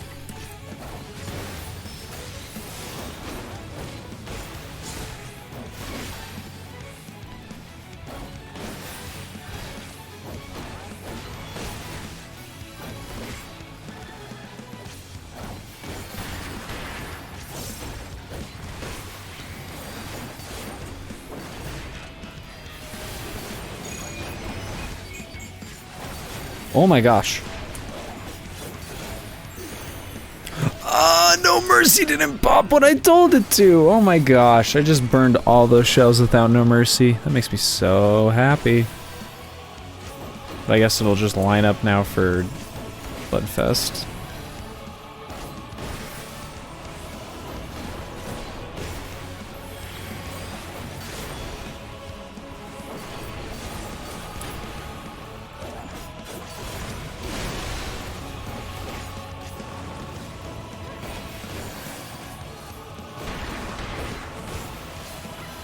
Oh my gosh.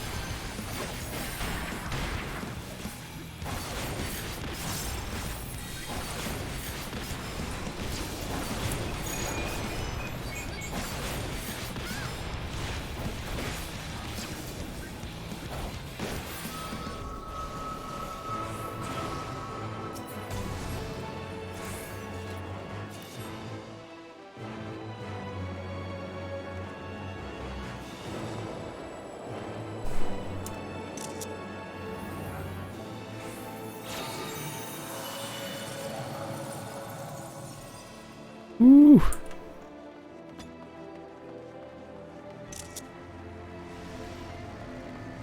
Whoa, what the heck is that?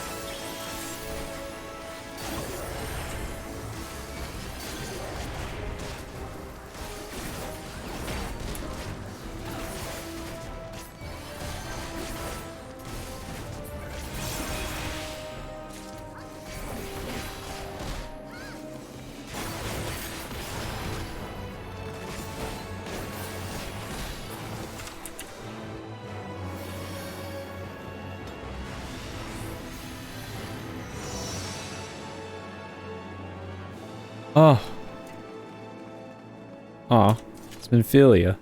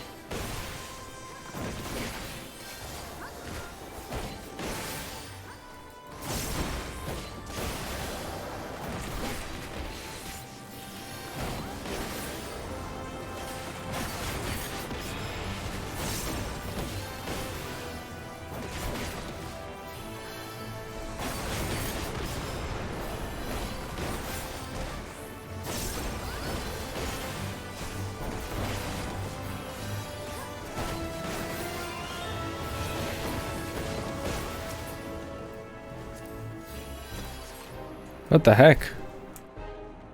Where's the weapons? I thought a weapon would have come out of one of these last few coffers.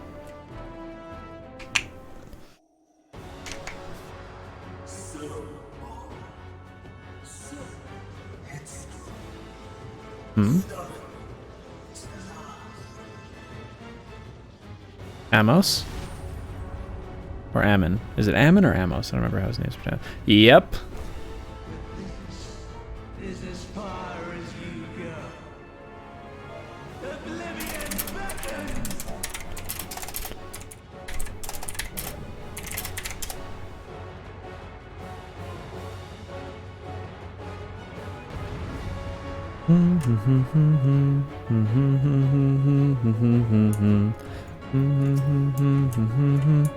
Oh, it isn't one that, yeah, I have to pull him. It's just, let's go. Many faces have I worn, but this is my favorite by far.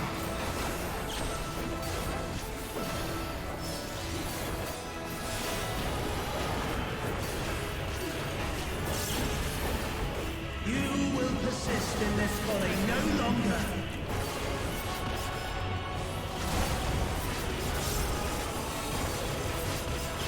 Oh. Oh, it's them going to the edge. Simplifies them. Okay, I see. The stage is set.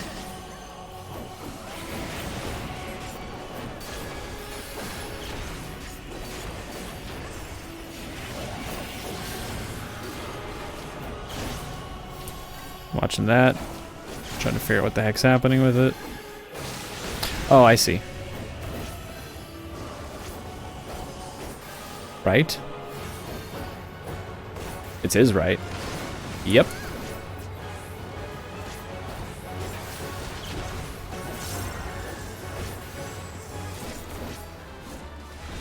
Yeah, I got something. Oh my gosh. Oh, too many OGCDs. What do we do?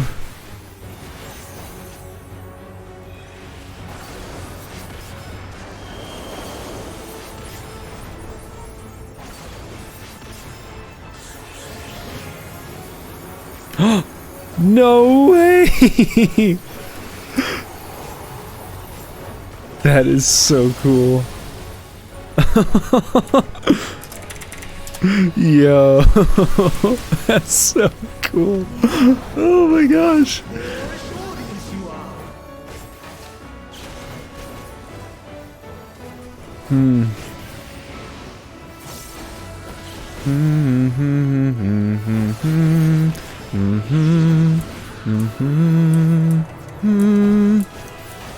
A sweet tale echoes in our way. Don't be afraid to forge ahead.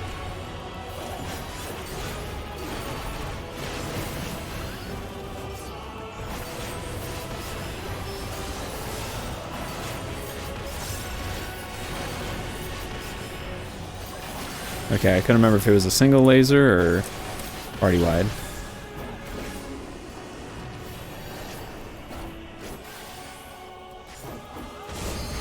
Man, that Shiva thing was so cool, dude. Holy cow.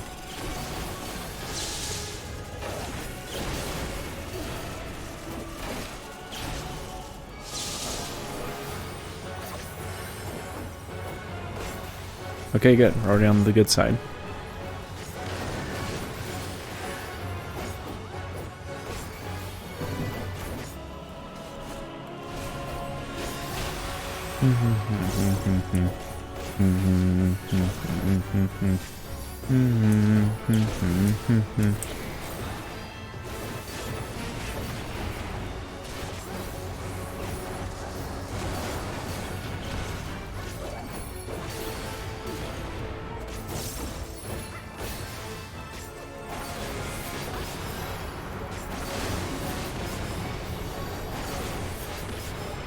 I was doing it again, what the heck?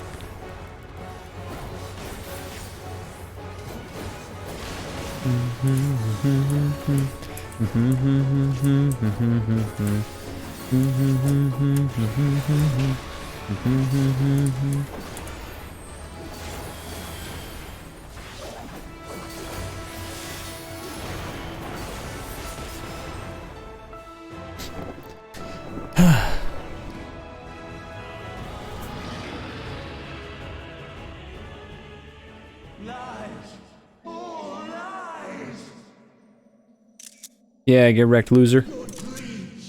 Your hopes, your futures, delusions and lies. Wait, what? Oh, yeah, I guess you can't. I mean, their aethers. This is where their ether would go, so, like, what would you do?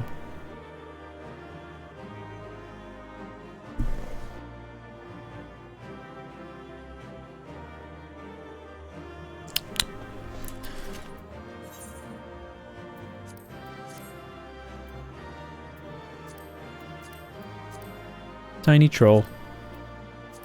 Ooh, I might get the troll.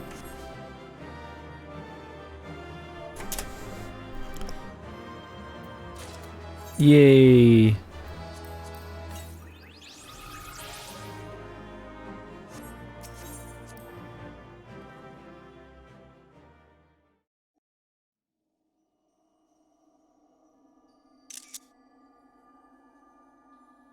We're in like the center of the planet.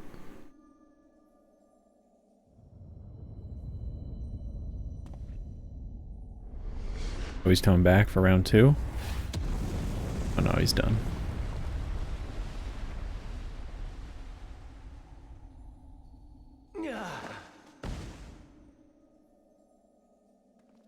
My very essence begins to wane.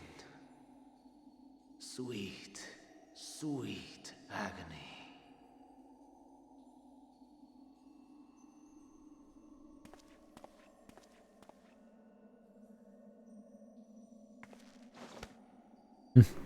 Leave this to him.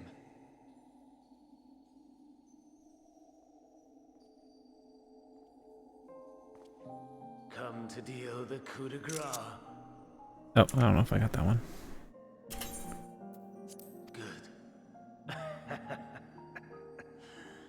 Watching you struggle against the inevitable is bad comedy. Erase me from existence, soul and all.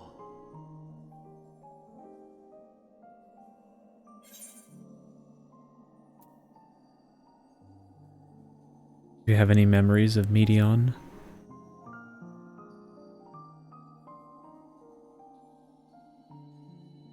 How would you know that name?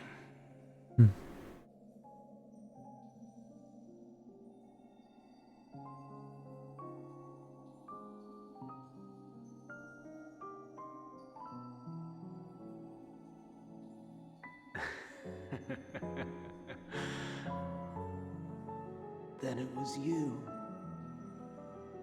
In Elpis. With Emmett Selk. The final pieces fall into place.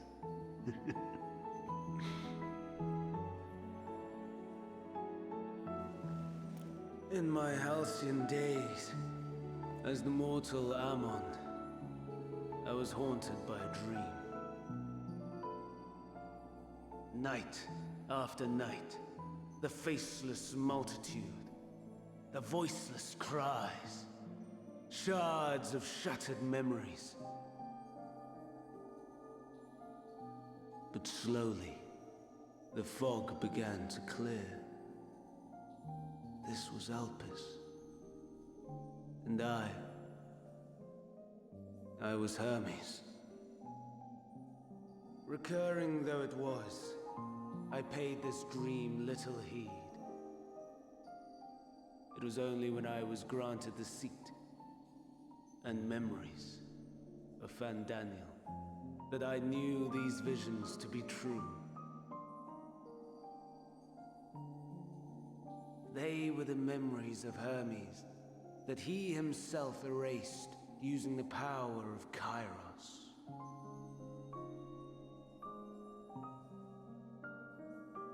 Or so he thought.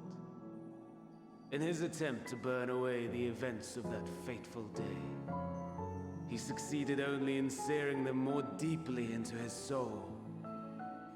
My soul. Death failed to expunge them. No matter how many times it came. Rebirth after rebirth, from one Fandaniel to the next. I wonder, is Emmett Selk adrift somewhere in this ethereal sea? In defeat, finally remembering your time together in Elpis? Hope so. How it must gall him to be entrusted with knowledge of the final days, only to be rendered powerless to act upon it. So many lifetimes dedicated to restoring his beloved Amarok in blissful ignorance. Oh, folly! But make no mistake. My life as Hermes is not the reason I invited the world's end. I have lived. I have struggled. I have dredged the very depths of despair. And in the detritus of existence, I found the truth. I served a great ruler, powerful beyond measure. The world his dominion. Yet even he and his vast empire were destined to fall. To become one with oblivion. Heavensward theme? At the end of life's journey lies only death.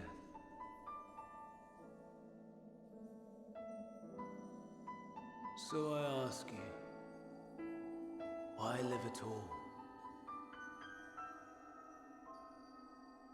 We betray, we torment, we murder. We are wicked, spiteful creatures, without exception.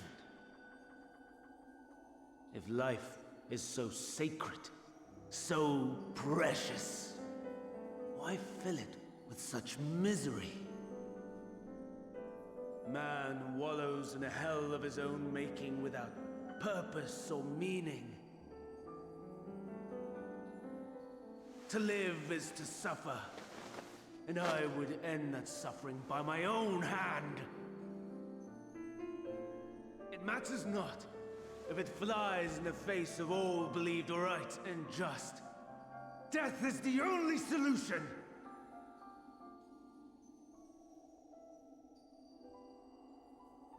That is my truth, my answer to the question, and yet, even as the words pass my lips, I am filled with doubt. Has my search reached its end?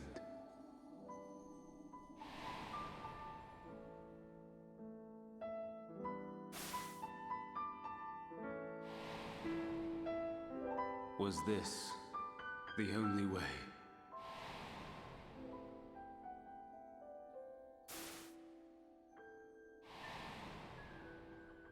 After all these years.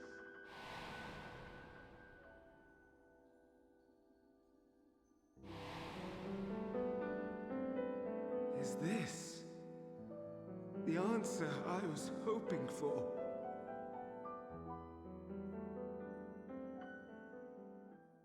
The lamentations of the damned. How vexing to see your conviction falter at the last. Fandango.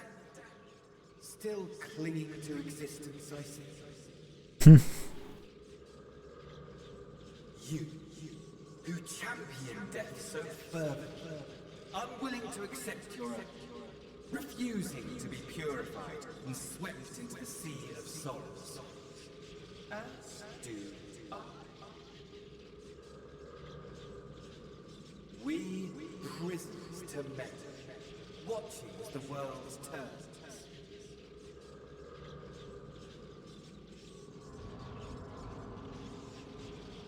Though unlike me, you will be spared the ignominy of having your corpse made a puppet, dancing to another's tune.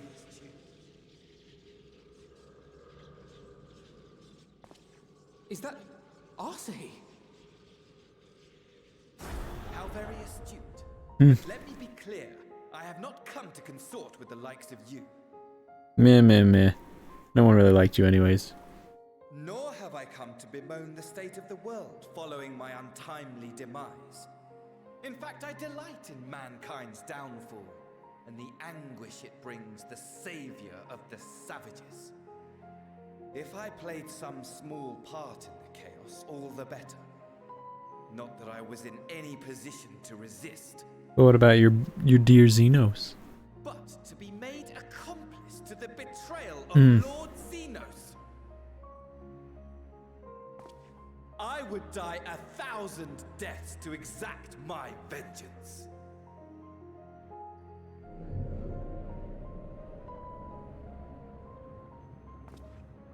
Now you are at my mercy.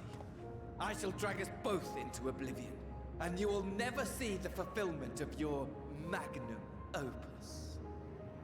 Even should you be reborn, your desperate search for answers must start again.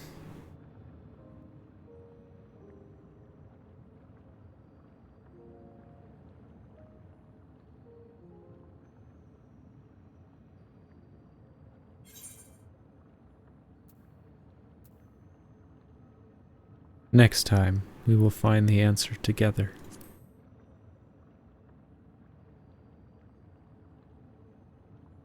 Even here, even now,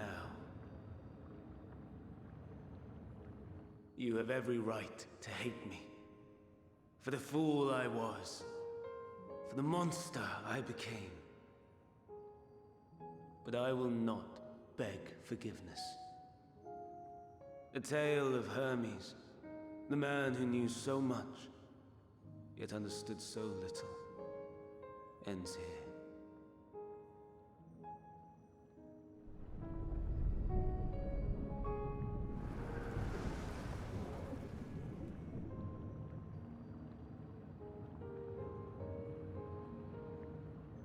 Don't try to follow me.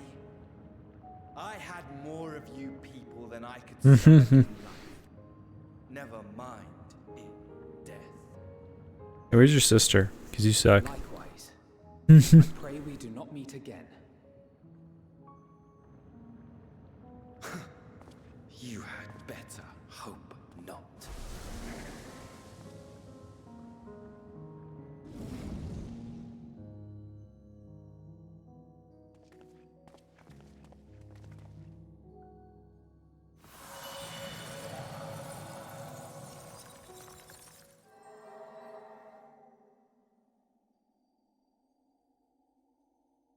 Wasn't expecting to see him again. Come. Not Asahi, he sucks. But more specifically, Hermes or Amos. Or Ammon, I already forgot again. Whichever one he was. Danny. The OG.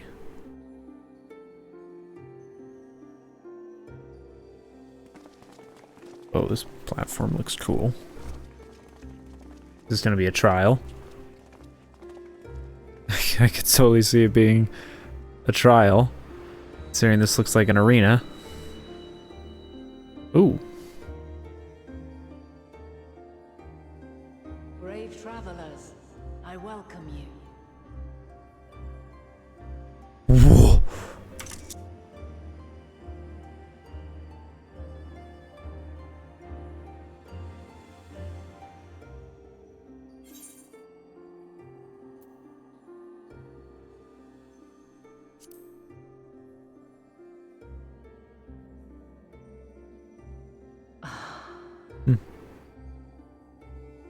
Doesn't look too happy.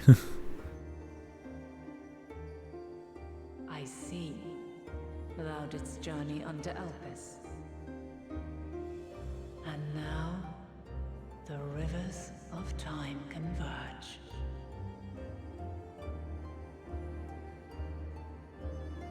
Kinda like that I chose light blue for my coat. Since she's all like white and blue. I know why you have come. Yet I would hear you speak your reasons all the same. This is totally a trial. This is totally a trial. Look at the arena. You created the moon to deliver mankind from the final days. But is that really how it has to end? We do not wish to abandon this world. We want to protect the source and all of its shards. To flee is but one of two paths. The other leadeth to Meteon, far beyond the stars, where she doth chant creation's requiem.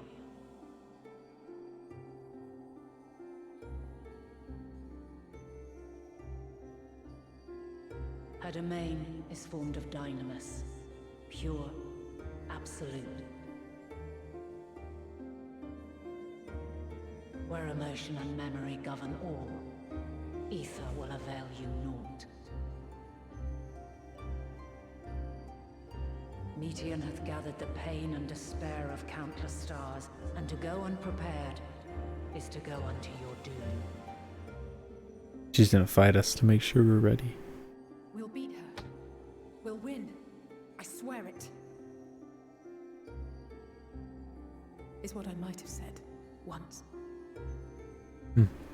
After everything I've seen, all the times I've succumbed to my own anger and fear. I can no longer pretend that courage and faith will be enough. But are we truly so powerless that our only choice is to flee? Looks so freaking pretty. Far from it, my child.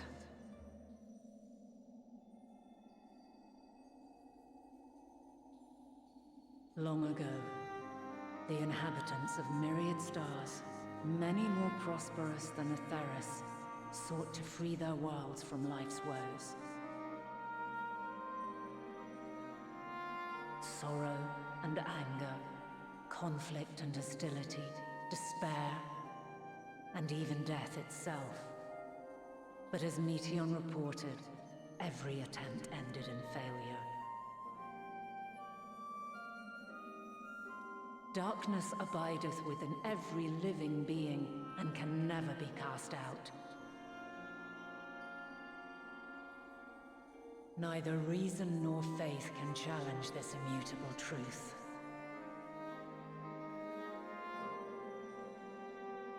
To live is to suffer. And in suffering, find strength and purpose. And hope.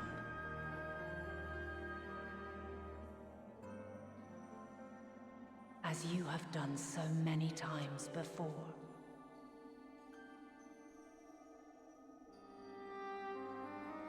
Thou dost pursue an impossible dream, yet knowing this, you pursue it nevertheless, and thou hast learned to depend on others as they do thee.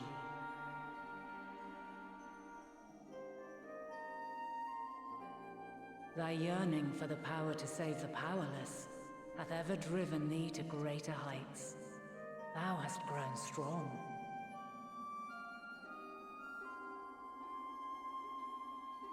Though those closest to thee no longer walketh by thy side, their love remaineth thy guiding light. For duty's sake, thou hast been bound by truths unutterable time and time again. Yet thy heart hath never wavered, as thy companions will attest. In thy pursuit of mysteries great, all thou believest is brought into question. Undaunted, thy thirst for knowledge remaineth unquenched.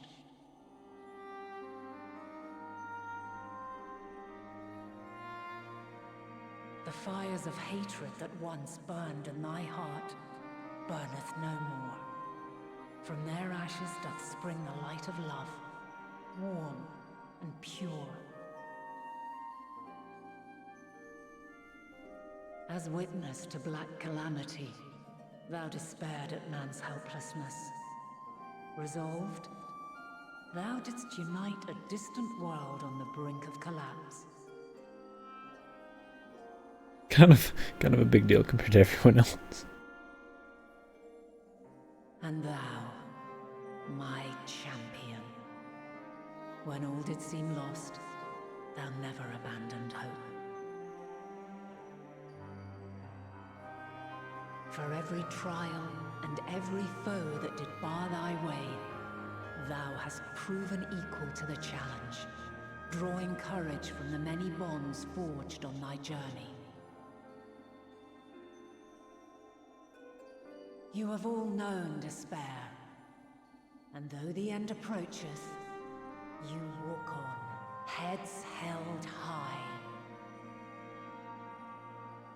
Therein lieth your power, the strength to silence the song of oblivion.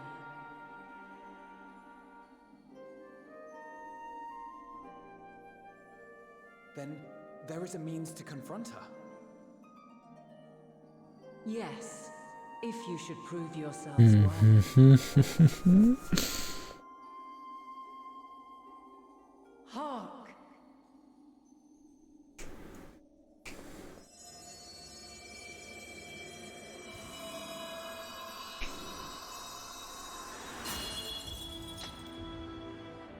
Nigh impossible is it to send mortals to the edge of the universe.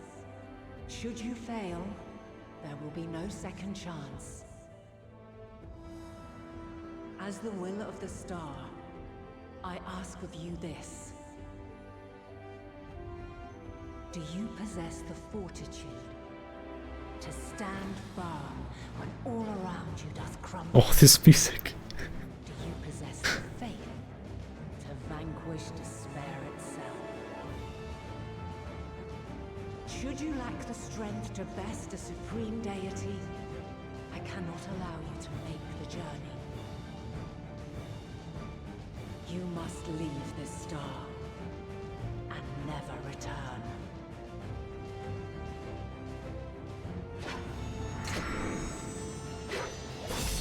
Prepare yourselves. Prove ourselves worthy, eh? Sounds straightforward enough. Oh, they're all gonna take a shot and she's gonna knock them away. That's gonna be my turn. No room for confusion there. In any case, we've come too far to back down now. I am of the same mind. What power I have, I shall bring to bear. The three of you seem to be forgetting who we're up against. It's not every day we battle a divine being of untold power. Well, not quite every day. Do try not to get underfoot. Needless to say, There'll be no margin for error. Let us hold nothing back. For the people of this world and those beyond the rift.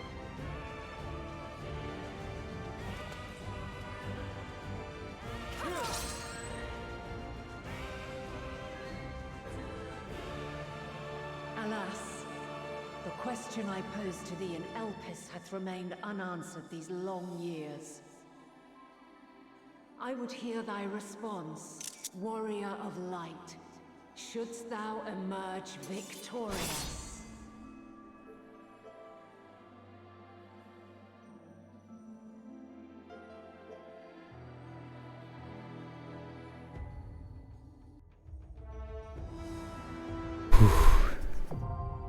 The Mother Crystal. Oh, jeez. An Answers remix. During this quest, and when using the Trust System scenario mode, you have the opportunity to take this trial with the party of Scions.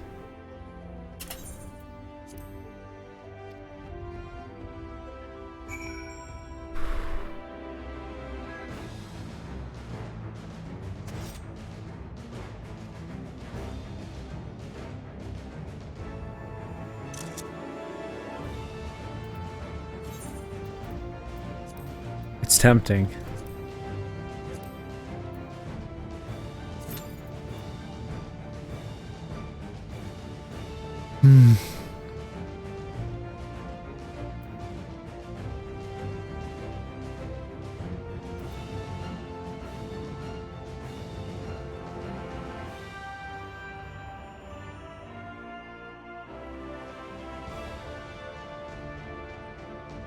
Oof. And if this is anything like the last trial, it's gonna be a blast.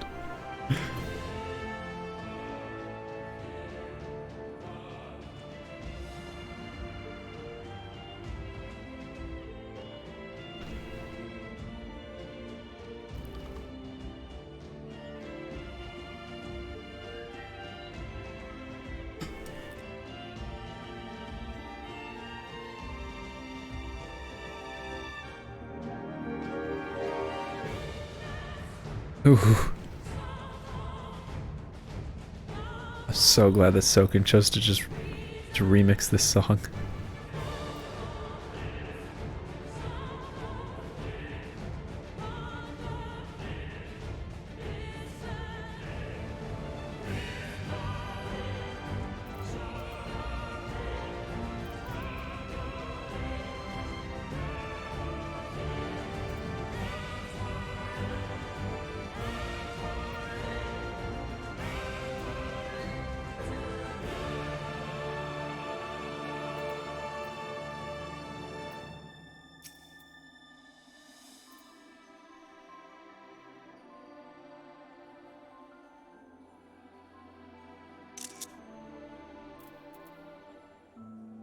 I'm just still in disbelief with the quality of the encounters in this story so far,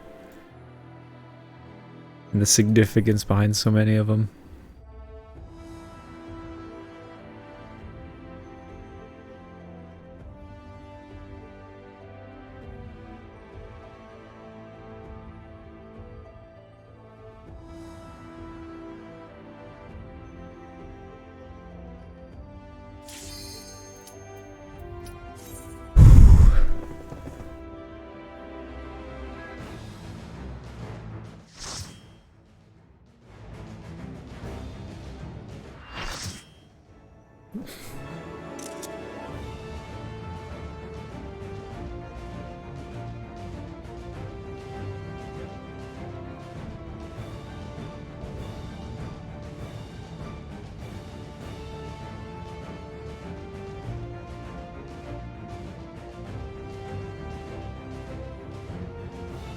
I, the last of my kind, shall test thee. Ooh. Come, prove thy worth. Last of her kind, last of the unsundered Asians of a literal god, something above just a regular primal.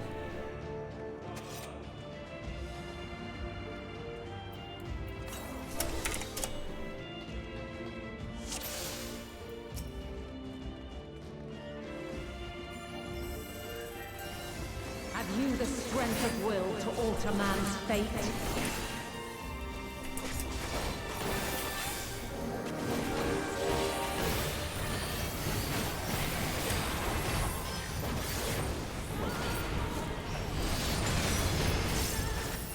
A change of arms. May the test continue.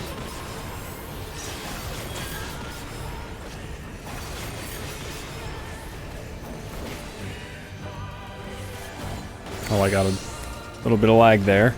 Okay, she's in dancer mode. Oh, jeez. Oh, jeez. This is a tank one. This is a tank one. The tank needs to share this with me.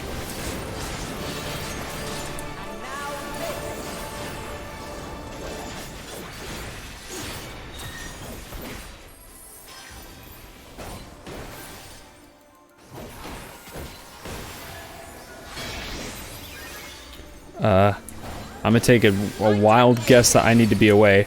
I wasn't away fast enough.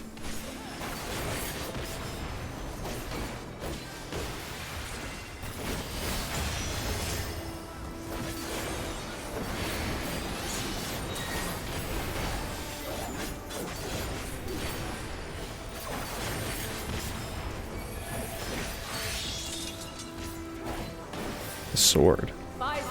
Is it gonna be clocks? Oh, it's a cross. Jeez.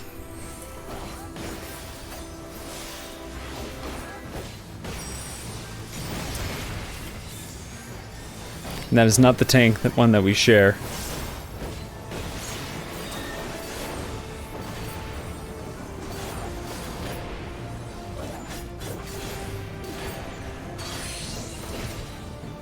Or no, I'm supposed to be in for this one. Stupid.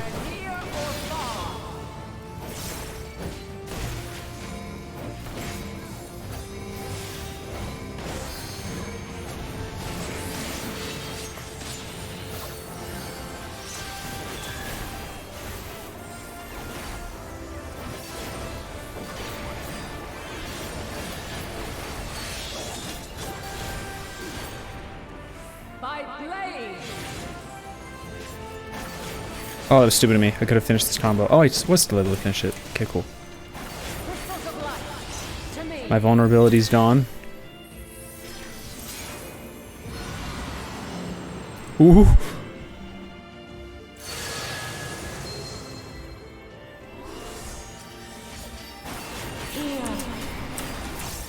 Deal.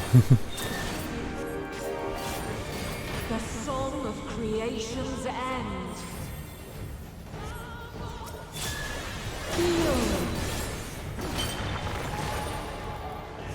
Hey, yo, what's that one over there doing? Oh.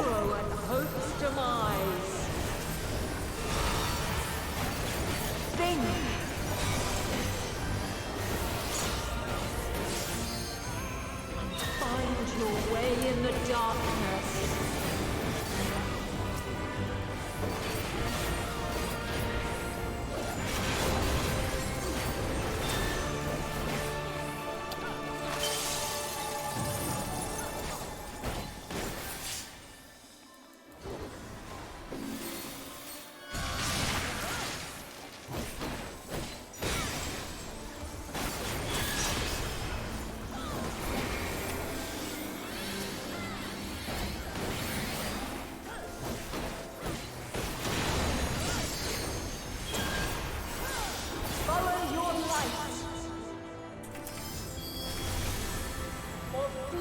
Oh my gosh. This is so cool.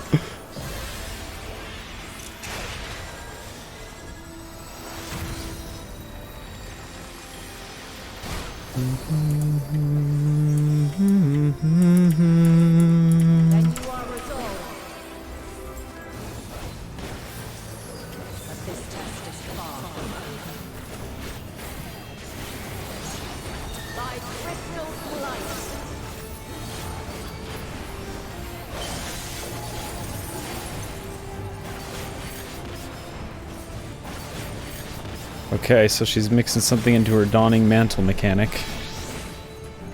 Staff is out. That person's dead. Oh, a few people are dead. Oh, geez.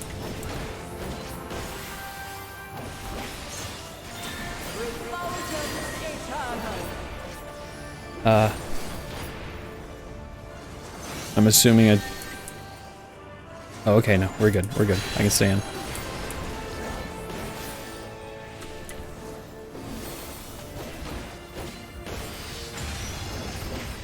Ooh!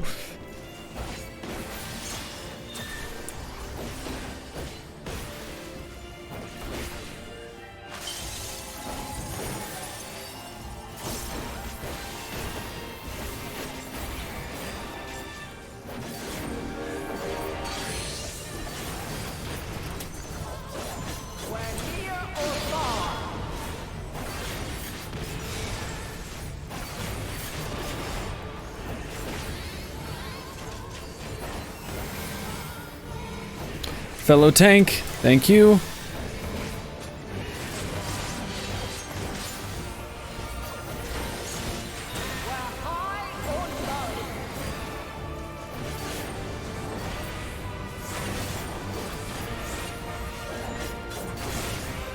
Oh, those are gonna come back.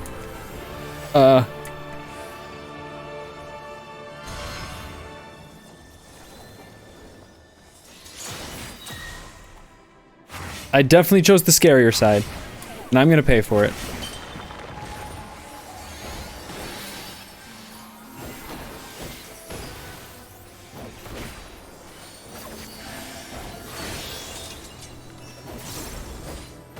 By blade.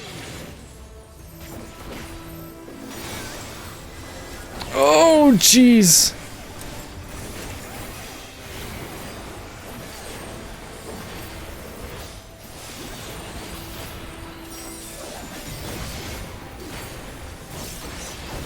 Succumb not to fear.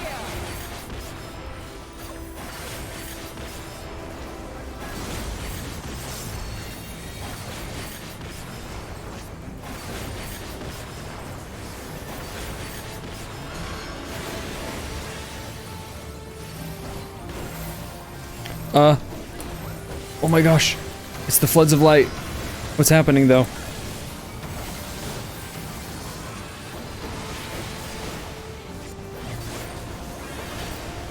Oh, they're coming.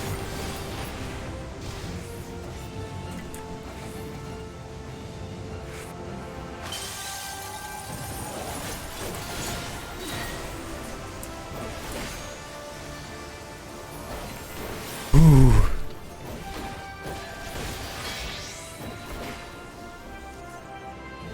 Light unyielding.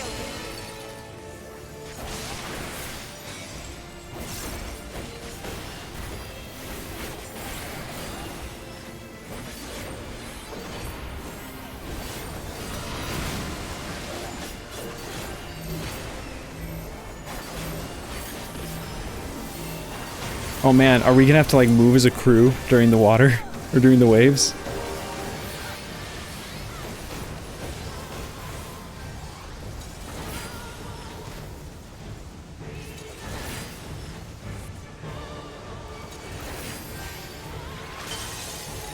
Oh jeez, almost walked into there.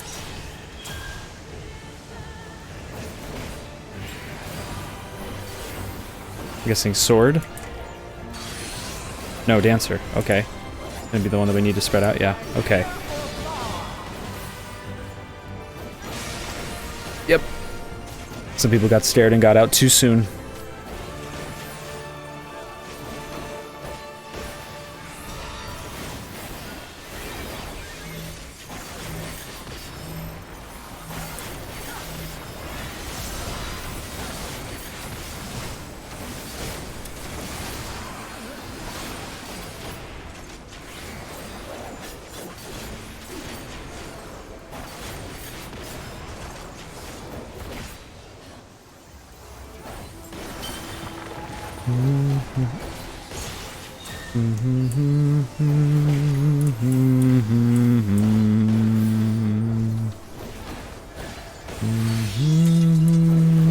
Oh, sword, sword, sword. I'm being dumb and slow.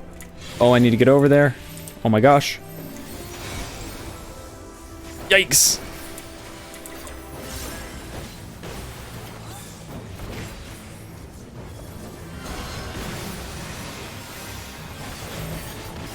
Oh my gosh.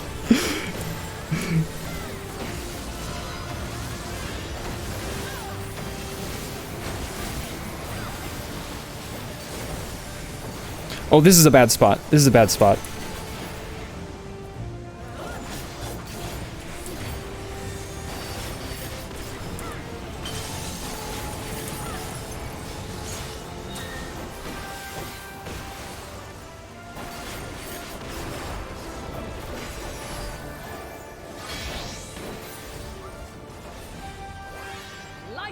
Red Mage is dead. Ooh.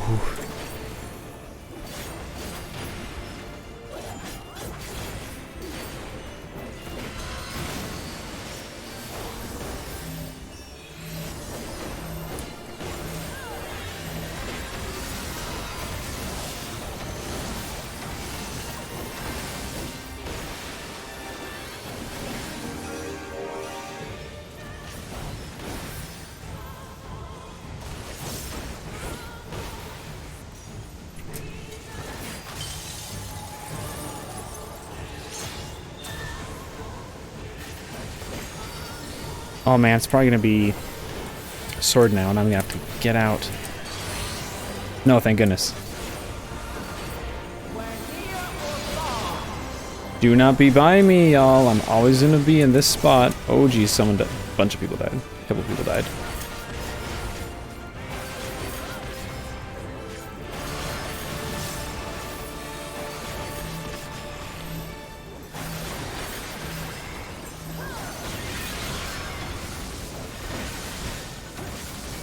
Oh my gosh.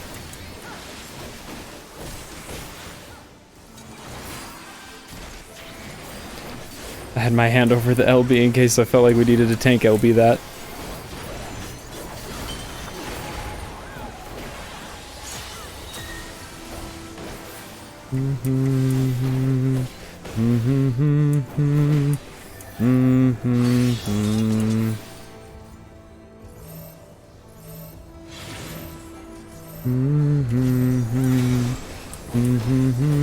Why was everyone so slow? Like half the team was there.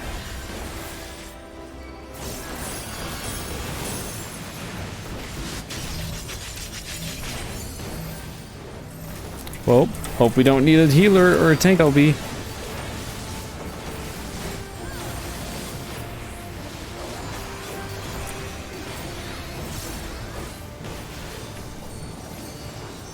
Come on.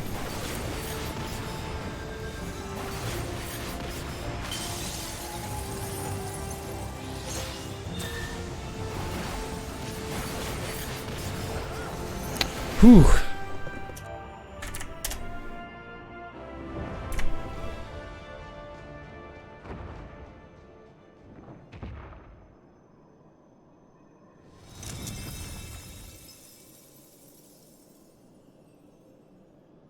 I don't think it was as bad as Zodiac, but it was really cool. Man has the strength to.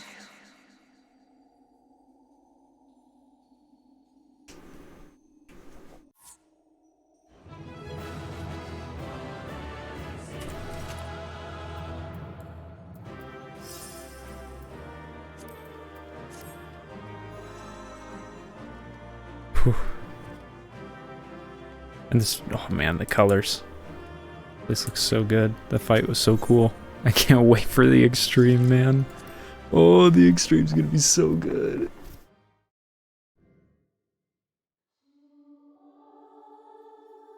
Oh, little glitch there, but it's okay. No, this can't be happening. Didn't show up on stream.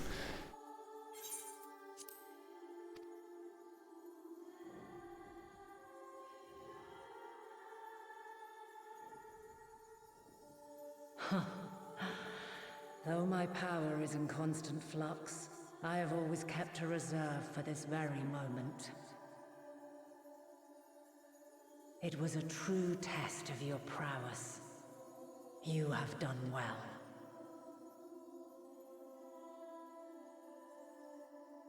There is one thing I must ask. By sundering the world into 14 shards, the ether of all living beings too was divided. This reduction would in theory allow us to more easily interact with Dynamis. Having seen mankind brought to the very precipice of extinction, you wished for us to develop a means to overcome despair. You believed we had the potential and sundered all creation to see it fulfilled, to deliver us to that swirling maelstrom of dynamis in which our foe hides, and grant us the power to defeat her once and for all. Is this not true? Wow. It is as thou sayest. 'Twas the trial to which I subjected mankind, and it hath led to untold bloodshed and suffering. There was no kindness, nor justice in the tragedy I wrought. When confronted with the almighty Zodiac, my only recourse was rend him and the world asunder, that his power be diminished for a time.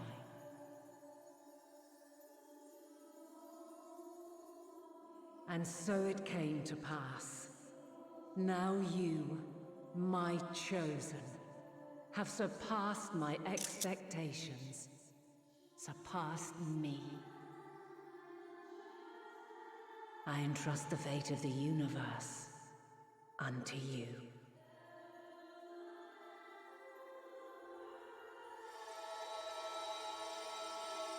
Is this the flower? This Or no? crystal contains the memory of Meteon's passage through the stars.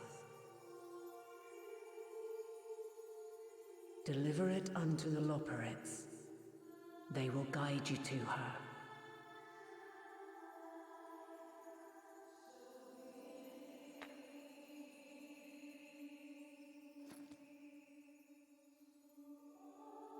Though they may be capable of crossing great distances, there is a vast difference between traveling to the moon and the furthermost reaches of the great expanse. And unlike Meteon, we cannot simply soar on waves of dynamis to our destination. Indeed. To make such a journey would require an astronomical amount of ether. Is she going to give up hers for us to travel there? But a solution lieth close at hand.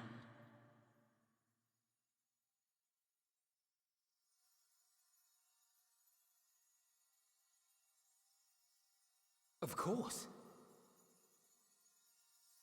Yes, my child.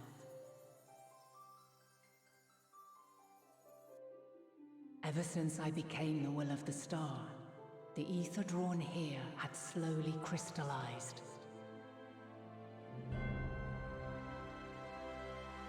They who have answered my call know it well. While I have remained hidden, it hath become the embodiment of the planet's will in my place. A faceless, omnipotent force of nature.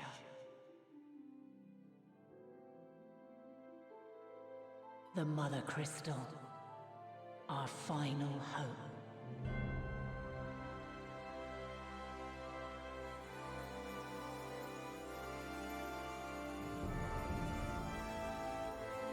Alas, I can do no more. The fulfillment of this task doth fall to you, my chosen.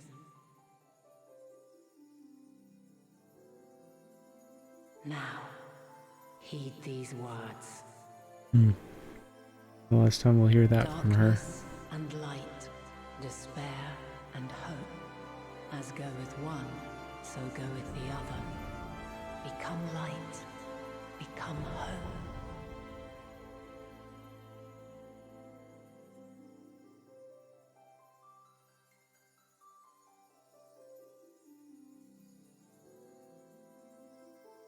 I have a gift for thee.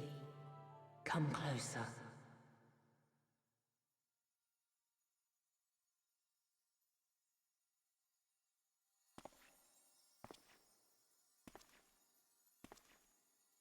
Long have I searched for a means to safeguard the future of this star.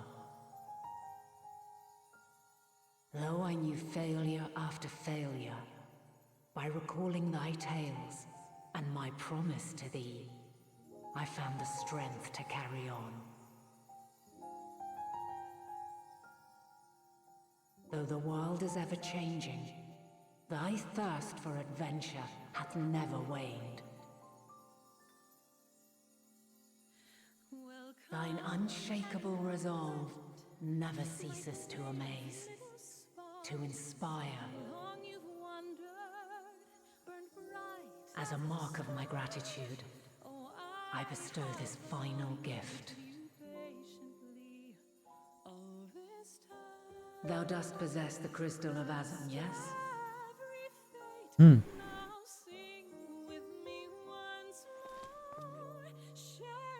As Heidelin, I reside over the forces of stasis, tranquility, peace. The laws which impart stability to existence itself. I will weave this self-same power into the crystal, granting thee mastery over matter, to give form to the formless. Use it wisely, or it will not last indefinitely. As thou hast seen on thy journey through the ethereal sea, souls are drawn to thee. Mayhap this trait will prove to be a boon rather than a hindrance.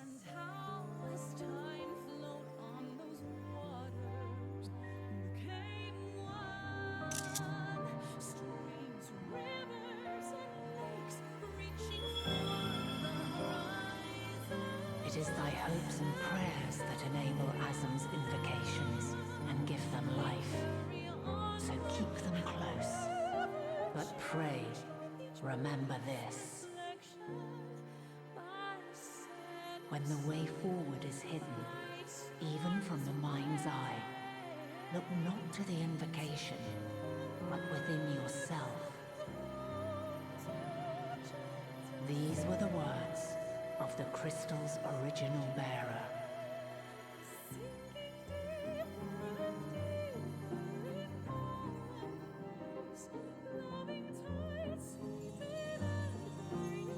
With that, my work is finished. Fulfill our promise. Right the wrongs committed when the world was yet whole. Silence the song of oblivion. Teach her a brighter melody.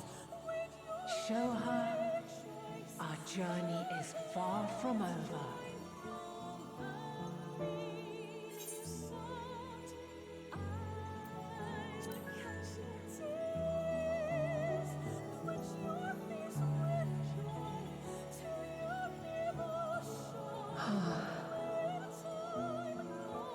Of this, I have no doubt, for yours is a light brilliant beyond measure. Long after I have gone, though not even my soul remaineth, my love will be with you forever, my dearest children.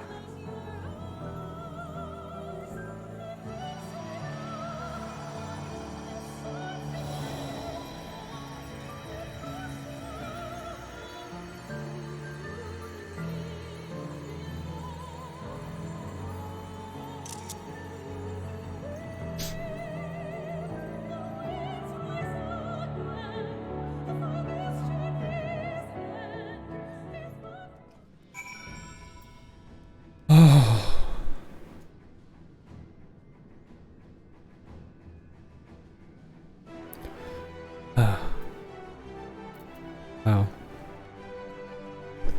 Need a moment to use the restroom. Dry my eyes a little.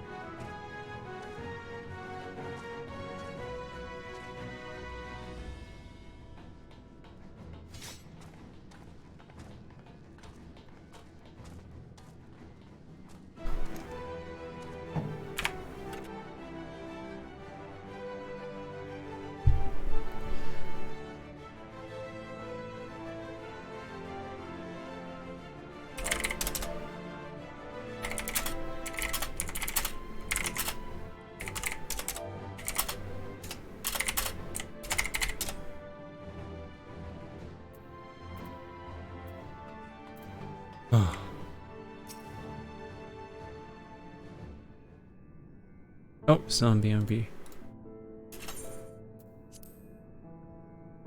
I am glad to see you well. Though we could roughly place your souls, deep as you went, we can neither see nor hear you. The fluctuations in your ether near the end gave me quite the fright. What in the world happened? Ooh, might want to buckle in.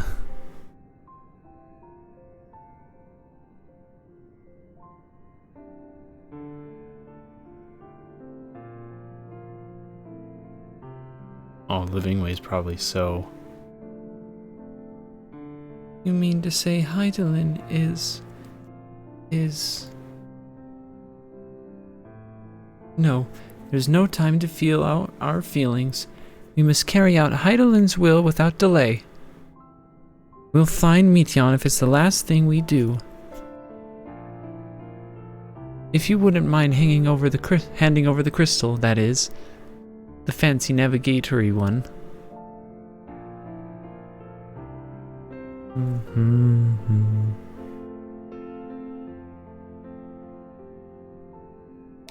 To the edge of the universe, where congregates the despair of countless stars, you are determined to see this through.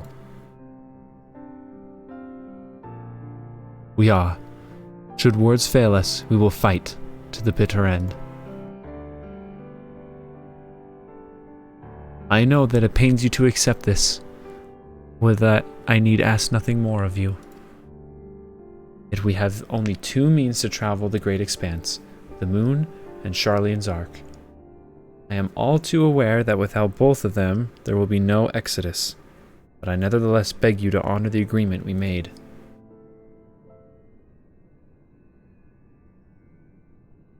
The Forum's decision will be honored. You have earned the right to use the ship as you see fit. I could not resign it even if I wanted to. As it happens, I do not, and would do all within my power to aid your cause. With that settled, might I suggest you rest a while?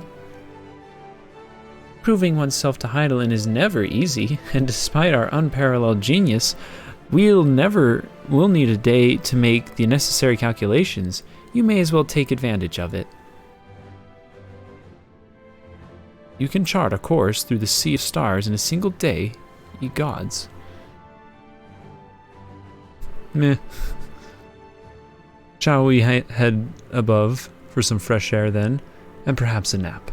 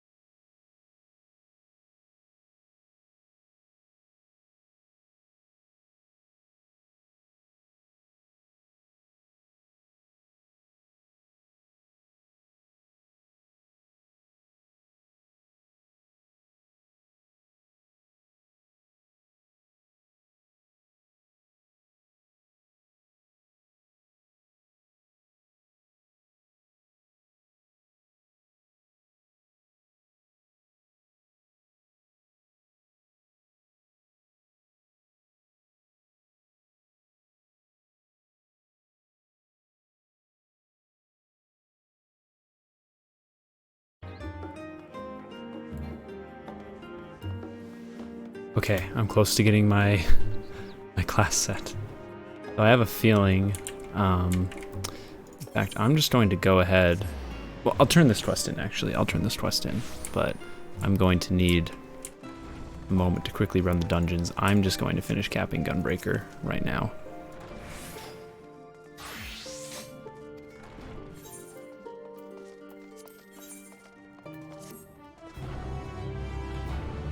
I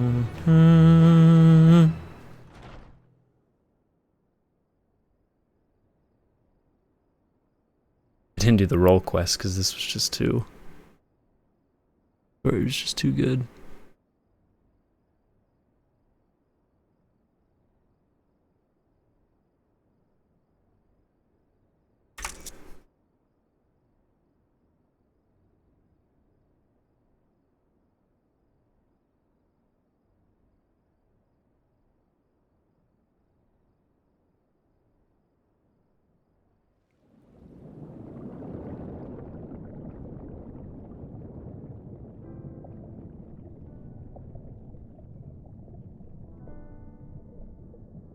you are.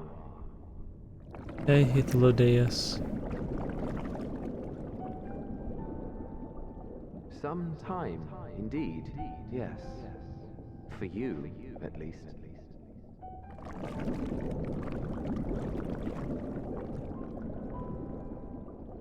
Believe me, I'd meant to get some proper sleep. But here we are, drifting along instead. Well, well, you too. And so we remain, to watch and wonder.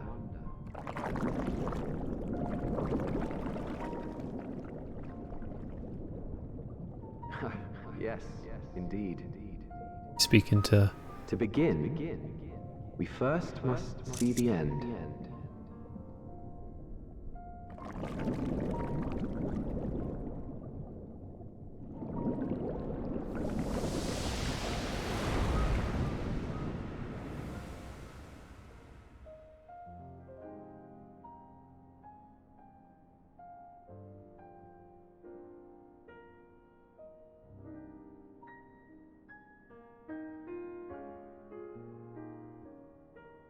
Either speaking with Emmett or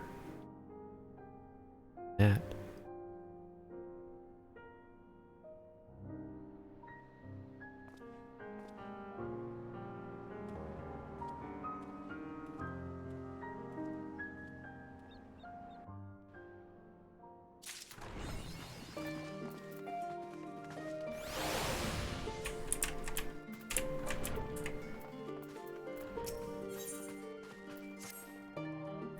Violet, I trust you had a good rest.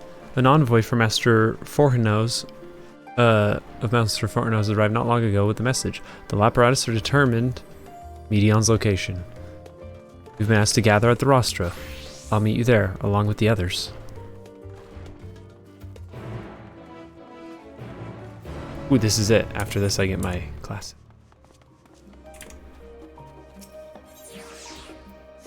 Okay, well, I'll play this out, because this is the whole reason I wanted to cap, was I wanted to get my class set. See if it's dyeable. I'm really hoping for. In the beta they were, but I'm not sure if that's still the case, or if they're going to be with the Stormblood and Shadowbringers ones, which I would hate.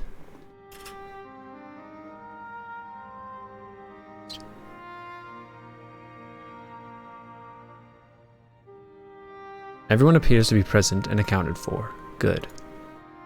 As you know, the Loporrits have deduced the whereabouts of Medion by means of a crystal bequeathed to us by Hydaelyn herself. Your quarry's location is a place far beyond the moon, and the farthest reaches in the sea of stars, at the edge of creation.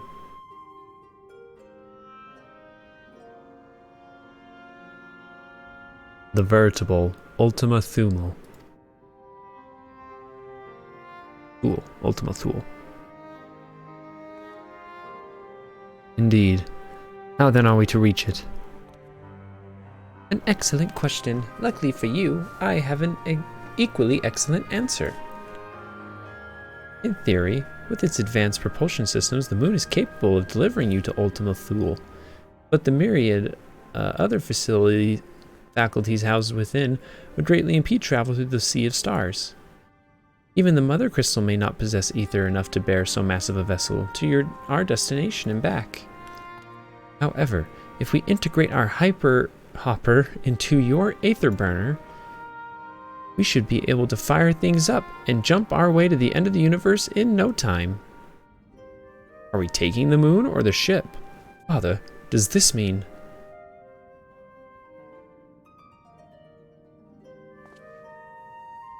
Bear in mind, this decision was not made solely at my discretion, but with the consent of the Forum. Hearing the Loporrit's proposal, the Forum was faced with a grave decision. To commit the Ark to this endeavor would mean abandoning both our plans to evacuate the moon, and to resettle on another star. Needless to say, the proposition invited fierce debate. In the end, however, the Forum was swayed by the simple fact that Hydaelyn believed you possessed the strength needed to overcome this crisis.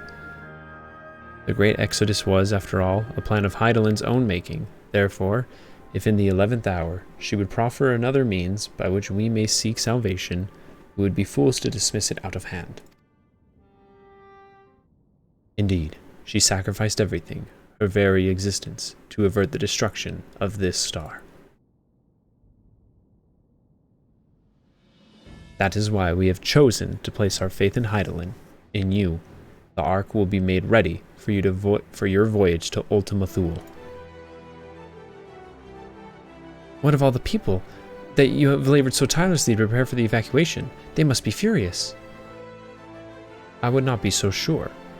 They have not forgotten your deeds on the Magna Glacius, nor did your instrumental role in orchestrating the delivery of adamantite go unnoticed. No, the people do not protest, quite the contrary. They have expressed unwavering support for you and your mission. Are the Loperites too willing to abandon the Exodus? Were you not listening when we said that we were born of Heidelin's love for Icarus and its people? If it means your survival, we would do anything to help. And you'll most certainly have need of our expertise. Where you're going, there's no guarantee Ultima Thule is a place that supports life. An otherwise vexing problem our know-how can remedy. Besides, Heidelin chose us to lead the way to Medion. Why else would she give you the crystal only we can decipher? But more importantly, we have perfectly content to evacuate Etheris until you brought us here, Urianger.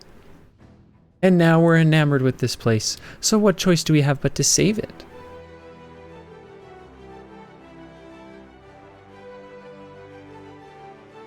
Of course. None of this is possible without you and the Scions, so I must ask, are you certain you wish to do this? Why are you all looking at me?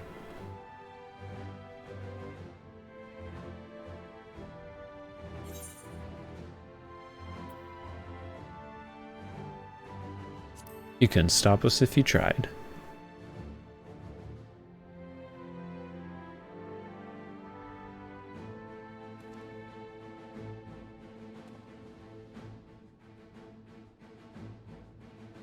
Very well.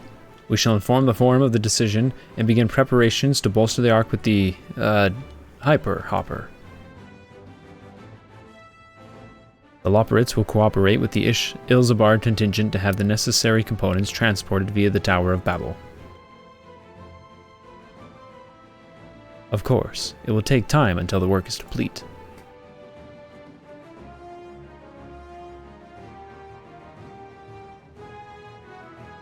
For now, pray take your ease. 'Twould seem there is naught for us to do but rest and prepare, shall we? And I'll use this chance to Cat 90, get my new armor set, make sure I'm looking clean when I go and save the world in the universe.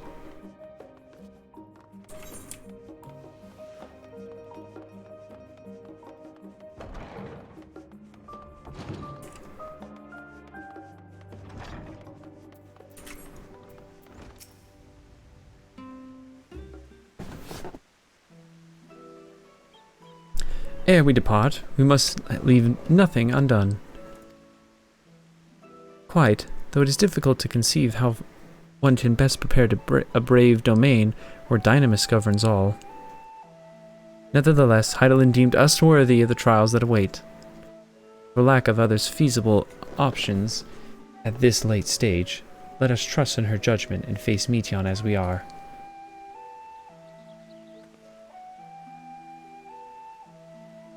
Which leaves the not-so-small task of coordinating our efforts here to you and to Taru. If all goes to plan, we'll be back before you know it. I certainly hope so. We will be praying for your safe return. Mayhap it will affect the Dynamis for the better. With that settled, we should get some rest and make most of the time we've been afforded.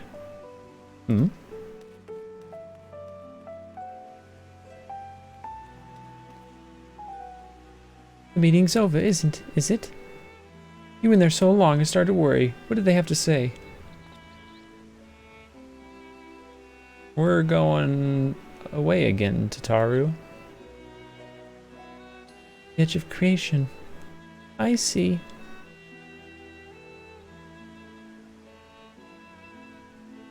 Rest assured, everything will remain in order until you return, and you will return. Actually, Byleth, could I borrow you for a moment? Looks like your plans for the interim are decided. When you two have finished, meet us back at the Baldassian Annex, all right?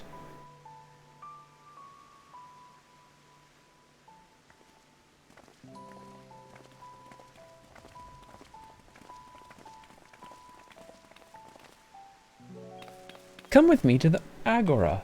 I have something to show you.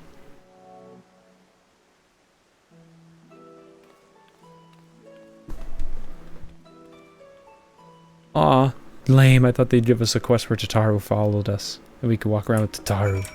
I was so excited. Why? Why? Ow. Why? Ow.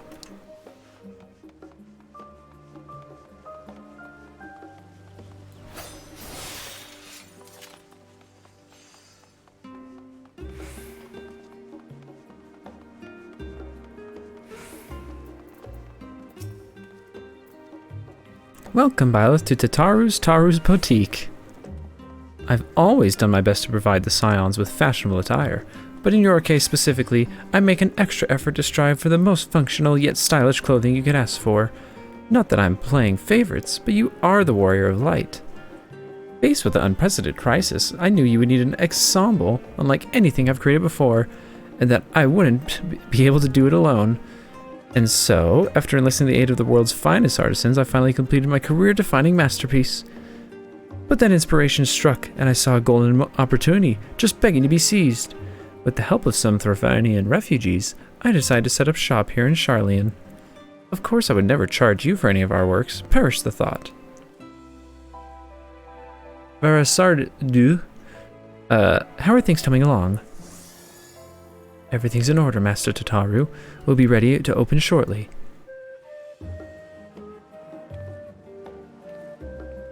Which is why I brought you here, to be our very first patron. Would you mind waiting here a moment longer? Following event cannot be skipped. I'm ready. Please be diable. Please. I don't think it is, but please.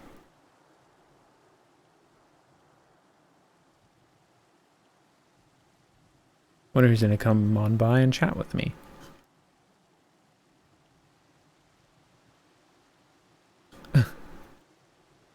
I did not expect to find you here. Ah.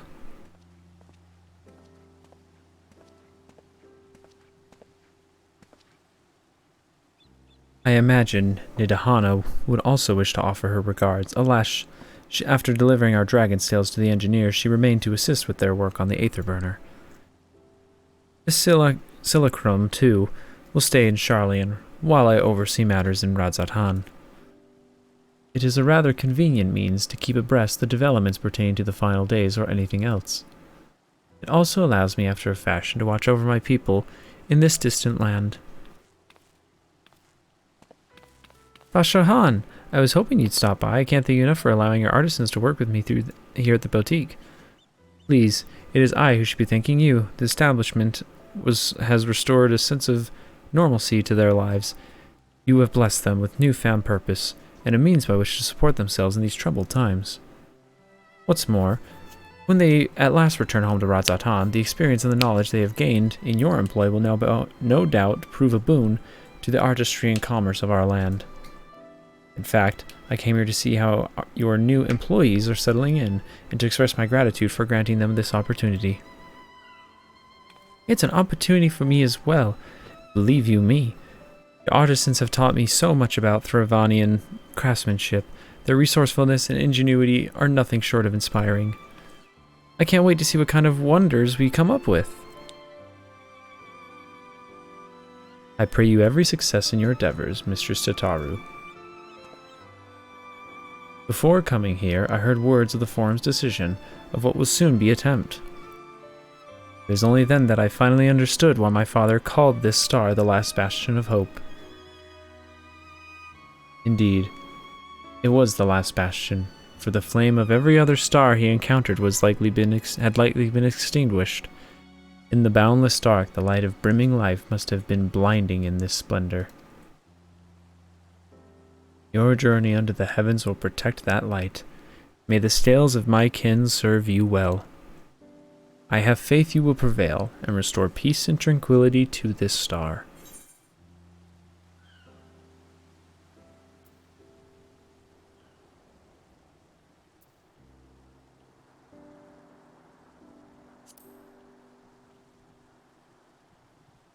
And we should be honored to receive you. There is still much of Razadhan you have yet to see. Forgive me, but I must take my leave. Fare you well, and remember, the people of this star have not yet given up hope, and neither must you.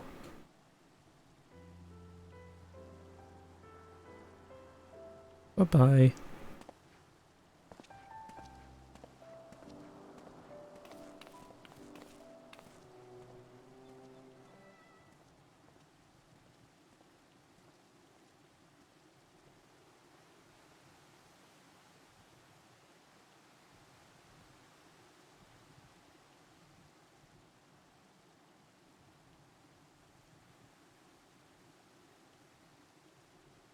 Ugh, where must I go to get a meal with some flavor in this wasteland of taste?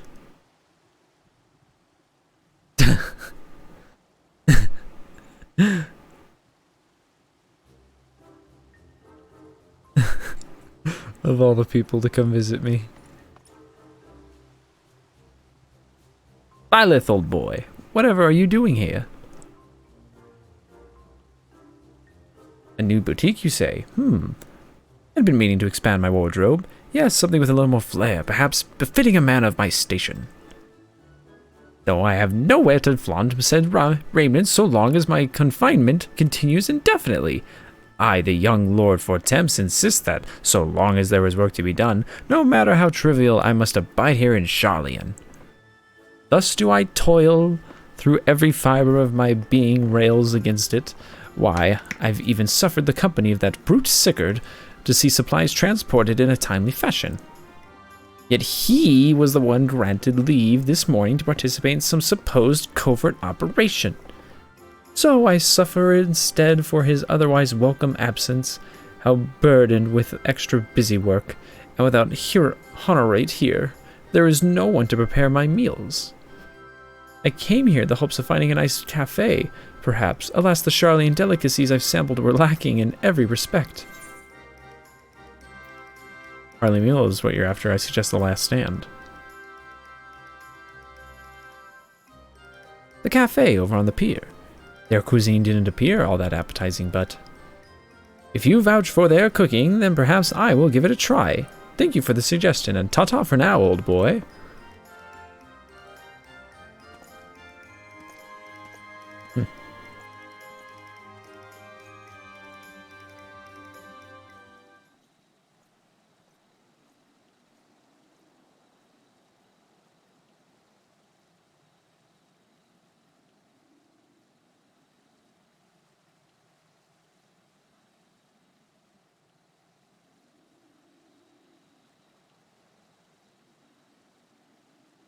Well, well, is that Byleth Tataru I spy? Ah.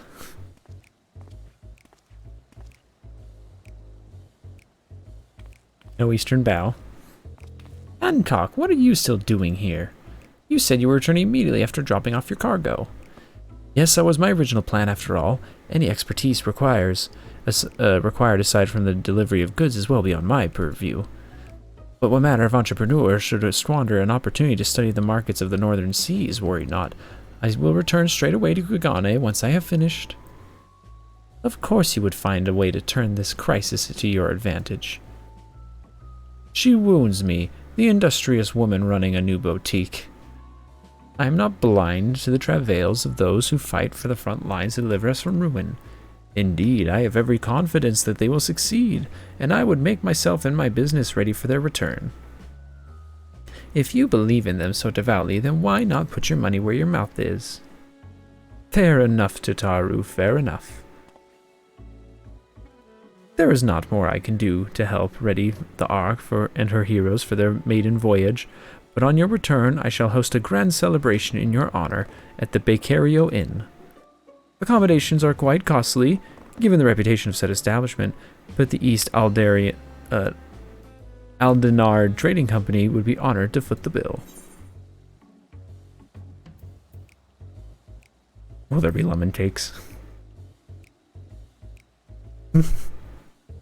Oh, a man of tart tastes, I see. Yes, there will be lemon cakes and much, much more, the finest delicacies the world and Lord Lolorito have to offer. But let us speak more upon your return, lest I draw even more to Taru's ire. Until next we meet.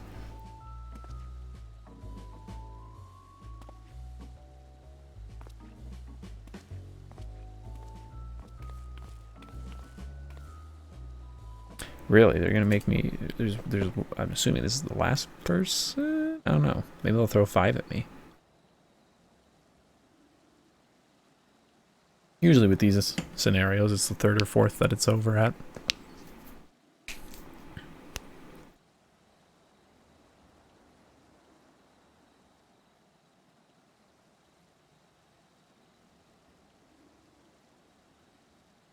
Ah, Violet, decided to spend your time at the markets, did you? Hey, these two. Long time no see.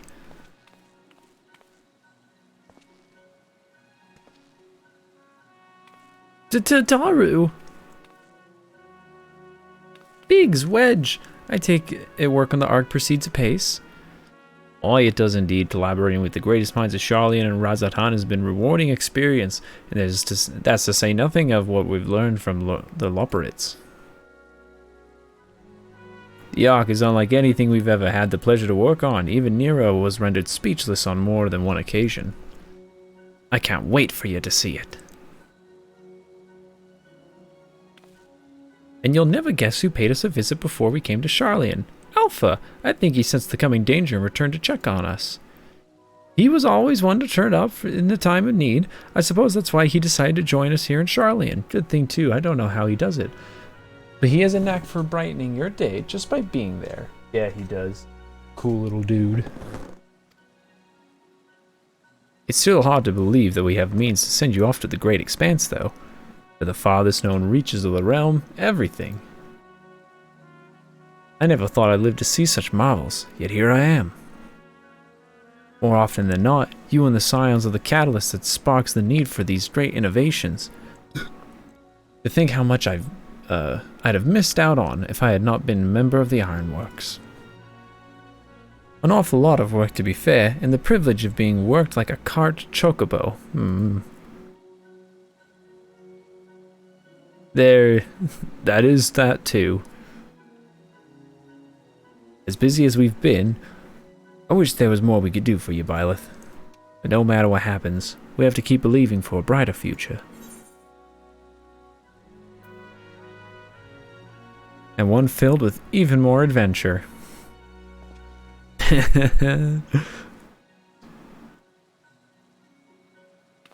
When you head back, would you tell the engineers I'll be along shortly with refreshments?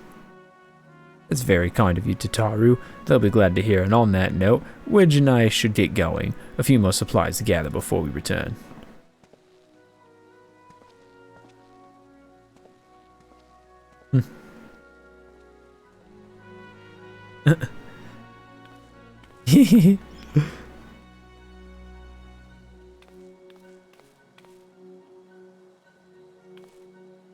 All done?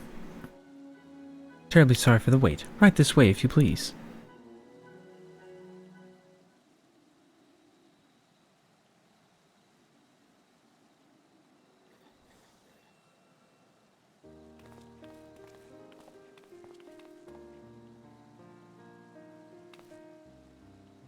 Right. I don't believe the two of you have been formally introduced. This is Varus Hadu from Palaka stand. Oh, I remember her. She's a pretty dragon lady. How could I forget? Haven't we met before?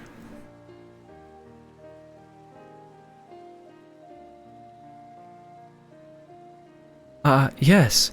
It was you who helped us at Perusa, and again when crossing the ice fields, was it not? I doubt we exchanged little more than glances then, but it is kind of you to remember me. Thanks to Mistress Tataru, I and many of my friends have found gainful employment in this foreign land. It is only natural to feel fear in the face of calamity. In such times we must look to one another for strength and succor. I know not whether we will come to call this place home or return to Thavnir, but we are here today and glad to have contributed to the cause.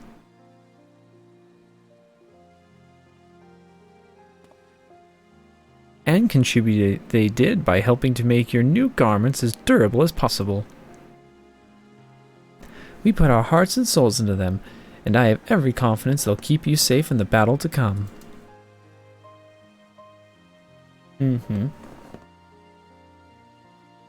Gods, to think how far we've come since our humble beginnings at the wandering, waking sands.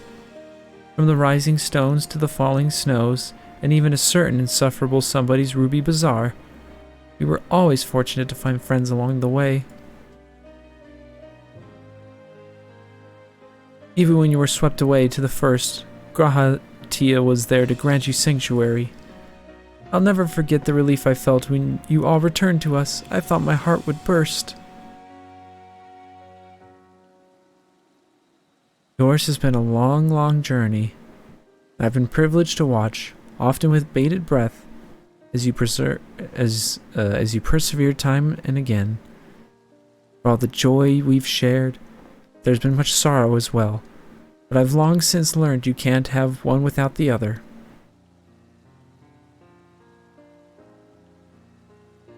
Which is why I promise to send you off the sea of stars with a smile. And you can be certain I'll be the first one to welcome you back on your return.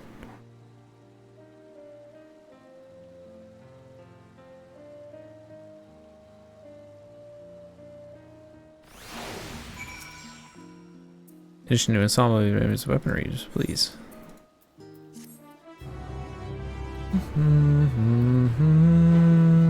You may now obtain John-specific gear. Once the gear is obtained with equipped at level 89, however, all item stats will be subject to item level sync. Upon reaching level 90, the corresponding jobs these will no longer be synced. Furthermore, the gear can be dyed upon completion of the role quest.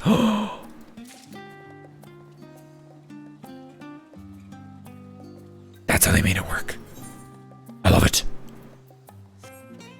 You give.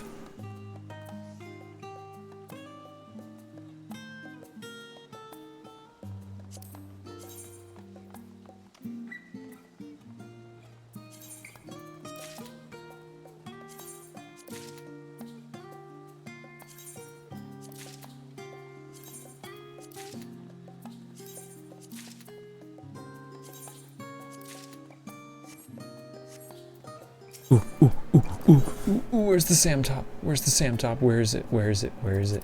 Please, may I be alright? No! So close. Dang it. I thought that the robe part would be purely the top. Ah, but the red from the... I thought the black would be the bottom, and so the top would be like a full-on trench... Well, not trench coat, but like a long coat, long robe.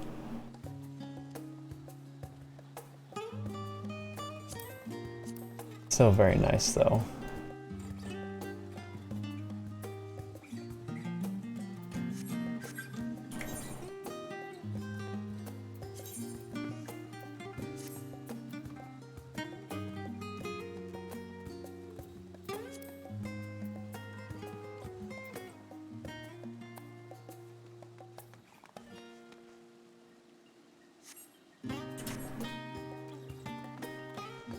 Question is, I think I want to put the E12S gunblade back on, because I just like the E12S gunblade way too much.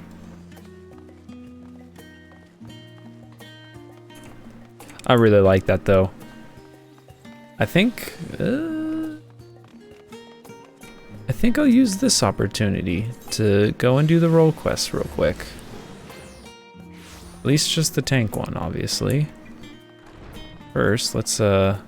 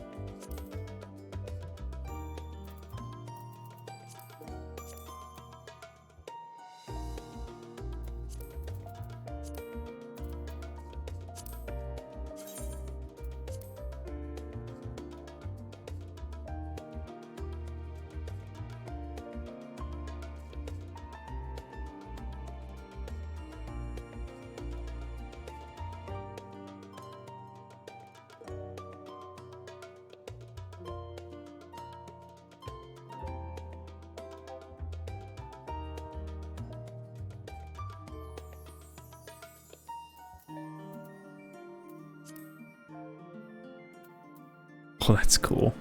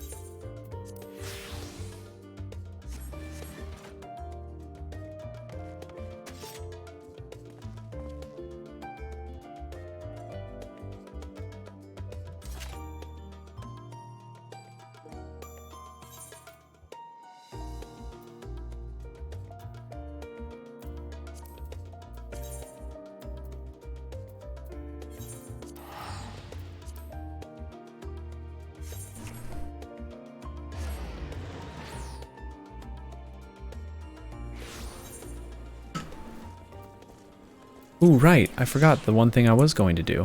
Oh, and I should, yeah. This is my new gunbreaker set. Oh, I guess I do technically still need it for my other tanks. Bummer. That means I can't Man, I wanted to put that in my glamour chest. Oh, whoops. No.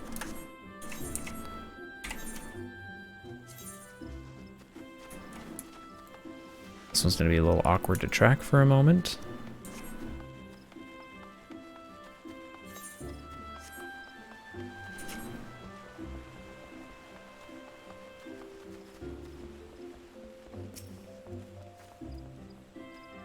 I'm going to kind of just power through this one maybe a little bit, but I can stress it.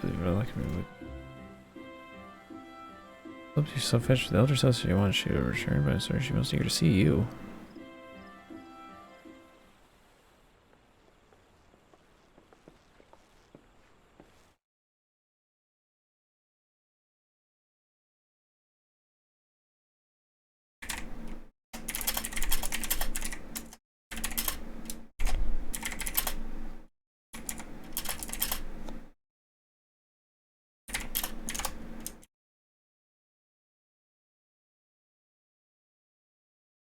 Full glad am I to welcome you to good health and good spirits, Pilot. On behalf of Gridani, allow me to thank you for rising to defense yet again. You will forgive me for eschewing further formalities. At the time of this essence, I shall share with you what little we know of the elusive Scourge. Following the events in the Thavnir, we've received a report that an unidentified man had fallen into fits on the road before transforming to a beast. Most foul blasphemy, we soon determined. Eyewitnesses to subsequent attacks spoke of pattern and skin reminiscent of heavy chains, thus we named it Glenipir for the creatures of legend. Birds of the bush warning and bring destruction and tragedy upon all those unfortunate to be near. Every responder retreats into hiding, leaving no trace for us to follow. I must try out first through the forest of the wicked presence, yet even if we tracked it out of its lair, I fear besting the beast would be no simple matter. Nah, you can trust me. The wounds of Glenipier's victims are tainted by corruption. We can but conclude that the fiend's fangs, claws, and horns are imbued with powerful poison. The smallest scratch sends the afflicted into fits, and death soon follows. Mayhap you know of the creeping death. The effects of Glenipier's vile poison bear more of a passing similarity to the symptoms of that deadly plague.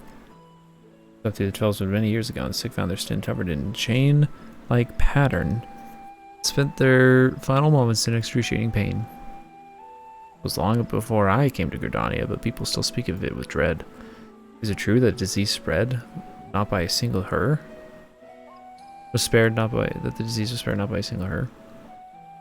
Yes, nearly. Verily nearly, yes. Before the remainder were taken, we were able to devise a cure from the Glim shroom. Slow though it was, the stars of this tragedy could then begin to heal. Glenipnir threatens to reopen old wounds, I fear. Yet despite the similarities between the blasphemy's eruption and the creeping death's marks, it is unclear how these two phenomenon are related, if at all.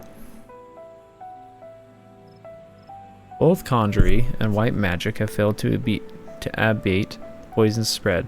To confront Glenipir now would place soldiers at risk of grievous injury. Forgive me, Elder Sir, but this appears to be urgent. What? Again? Glenipir was struck once more in the North Shroud. The Whalers came too late to see the beasts themselves. Manatactia lives. They are bringing the fills to the as we speak.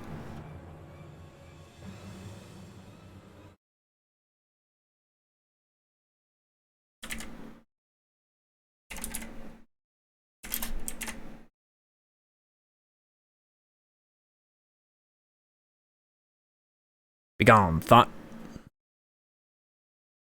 Let's meet them there. You will accompany us, Pilot. Aethel Mayer should be able to appraise us on the details upon our arrival.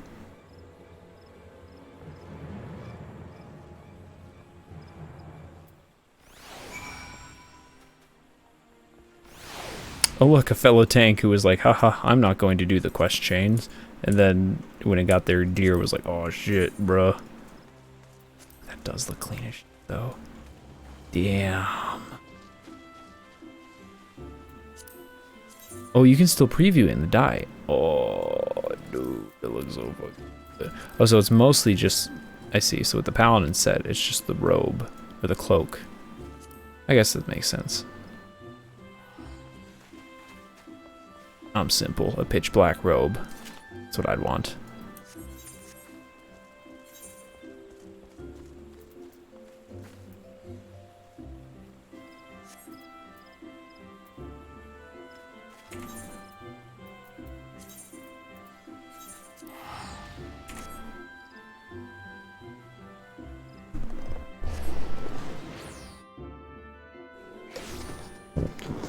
Yeah, if this is anything like the role quest from Shadowbringers, it shouldn't take too long. And take a bite or two of my cake again. Since I forgot about it during those long cutscenes. I was so enthralled.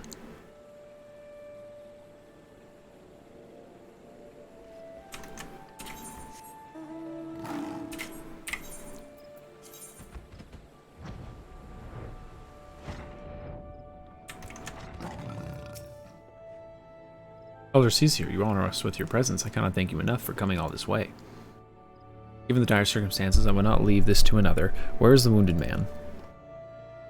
Outside of the bobbing cork, being attended to by one of our healers. He's a capable healer, but I worry this is beyond his abilities. I shall do all in my power to aid him. I in turn may have need of assistance as well. I ask you stay close, both of you.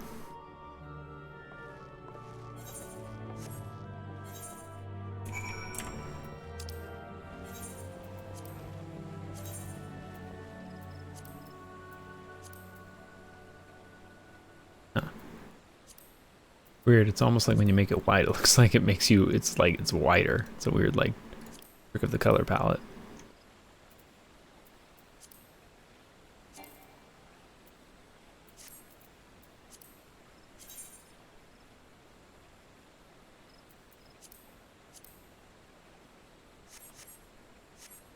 Oh man, it was Seal Rock today, but that's already changed, huh?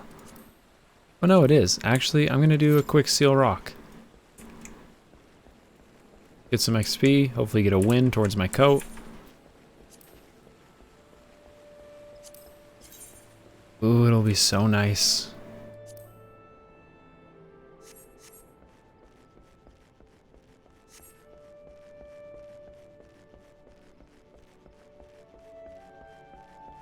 Normally, I wouldn't think anyone doing this Twist Chain at this hour, but... Or not this Twist Chain, Oh look, another level 90, or... Oh no. No, they're actually going along their quests at the pace they probably should, unlike me.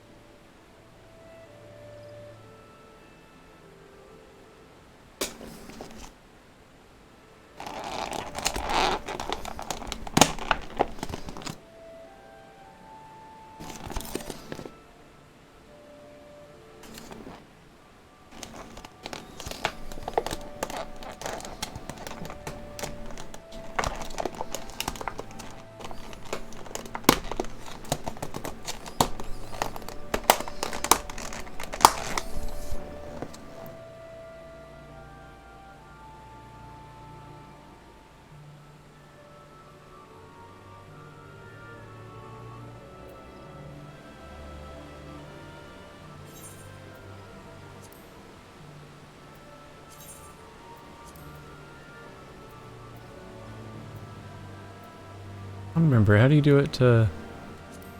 Oh yeah.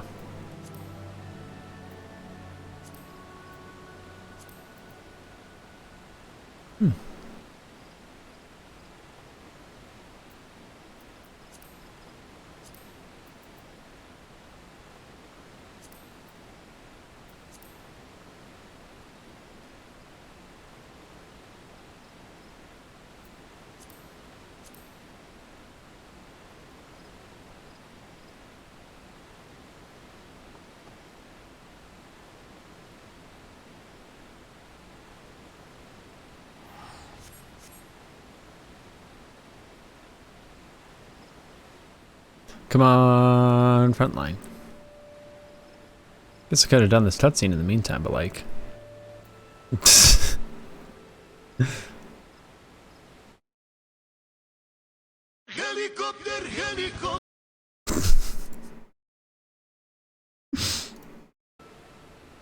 Wow, I'm gonna be famous.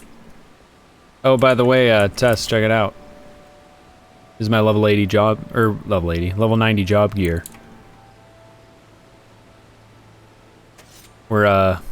We're in the end game, pretty much. But I want to try and pop level 90,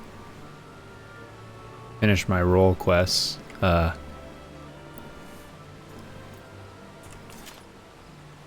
something they changed in the last couple of expansions in Shadowbringers and in this one. So you don't have like a class or job quest chain anymore. You have one based on your roles, like the healers, the tanks, melee, physical DPS, magic DPS, that kind of. So like all those roles do the same quest chain. And they made it really cool in this one, where the gear syncs at level 89 to 90. It'll sync up, you know. So it'll like once I level up, it'll update to level 90 versions of the gear. On top of that, when you complete the quest chain for your role quests, you see the dyeable conditions not met. This is totally new. Once I complete the quest chain, I can dye the gear. So that's like their stinger to get you to want to complete the role quests, is that you can dye the gear. Unlike Stormblood and Shadowbringers, you had to go and do totally separate content to earn a second set of your class set that was dyeable. But now you just unlock the dye, which is so good. Yeah, the best class quest chains are Dark Knight. I personally really like Staller. It was very simple, but it was like towards the end, it was just kind of fun. I don't know. I found Staller fun. Ninja's really good. I kind of like Dawnbreaker, but of course Dawnbreaker and Dancer are super short since they were Shadowbringers, so they're just like 10 levels worth of a quest chain. I like Samurai. I like the first bit of Samurai, like from 50 to Heavensward. I like that bit of Samurai. The Stormblood bit of Samurai is, it's okay. It just kind of like becomes okay. Machinist is fun. Machinist is just kind of fun. It doesn't have like Dark Knight has like the best like story, you know? Like the story is good. Paladin sucks. If you want to play like the worst like chain, like there's still a few, you know, I haven't finished obviously, like White Mage being one of them. Paladin is like actually just terrible, and everyone agrees it's awful. If you want to play through the worst like story of any of the jobs, Paladin is the one. Thank you. That's what it sounds like when you play through the Paladin one. You're just like, ugh. Gosh, I hate the Paladin one. I've been all night, baby.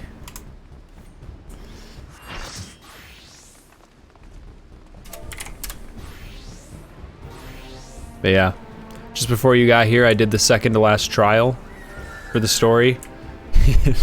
Test. Oh my gosh, the trials are so crazy. The trials are insane for this story, because like each expansion, like the first trial is kind of like, this is just some primal, you know, for you to go deal with. It's like pretty much every, well, I guess with the exception of Shadowbringers, but in its own way. Each and every single one is like, your very first trial, or even your first two trials is like, oh, just go deal with like some primal that some beast tribe summoned or something. No, Endwalker comes out swinging, dude. I was worried it blew its load early, but no. The second trial answered the first one. That was insanely good. Oh, they're so good, and the music fucking slaps. Oh, I love it so much. But we're in the end game. I know there's one more. We're gonna go to the last zone. There's one more dungeon, and then the final trial. And I have heard apparently, because I think only one of the extremes is currently available for the for the story trials once you beat the game. My understanding is that the one that is available is absolutely bonkers on extreme mode. Okay, this is bad. Oh my gosh, that's right. I need to switch my gap closer.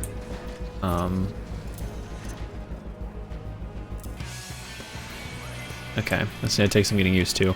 Oh my gosh, and I switched where continuation is too. Oh man, this is bad. I'm gonna be making all kinds of mistakes, dude. Oh, this is not good. Ooh, that's okay. I haven't been using these skills lately, so I can just ignore those.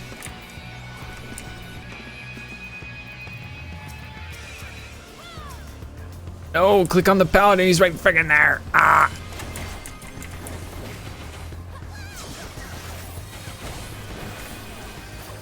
Man, if only I had Heart of Conundrum in PvP.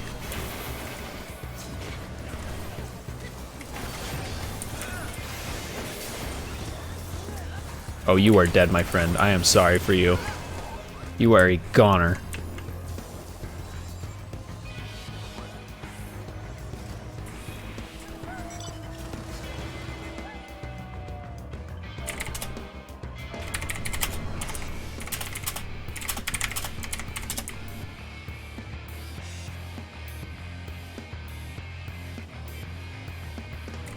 Oh man, we're getting greedy.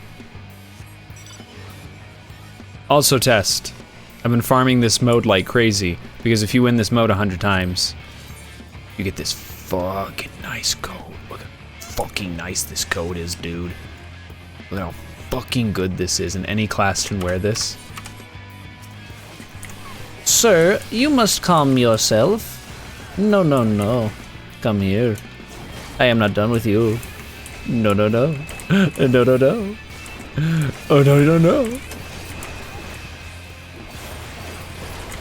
Oh, your plan's to home gang me? That's not gonna work out well for you, bud. Is it the same NPC? Is that the same that the NPCs wore last night? No. There is a place that NPCs do wear this coat, but I didn't go there last night, so no. Oh, those NPCs, no, they were wearing special robes that are very spoilery. Of which I still have one. I need to go put it away. Man, our team is nuts. I'm cool with this though. If they just want to push in super deep and win it for us, I'll take it. Do I want to be a good boy and watch this point for a second though? Because I have a feeling that the flames are going to wise up in a second. They're going to come up here. Hebus Christ. That's a good one.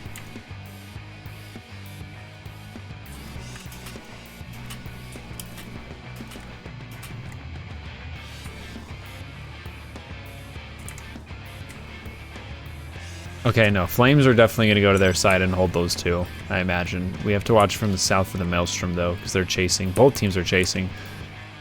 Oh, yeah, keep your battle high alive. You got to keep that broken PvP mechanic alive. No, no, no, no. You want some of this? You made a grave mistake, ma'am. Hello, here I come. Gunbreaker's so dope in PvP. I'm just a beefy DPS.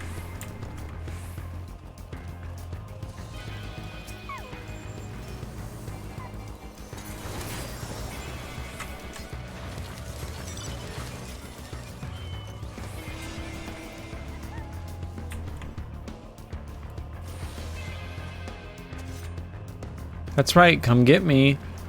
Come on, you know you wanna. What's this poor Astro doing? Why would you do that? Why would you just stand there?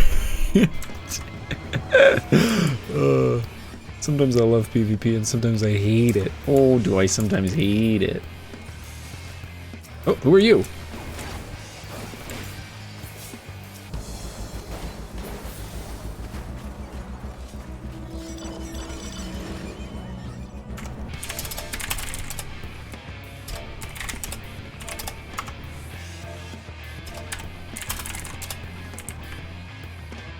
Just typed that in the wrong chat.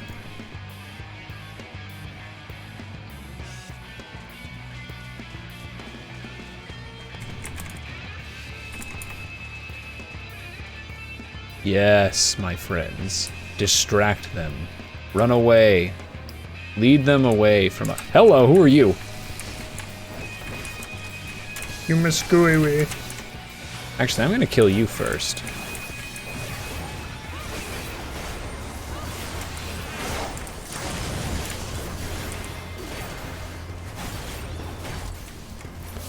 Yeah, I got him! Or I helped, I guess. I didn't get the final blow, even though I did a shit ton of damage.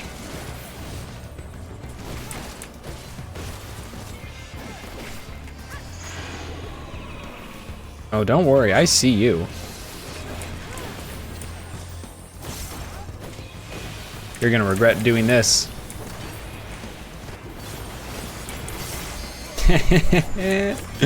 Oh, Gunbreaker is so dope. I'm trying to do my ranged attack, but it's no good. Oh, you poor fella. Poor little soul. What the? Did you see that? They like went through the floor. Oh, it's almost time to bail. I'm just getting ready to bail. You know what? Screw it. I think it's time to bail. Oh yeah. I'm out of here. Excuse me.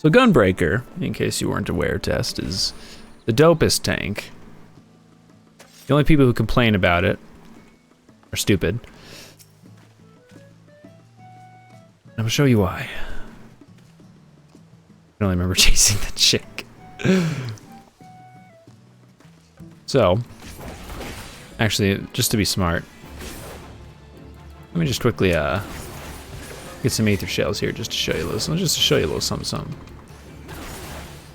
Ooh, there's my new skill. Oh, I can't wait. So this isn't necessarily my opener, because this would not be ideal for me to do as an opener. Because as an opener, it's a little more complicated, but I would do bing, bing, pop. And then I finish the continuation combo you see here. But now I have 3 Aether Shells. What do, you may ask? Full shells.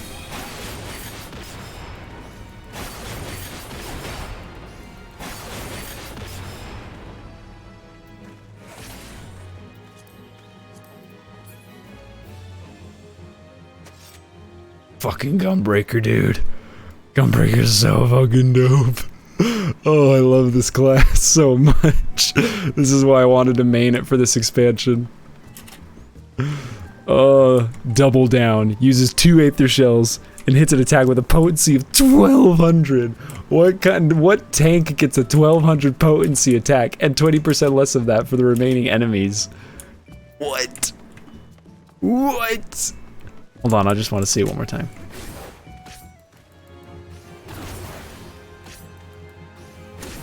Just listen to the sound it makes. Just listen to the sound it makes.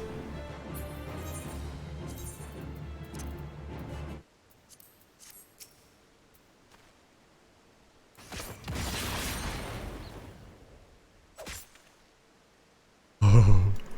And I get to use it every minute in my No Mercy window, baby.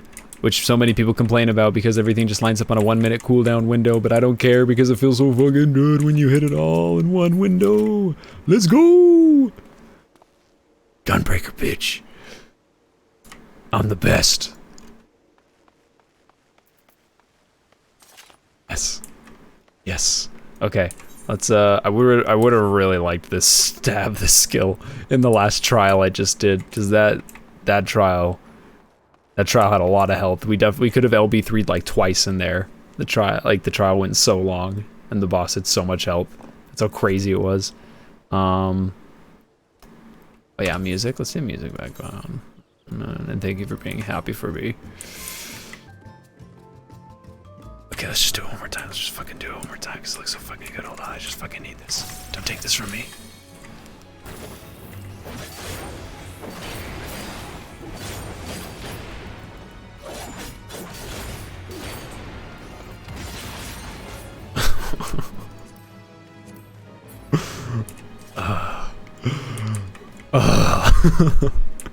It's so good. Oh my gosh. Oh my gosh. I'm so happy. Alright, let's get back to the mission at hand. Now that I have a new sexy skill. Also, how many wins am I at? That's 57, 59. Ooh, I'm so close. I'm so close to this coat. I'm honestly amazed how easy of a win that was. I'm so used to like streaming and scrambling and worrying about pinches and stuff, but luckily for us, the other two teams were just like brought all their 2 brain cells to play, and we were able to win. He's a hardy soul, but I'm utterly at a loss. While I managed to heal his wounds, the poison lingers. I fear the worst is yet to come. When I removed his clothes for treatment, I recognized the chains. If this is indeed the creeping death, do not lose heart. I shall spare no effort. Oh yeah, if you're a white mage, you know all about her. I shall spare no effort. Rest for now. We may have need for your talents again ere long. Chigos, man. Chigos. A bloody swarm of them. That came from the east gate. Chigos are known to be carriers of the creeping death. The village is on edge. Pray to see the Chigos. I shall remain here with the victim. Man, if there's a whole swarm of them, just point me at them. Just let me at them. Unfortunately, this quest is so down in my tracker that I have to do it the old-fashioned way to find out where I need to go. Oh yeah, I forgot I can fly here. Ooh, this is also my gunbreaker mount, in case you didn't know, Tess, because all the tanks get a unique mount if they do enough content and tank enough content. And this is my gunbreaker one. Starts out as a normal cat, and then I get an armored one. They were near Adder Spring, a whole swarm of them, like an army getting ready for war. Bringing the creeping death like as not. Folk have been dropping dead with no rhyme or reason, and I'm not about to join them. No, sir. Came running back as fast as my legs would carry me. Where you been? I will show you to a hearer if so. Not a single hole that doesn't belong. You can be sure. That sounded weird. You must do something about that swarm, though. Would that we could, but keeping the gate manned is a priority. We do not be numbers to spare a hunting party. That sounds like a job for us, me boyo. By the time the whaler reinforcements arrive, it may be too late. We'll deal with the Chigos. Chigos? I wonder if it's a play on the words of chiggers, because those are very annoying bugs. Remember your bravery. Godspeed. Don't be bitten.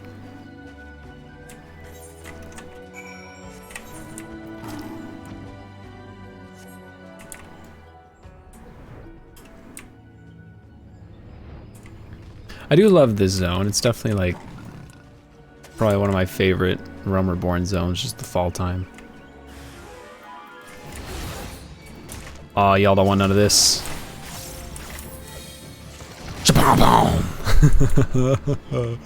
Yes. Bring it.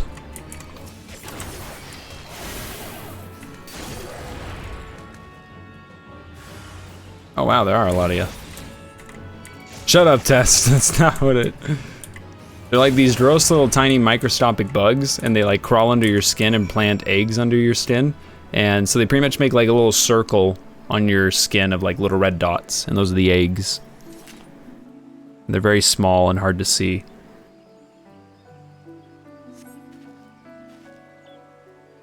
God be praised in you. I've come bearing a cure for the creeping death. It's only loose, but it's of little use against actual death. Aye, that's why I've come. I heard tell of a man suffering from an uncommon pain. It sounds an opportunity for philanthropy and touch of profit, I admit. I must see we're doing to pay time, of course. Not racist, you're the racist one. Oh wait, I clicked that dot. Shit. You got this, warrior lady. Yeah, you're fine. Oh, we're going back.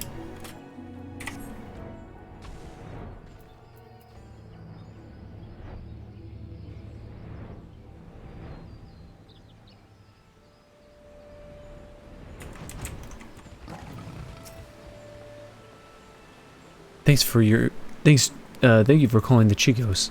Alas, our patient's condition is yet to improve. Succumb to the poison. Finally, creeping death remedy. Might be full of shit, but we'll see.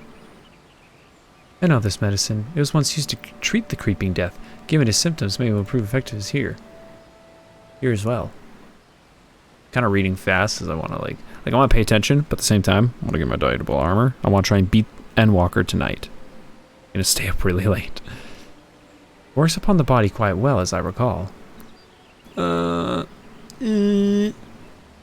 on just a while longer, my friend. The medicine will soon relieve your pain.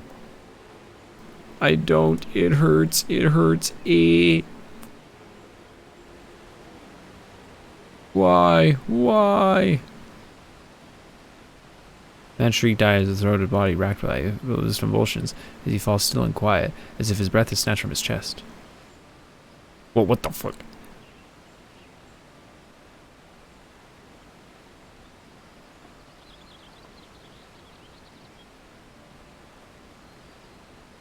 "12, have mercy. At the very least, his suffering is over." Had we been quicker to deliver the medicine, would he have lived? Nay, I think not. He was doomed from the moment the poison entered his blood, as will be others if we do not soon gain an understanding of our foe. Let this tragedy not be in vain, but serve as a lesson. Though the effects of the Gallopinier's corruption resemble the creeping death, 'Tis clear that the two share little else in common. Poison burns the body more quickly than any disease. Too deadly is it to be born a creature so fragile as Chico's, or any other besides. And that is the one less possibility the people need fear. 'Tis a shame life was lost, but this knowledge may help us ensure that others are not.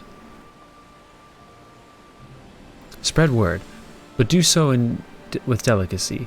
In these troubled times, fear and despair can drive even the goodliest of souls to desperate ends, which is bad, as we've seen. Galapanir is the only blasphemy known to us in Gridania for now. We must do our utmost to stop him from sowing further discord. Understood, Elder Seeds here. I'll give this man a proper burial before sharing what we've discovered. Thank you, Big Nose.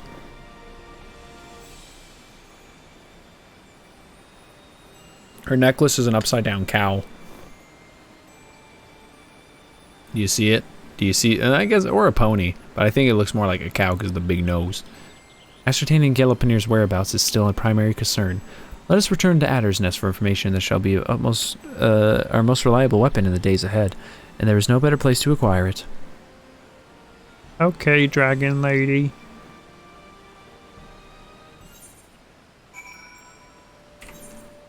Back to Gridana. Thank goodness they made the teleportation like super cheap in some areas, even though it's now more expensive in others. Why you must do this to me?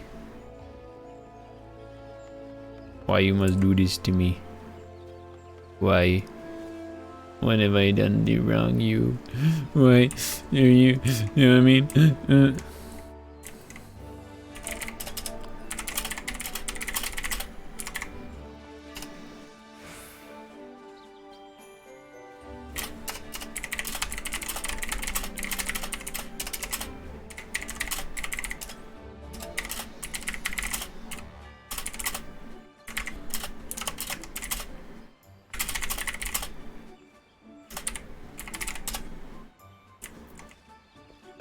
You. Galapanir is sighted in various locations, and we're reviewing every report. We suspect most are erroneous. Fear is a way of making one jump at shadows. Takes some time until the vigilant. But guess what? I've already leveled up. We followed up on a report of coming of Galapanir, even though those bigger to believe.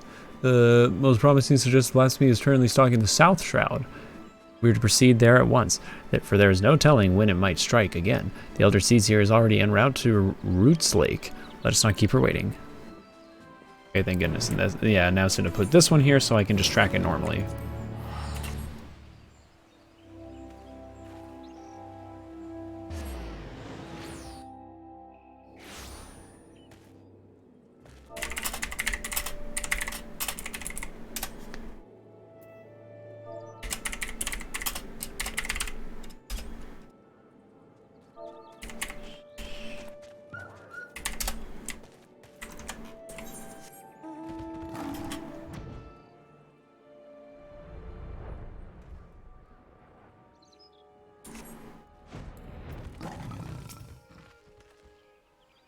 Greetings, Byleth. As luck would have it, my sister Rhea O frequents Town Tranquil. We would do well to meet with her first, for she may have knowledge that is retrieved with the aid of our research. Wow, that was so. Hold on, Tess, did you see that? Did you see how natural that looked for that NPC to like come up, run up, beat up a bad guy, and then like slowly walk back to their post and like reassume their position? Do you remember in WoW when like that happens to the guards and they just like super frantically like run over at light speed and beat the shit out of some random like NPC, like enemy NPC, and then they just like sprint at warp speed back to their spawn and immediately just like stand still? It looked much more natural. I loved doing that as a kid. I would always like aggro something and come running back to the guards like, protect me, and watch as like 2 guards for a town would just like, just come like, just run down the enemy that's attacking me and just beat the shit out of like some boar or something and be like, yes, protect me. It has been too long, Rhea O. Connie, I was afraid the situation might force your arrival. Would that this reunion was under more joyous circumstances. And you are here to serve as protector to my sister, yes? I commend your courage. Gelpanir, like all blasphemies, is a fearsome foe that must nevertheless we must rise to meet as one. Every moment is crucial, so let us dispense with further pleasantries. Have you received any word of Gelpanir's whereabouts? I have. I recently ambushed a poor traveler. I recently ambushed a poor traveler, took his coin, and slit his throat. It recently ambushed a poor traveler who succumbed to his wounds soon thereafter, a tragic and increasingly common tale. No others at Camp Tranquil have come to harm, but some claim they feel a presence in the distant trees, staring at them with malicious intensity. They struggle to find the courage to venture beyond the safety of the camp, staring at them with malicious intensity. That's just Jeff. Jeff is wont to stand in the trees and gaze on from a distance. But this is worse than just regular Jeff behavior. While its victims exhibit symptoms reminiscent of the creeping death, Gelpanir's corruptions seem only to affect those who have been assaulted by the blasphemy itself. We have yet to confirm a single instance of it spreading from one individual to another. That's somewhat reassuring, but it will provide little comfort to the people here, I think. If Gelpanir comes, any defense we mount will come at a great cost. Those who fall wounded will inevitably die. Invariably. I'm at a loss, and people under my care can see it. They grow tense and bicker amongst themselves. Some even accuse me of standing idly by while this monster roams free, as if I'm not doing all that I can. I apologize. Would that I had come to you sooner. Would that there were more I could offer you. Not every burden is yours to bear, Connie. They knew what I said. He is right. This is the duty of all Seedseers to face the threat, except for our brother, who can't be here because he's part of the main quest. But this is one that we could also set, so we should do so together, and aid the elements as well. Under different circumstances, I would agree, but their strength has waned since the calamity, and I am reluctant to impose upon them. Indeed, when I open my thoughts to the elements, I shudder to hear their distress. Once we have laid low the blasphemy, the elements will be at peace. Well now, how do you propose we go about that then? First, allow me to speak with the people here, and assure them that all will be well, that Gordani is resolved to weather the storm and remain steadfast. No road is closed to those true of heart. I suppose I shouldn't be surprised that you'd begin with an earnest and heartfelt appeal. For my part, I shall reach out to Arun. Perhaps together we can find a way to offer similar comfort to the elements. I have no doubt we will require their assistance in the days ahead. Thank you, sister. May the 12 watch over and keep you both. Come, you big hunk of a man, and accompany me. The presence of a storied hero would surely lend the credence of my claims that the people's difficulties will soon come to an end. Okay. What about me? I'm here, Connie. Who are you? While you tend to that, I will gather what information I can from the wood whalers stationed here. Pray look for me at the camp proper when you have finished. Okay. She's talking to that Moogle's belly.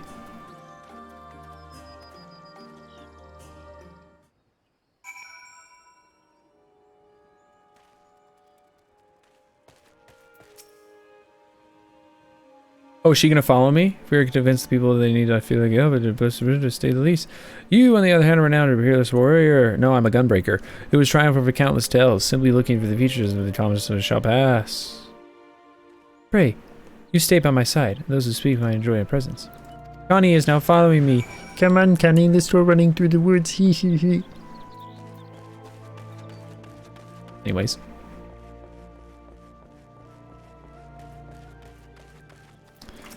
This man's on fire. He's in flames. These heroes are sitting pretty with their guards and finery. What do they care if beasties are running around? They'll be fine. That's what they're doing. Nothing while it hunts us. We'd be fools to trust our lives in those who do care at wit. Aye, past time we went south. At least in Ul'dah, they don't pretend to look out for the common man. What's up? Elder Seedseer, I was just I promise you that we are sparing no effort in our hunt for Ganapir. However, it will take time. and more may suffer before the beast is laid low. Nevertheless, I ask that you place your faith in me, if only for a while longer. I love the Twelveswood and her people with all my heart, and I will not let our enemy torment us forever. I understand. Man's gotta have a voice, his worries from time to time, eh? Nothing I want less than to abandon my home. I'll stick around, for now. Yeah, that's right, you better stick around. What the fuck did you say about it, Connie? What'd you say? Just fucking there, what'd you say? What'd you say? Yeah, oh, I can't cast that on her. I was gonna shield her from the gossip and from the worries, but I can't do that. I'll just protect her with my body. I'm not a cutie, you're a cutie. You fucking cutie patootie. You sick fucking bastard. A single scratch is enough to spell one's doom, they say. Nothing but to wait for death to come. How can we face the beast like that? Do not give in to despair, my friend. Know that I shall do all in my power to see us through this crisis. Hold fast to hope, and encourage others to do the same as well. Hold on, I'm gonna make this cinematic with this fucking torch here. Yeah. I'll try, Elder Seedseer, I'll try. I know you've placed yourself at risk leaving the safety of the city coming here and it means to the Lord to protect me. I'll stay close to the Whalers and pray news of the triumph reaches us soon. Thank you, I promise that it will not be long. No, because I'm already level 90, so we're gonna kill it real fast.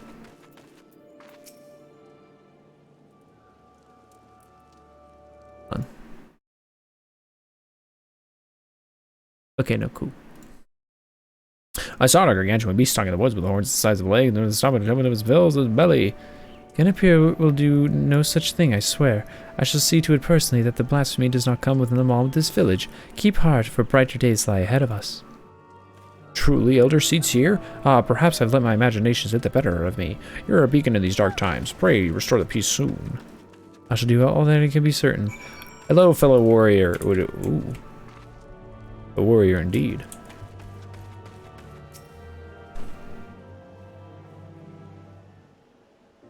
Alright, Test. Who are the best girls? Is it big girls? Is it dragon girls? Is it bunny girls? Is it cat girls? Or is it regular human girls? Or slightly bigger buff girls? Lala girls aren't an option. Do not answer that. A warrior indeed. Now see my seed. It's just so stupid. I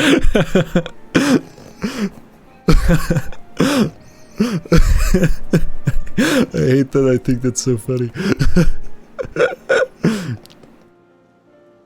Move on for now. Let our seats here. Thank you, Test. I'm glad that we can be unified in this. Because here's the thing, Tess. Everyone makes like the really like, you know, like the real cutesy, like small, like the little small dragon girls. They're the small girls. They're so like cute and cutesy and like can be small. But, hear me out. Some people, I don't know how they do it. They're like scientists when it comes to beauty and I don't know how they do it. But they make their dragon girls look kind of more like, I don't know, like kind of like sexy and mysterious. They like do the right hairstyle and the right face with like, I don't know. I could probably go sit in Limsa and find one for you, but there's just a very small collection of the dragon girl population where the people who made them had a really high sense of taste, and they made them look, instead of just the small cutesy girls, they're still kind of small, but they have more of a sexy, mysterious demeanor to them. It's just like, whoa. No, if I wanted that, I'd get a Row or a Midlander. Midlander?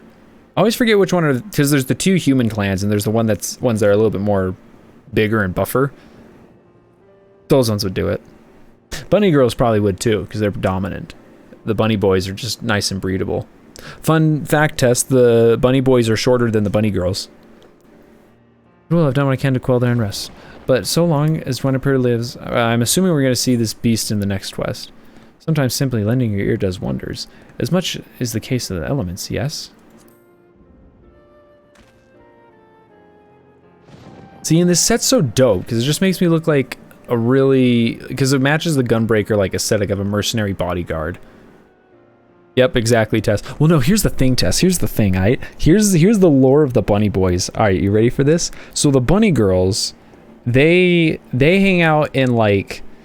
they congregate in like a village, in a town, and they all stay together, and they have like normal society. They're warriors, they protect the woods and everything, but the bunny boys are not allowed to live in the villages with them. They are supposed to kind of roam around the outskirts, be more loners. They protect the woods as well, but more like on the far outskirts, and again, more isolated. And they move together or meet up in small groups. And so pretty much, like low-key, everyone's looking at the bunny boys like, oh, the new submissive and breedable race. Oh, yes, they're gonna be my new pretty boys. But here's the thing. They're fucking bros, dude. They go hang out in the woods, camp out together, and every once in a while go into the village, bang some bunny girls, get them pregnant, and go back out in the woods and just hang out again like bros. The bunny boys are just the fucking bros. They're the bro race, man. I'm telling you, they are the bro race. And then you look at some of their animations and they're just super like, heh, like casual and all cool about it and stuff. It's like, oh my gosh, like I'm so tempted to make a bunny boy because they're just the fucking bros, dude. They're just the boys just hanging out in the woods, occasionally going and banging like every once or twice a year, but then they just go back out in the woods with the boys and they hang out, man.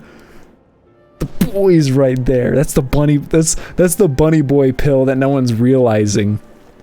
Everyone's looking at him. Everyone's I can't answer that. Everyone's looking at him like the submissive breedable ones, like, ooh, the new little pretty boys, but it's like, nah. They're the broiest bros in this whole damn game, and you can't change my mind. I was like, I'm half tempted to change to one just because they're such bros, but I can't. Indeed, you are correct. Today was a welcome reminder of the truth step on our journey. Mayhap I should visit these settlements more often. Doubtless some here would think a distant element. Rarely do they see the outer reaches. You have served me admirably as protector thus far, for which I am grateful. Yet until we have found and laid Glenapier low, I must continue to impose upon your goodwill. Here's my problem. Going back to the girls' test, I have realized the sleeper best girl. Dragon girls are still my favorite, but there's a sleeper best girl race. The elf girls. Some people make the elf girls look so beautiful. I don't know how. They just are like peak elegance and everything, and they can sometimes be super hot. And specifically when it comes to Connie, this chick I'm walking around with, and this dude who's one of her bodyguards, one of her other bodyguards, who I'm mad isn't here with us, is this super hot, super attractive elf girl with like blue braids, and it's just like, ugh. Elf girls would get really into roleplay, calling it. No, see, here's the unfortunate thing, Tess. The really popular roleplay is Fuda Dragon Girls, Fuda Cat Girls, and Fuda Bunny Girls. That's the popular roleplay. Don't ask how I know these things. Your life is your own to command, but I thank you for your words and your conviction, which fills me with confidence that the path we walk is true. Even if that path takes us far ahead. Did I ever tell you that, when I was a young student, I would often steal into the woods with a dear friend of mine, much to the chagrin of our teacher? Deep down, I suspect there's still a part of me that yearns to wander there, where I should not. Well, tell me there's a place I want to wander where I should not. Hey, this dude! This guy's funny. Oh, are we gonna fight Glenapier? Now, see, thankfully I went in there with a friend, and because I'm such like a boring, basic, just like regular here, I'm very unappealing to the role players. Well, except for very certain kinds, which unfortunately I got followed by, and we don't talk about that anymore, because you were there for that. We don't talk about that anymore, though. Ever since then, I've been clean. But, I'm very unappealing, because this the thing is, like, anyone who's into like any of the guy races, they like explicitly want a bunny boy or a cat boy, and that's it, or a girl character of any kind, and not a Lala. And it's just like, I'm not that. I'm too boring, and so word of the border gone a bloody mess. Sound of it. I told you about the Russian poos. You must share. No, you know about this. It was the one time that like I got trapped into the relationship with the RP player. all because they saw my name and they're like, Biotheisner, and they led me into a false sense of security. And I had to break up with them, and I hated it. And then they confronted me on it like twice, and I was just like, this is awkward as shit, bro. Per your earlier instructions, the whalers kept close-eyed while we secured the woods of Sonic Land. Now a group of locals determined to lead through into Thanalan. They're terrified by the sound of it screaming about the creeping death and God knows what else. Despair grips their hearts. If it consumes them wholly, then we have yet more blasphemies to contend with. I'll speak with them. Wild rumors fuel the panic, and the truth and compassion will convince the reason to return to their homes. Vague would do it. It's you, Elder Seats here. We're doing our best to keep them calm for now, but the man's words painted a grim picture. I pray you make your borders as soon as you can. Yeah, I already told you about this. It was half a year ago.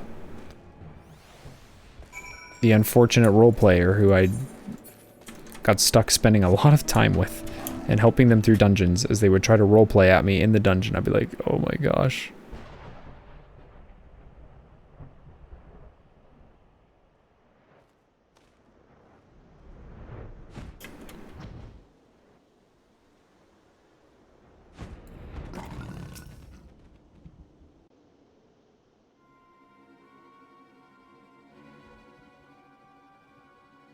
Is this voiced? No, okay. For a second I had the... You can usually tell when a cutscene is voiced just by like the camera, how the camera behaves and everything, and how the emotes that characters are doing. And for a moment there, it kind of looked like it might have been voiced. And I would have been surprised because nothing is ever voiced. No, I didn't, and I kind of avoided it. there was one time, because that was the thing, was like when I started to realize the gravity of the situation and get super anxious about it, was like, wait, I don't know shit about this person. And I started to like, because at first I was like, oh, ha ha ha, it's like an online, it's just like whatever, you know, I didn't like take it seriously or anything. I was like, this is kind of funny. And out of nowhere, they obviously didn't, which I found out too late, and I was like, uh-oh, I'm kind of stuck in this now, and I have to play along. And then it like hit me, and I got super anxious, like, I don't know shit about this person, and that freaked me the fuck out. And one time I was sitting with them at their behest, of course, as they trapped me, and they were talking to a friend of theirs, an RP friend of theirs, and they asked the friend like, oh, do you have Discord? And the person was like, well, they asked me earlier if I had Discord, and I said nah. And then they were talking to this friend of theirs like, oh, do you have a Discord? And they're like, yeah, I do. And they were talking about it. I was like, please don't ask me, please don't ask me, please don't ask me. I did not want to. But later, much later down the line, when I had ended everything and I was free, I became friends with someone in Limsa who came up to me and was like, you're the one who was dating who was married to so-and-so, weren't you? And I was so worried. I was like, please, not another psycho RP friend of hers. And I was like, yeah. Like, yeah, she's kind of strange. And they were like, how was that? And I was like, wasn't great. They're like, they just need a good friend. And they were like, did you ever talk to him on Discord or anything? I was like, nah. He's like, I have. She just needs a friend, and she just needs someone there for her. And I was like, yeah, I get that, but I don't think I'm that for her. So hopefully she finds that. So apparently it was a girl. I just don't know anything else, according to this friend that I made, over the fact that I was in a very uncomfortable relationship. I made a lot of friends from the relationship, which was funny. I made two friends because of this whole ordeal. Mir and this other person who I don't remember their name off the top of my head. Oh yeah, Green Eyes. No, it's not Green Eyes. What the fuck's their name? I don't remember. If I looked at my friend list, I'd be like, oh yeah, it's that person. I wish I had a cringe girlfriend. It wasn't fun. It was I get weird, and I was like the worst social anxiety I've ever had, which is so strange, because like it was just that I wanted to get on and play the game, but whenever I was on, they would see I'm on and start like just begging for me, like not like begging, but like just constantly hitting me up, just like, do you want to come around this dungeon with me? Do you want to come run around with me? Hey, can you come here and sit with me? But of course it was in the role play, so it was like, Byleth, could you come here and and I was just like not about it, and it was just like really like I'd be sitting at work and I would like have a knot in my stomach, like, oof, I want to go home and play the game, but but she's there and I have to end it so I can just go back to enjoying my favorite game again, and it was awful. I hated it so much. Ugh. Ugh. Ugh. It's so weird. I have very rarely gotten social anxiety that bad where my stomach was just like constantly in a knot and I was just nervous and oof. Do you have a nice pussy? Let us through, damn you. We're standing here in the creeping death's nips at our heels. You're telling us to die. Those rumors are false. The LRC herself sent word that the creeping death is not responsible for the recent incidents. You mustn't surrender to panic. Return to your homes while we deal with this threat, and pay no heed to baseless root stories.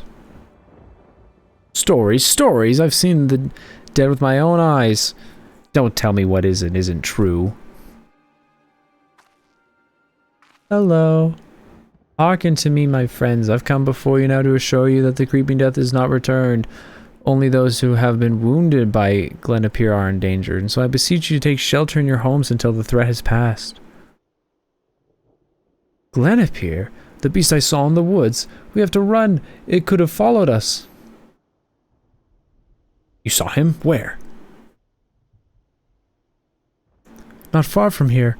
Those glistening horns, those terrible chains, reaching out to drag you down to the seventh hell. We ran and ran, never looked back. But don't worry, it didn't catch any of us. No one's marked, see? That means we're safe, right? But say we weren't quite fast enough. What then? Its horns and claws are where the poison resides, and even the scratches should cause for concern.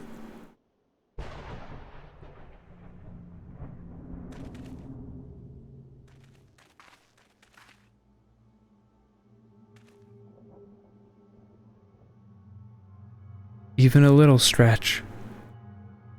Then it's too late for me. Is that why my body feels like it's on fire?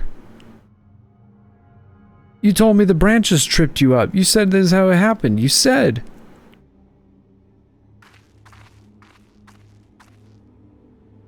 Oh, heavenly winds, guide us to the font of strength. May we drink from it and be made whole.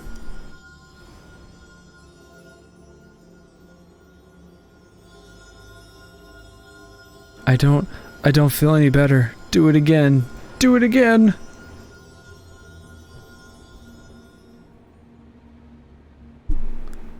It hurts. Help me. Conjury has no effect. There can be no mistake. This is Glenapier's doing. Even so, I ask that you do not lose heart. Stay strong, for if we surrender to fear, the beast has already won. No, I don't want to die. Please, help me.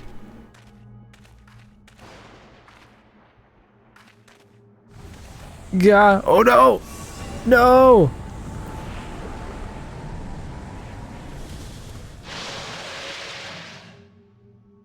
Get back!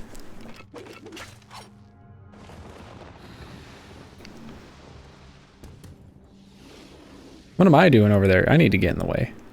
You said it wasn't... why? Liars! Liars, all of you! None of us is safe, none of us will... Ah! Yeah!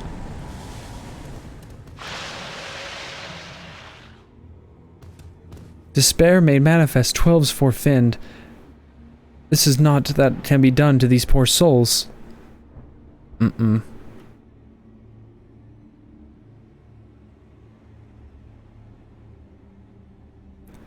Not but one thing. I know. I must lay them to rest, contain the threat.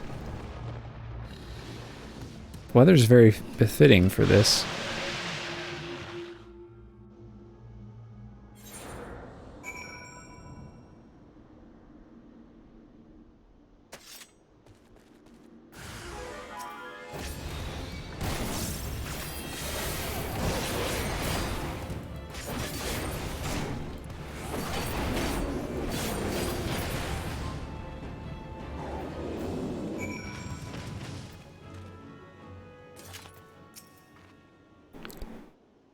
Matron of mercy, What were those fiends? The creepy death seems to mercy compared to them like that. I can't take it. What kind of life is this? Waiting to be hunter turned into one of them. They are at peace. Would that had not come to this. I was powerless to prevent it. You did all that you could, Elder Seedsir. Is that what's going to happen to us? Is there no hope? What you witness is the fate of those who fall into the deepest despair. It feeds upon grief and anguish, and is more deadly than Lenapir itself. But as I swore to you, that we shall defeat the blasphemy that haunts our homeland, so too do I swear that despair will not be the end of us. Keep the faith and look to the horizon, for brighter days will come. As you say, Elder Seedsir, as you say. Lenapir is not here, and so you are free to return to your homes, but I urge you to take care on the path back. We will, Elder Seedsir.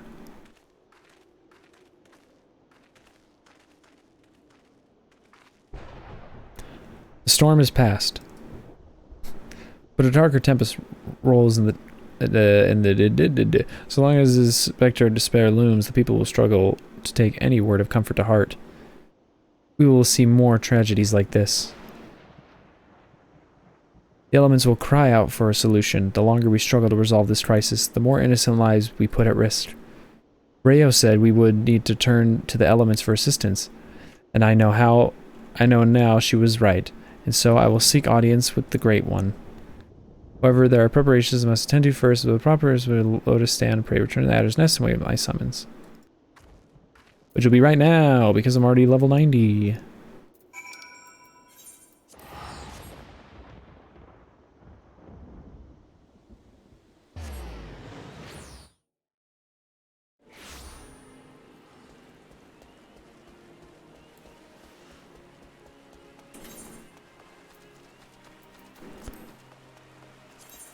I think I would want to dye this like a gray. Yeah, just something like that, just to offset it just a wee bit. But if I were to have lost life, I was the press on, I was forget the words of Elder Seedsir. Just preparing a communion with the Great One.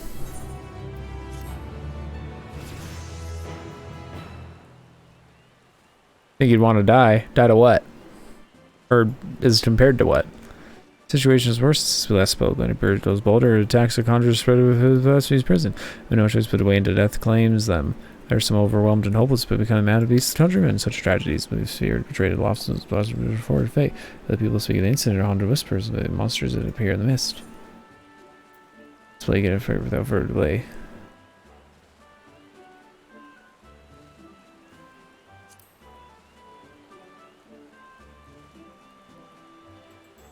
Indeed, let's hope that sister ever.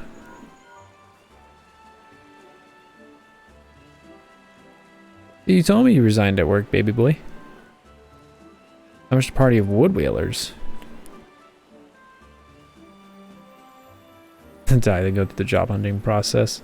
Yeah, I'm kind of my employment's been kind of interesting because the two jobs that I've worked at for like a really, really long time, were lined up to me by family connections, and so it's kind of like, and then like even though my family connections are no longer at the place I worked at before and the place I worked at now, like they left and I stayed. I just stayed at my last job, and at my current job I've stayed at for a very long time, and I don't know, it's just kind of weird to me the thought of like someday inevitably I will have to leave my current job and go out and look for something. That's going to be very weird. It's going to be very new for me. Not really looking forward to it.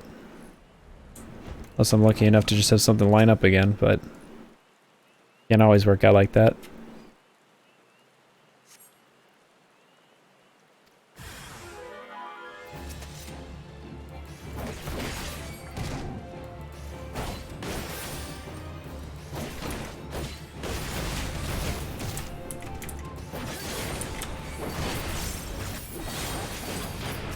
Can you be my hero, baby?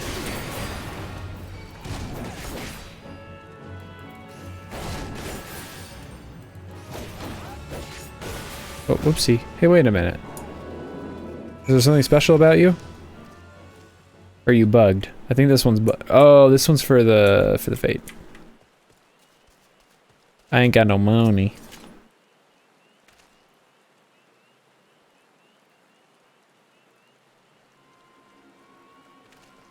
We're gonna see Glenn appear in this quest for the first time, and then we're gonna use the next quest to reconvene and come up with a plan, and then the last one we're gonna kill it. I can suck your dick. Let's see, I think I know what happens here.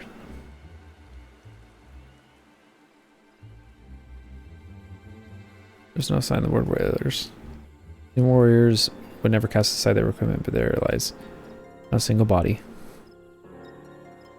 In the face of certain death, even the bravest among us can succumb to despair for the blasphemous poison took them, they transformed.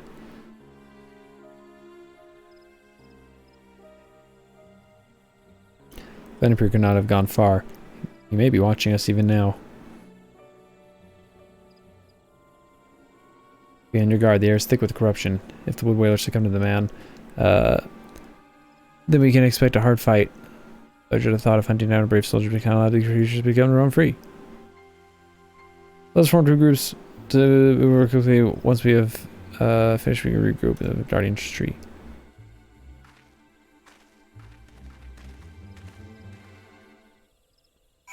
Yeah, you two go off alone. I'll hang out with my chicken.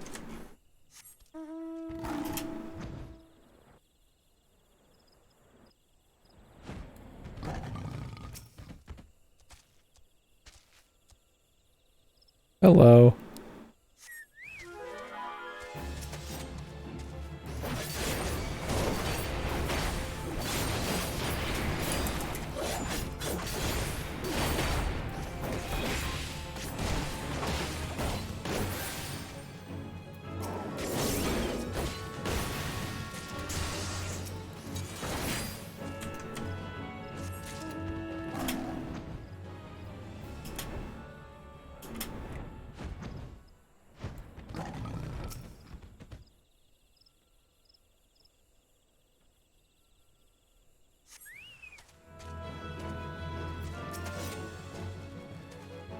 This sounds like Kingdom Hearts music.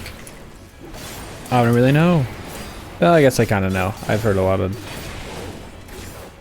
I haven't actually played through Kingdom Hearts game myself, but there's a playthrough of Kingdom Hearts 1 and 2 that I enjoy very much and I've watched many times over and over. I hear people always sampling the music and using the music from Kingdom Hearts in their YouTube videos and such. That's about as far as my knowledge goes, and a few videos I've tried to watch to break down the lore. You know, the lore is, yep, you know it. I love their playthroughs of, those two playthroughs of Kingdom Hearts 1 and 2. Those are probably like my favorite video game playthroughs of all time. So fucking funny, dude. But, and I just, man, I just don't get why people can, like, I don't know, that game's lore is so, like, ass backwards and bonkers and, like, it just can't take it seriously. I don't know. I mean, it's me judging people for enjoying one video game lore when I enjoy another video game lore, but still, it's just like, what the fuck?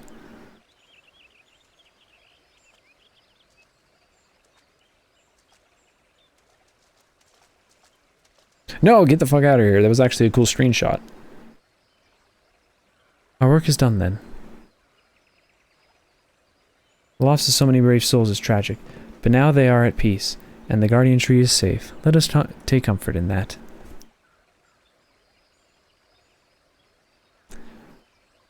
I but pray that the Great One will hear my plea.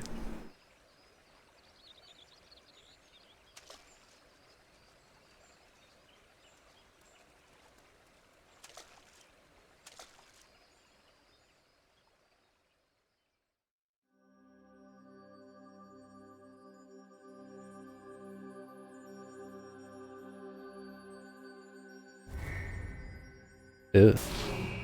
Ooh.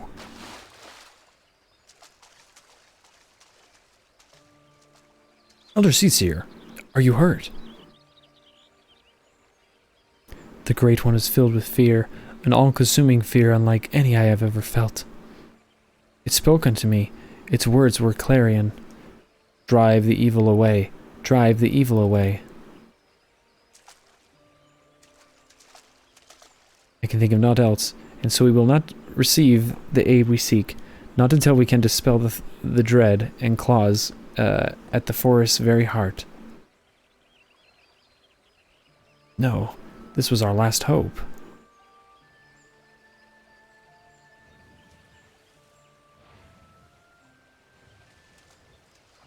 Oh. Is it approaching? We are not alone.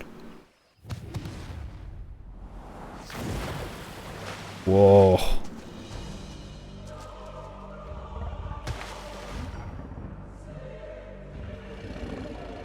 That thing is intense.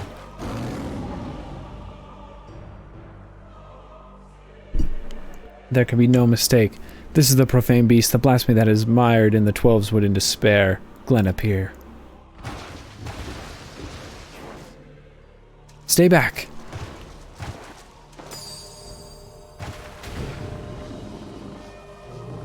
It makes for the guardian tree. We must stop it.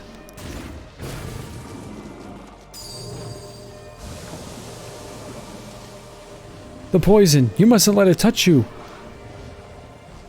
Such fearsome strength.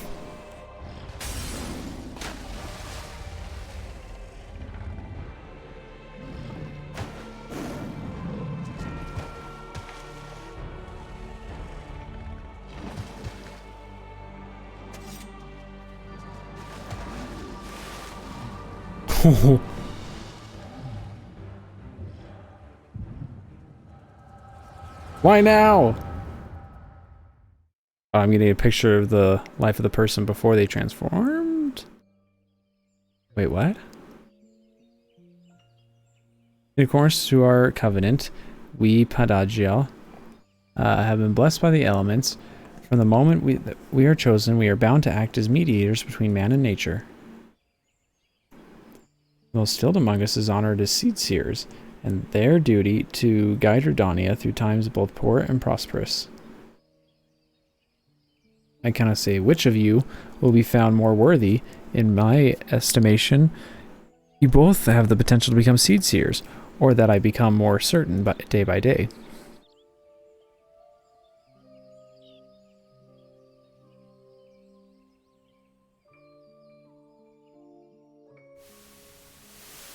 Is that Connie, or is it someone else?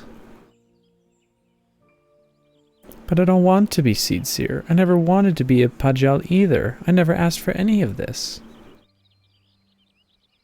I think this is Tawny.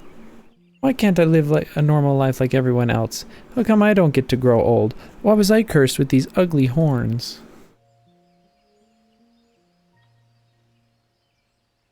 I like them. And maybe we didn't choose to be born this way. But I don't think it makes us that different from everyone else. It's a rare gift, a blessing even. And if we can use them to help others, we should. I'm becoming seed. Yeah, don't give up on being a seed seer, Connie. We'd all be worse for it. Is old Connie. A blessing? I never thought of it that way. I suppose I just hated not having a choice. But maybe you're right.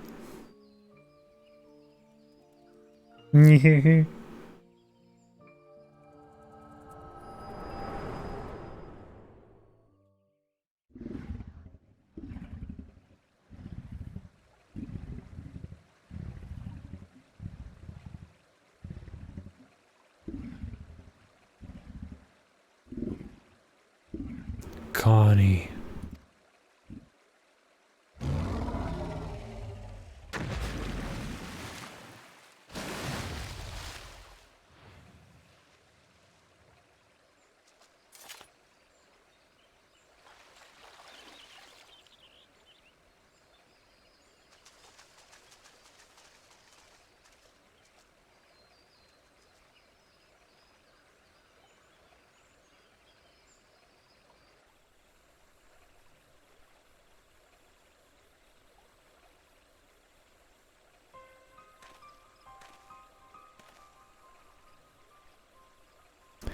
The matron is merciful. The LHC sealer has fallen unconscious, but is otherwise unharmed. The blasphemy must not have touched her, for I do not see the telltale mark of poison. Still, I am no healer, and she should be looked after by those who are. I shall carry her back to Gridania. We must leave before Gleipnir returns, away from me at Adder's Nest.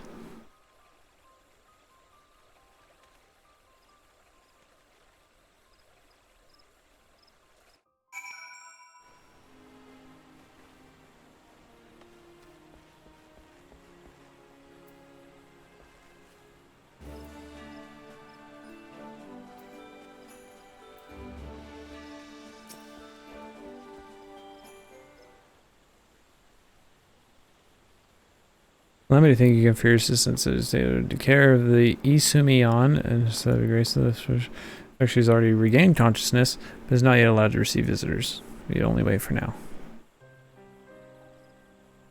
Gosh damn it, I was useless. I could do nothing while the elder CC faced her and appear alone. I was to be her shield. That I stand before you while she lies at bed is proof of my failure.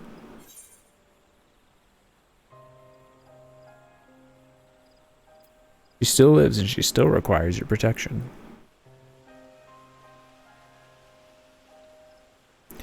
You truly are the hero of whom the bards sing, aren't you?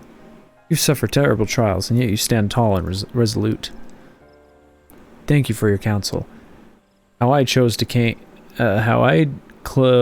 close I came to forgetting the lessons of my past. I've spoken of it to few. Truth be told, it brings shame to recall it. That's why I did blinds. I fought at Cartano, not as a soldier of the Eorzea Alliance, but as a conscript in the Garlean Imperial Army. Clad in armor and magitech, another drop in a sea of pitiless metal, you grow numb to the violence and the killing out of necessity. It becomes routine work to earn your next meal.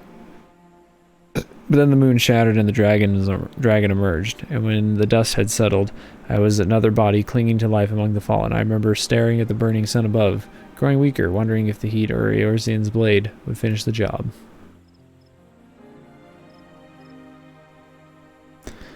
But it wasn't death that came, but salvation. I was delivered from my well-earned fate by Elder Sadeseer. She deigned to save a man who once bared steel against her people. Her kindness didn't end there. Once my wounds had healed, she welcomed me with open arms. Never did she regard me with distrust, nor did she ever make me feel obliged to repay my debt. She fought not to take life, but to safeguard it. Through our friendship, I came to see the wisdom in that distinction. I pledged my remaining years to her service. I would have accomplished nothing to throw myself against Gleipnir in vain, and even if there was profit to be found in the sacrifice, she would not abide it. Your words serve to remind me of this. We will defeat the blasphemy, aye, but we will do so without forsaking that which we hold dear. This I swear. Yeah. Yeah.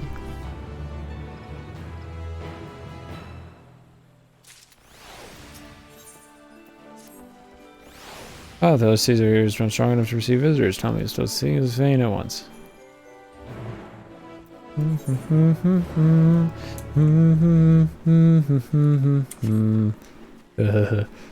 Someone in our link shell just spoiled.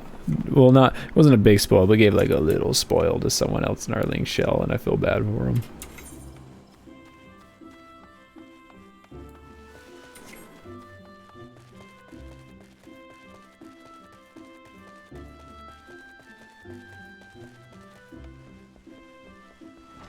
Hey, I'm not here to be a white mage, I'm not dumb.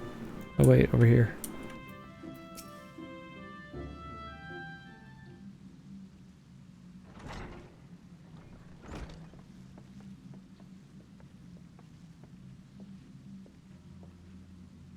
Other seeds here. It fills my heart with joy to see you better in better health. I'm glad I'm by your presence as well, my friend. Unless you wonder how the conjurers found a trace of the poison, he was already resumed the Gleipnir. How can you say that to me? I'm kidding, Test. I actually have a lot of friends who play white mage or main it, off main it, main it. the mixture. I know Circle, I know now. I know like 3 or 4 other people. Maybe up to that, but you are not. 'Tis one thing to engage in conversations, try another to get tells of blasphemy. So that's crazy. This kid, this one's older than Connie. That's crazy. This is that vision. I'm aware you are a conjurer of surpassing skill, not presumed to gainsay your judgment. But have my wounds not healed? Those visible to naked eye, perhaps. I worry that the strain on your of your communion with the Great One has taken a toll on you in ways we may struggle to perceive. The Great One is a being of purest aether, and you are exposed to its unbridled despair, its raw terror. There may be consequences. I am aware of that. But Glenipere must be stopped. Until the blasphemy is laid low, people will continue to die. How am I to carry out my duties cloistered here? How am I to deliver the forest and its people from its despair? 'Tis your duties that demand you remain. I understand your frustration, but if you were to fall in battle, if your guiding light you bear were to fade, then all Gridania would be lost. Rest, Connie. Rest and gather your strength so that when the time comes, you are fit to do what must be done. In the meantime, trust your allies. Yeah. You are right. That said, I see no reason I cannot join in planning our next step. As you said before, conversation is quite unlike gallivanting about on a hunt.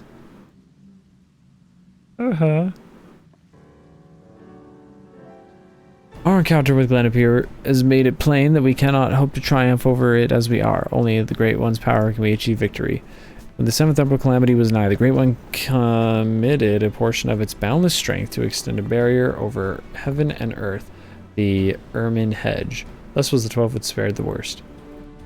If we could convince it to again lend us even a small measure of that power, we would not here defeat the poison. Therefore, I believe that we should pour our efforts into placating the elements we later into flavor. You must make your voice be heard then, yes. That we are not the enemy.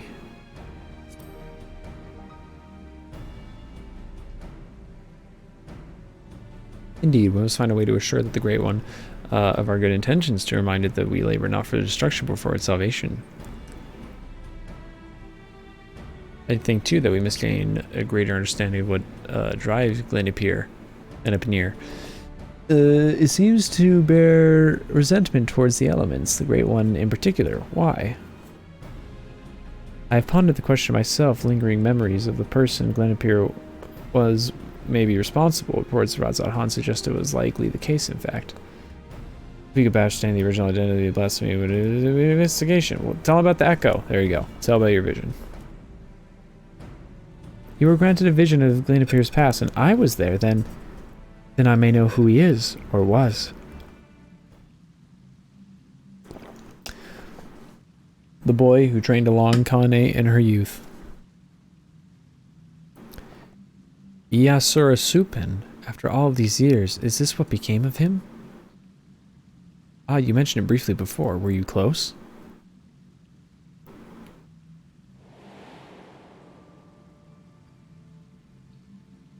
Yasura was Pajali, like me, but he had never known his parents and devoted himself wholly to his studies. He embraced the role the forest and bestowed upon him, and truth be told, was a much better student than I ever was. A fair assessment, despite your esteemed esteemed heritage. You never took to my lessons as well as he, ever dreaming of the outside world, stealing off into the woods more time than I can count. I could not keep watch over you at all hours, not even if I tried. The Elder Seedseer, a rebellious spirit? I can scarce imagine it. I resented being a Pajal. It was inconceivable to me that I could not live among the others, that I did not scruple to express my misgivings to Isumiyan at every opportunity. Yasura was a pillar of constant support. It was thanks to his encouragement that I at last embraced my destiny and resolved to use my gifts for the greater good. We'd become seed seers together, I believed, until one fateful day we were gathering herbs in the forest at Emi-san's behest. We met a wanderer hailing from a distant land who told us his beloved was with child and that he had traveled to Gridani to besiege the Great One for a painless birth. He asked us to guide us to the Guardian Tree. However, entry to such a sacred place is not ours to permit, and there was something odd about his demeanor besides.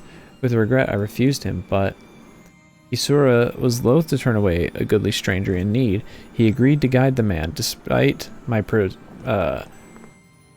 protestations. I ran to Imisumi as fast as I could, and altogether we made haste to the Guardian Tree.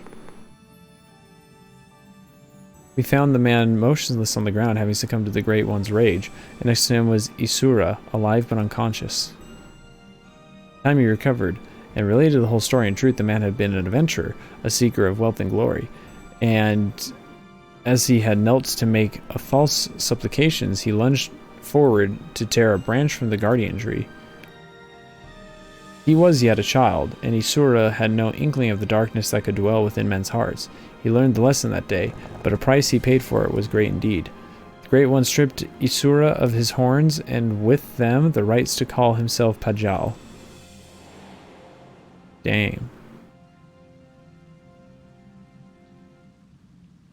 I never saw him again, nor heard the word of what had become of him, though not for a lack of trying. Despite his hardships, did he remain in the 12's all this time, I wonder. He dreamed of naught else but becoming seed seer, of a life in service to the people in the forest. He knew the weight of responsibility and was eager to bear it. But he was deprived of that purpose by the very elements he loved, and yet he did not lose that will to serve, I suspect, and instead resolved to watch over the 12's in his own way.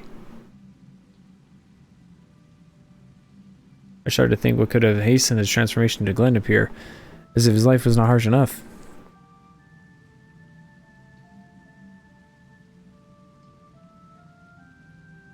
In our final conversation, Isura confided to me that he would search for a means to calm the Great One's rage and earn absolution.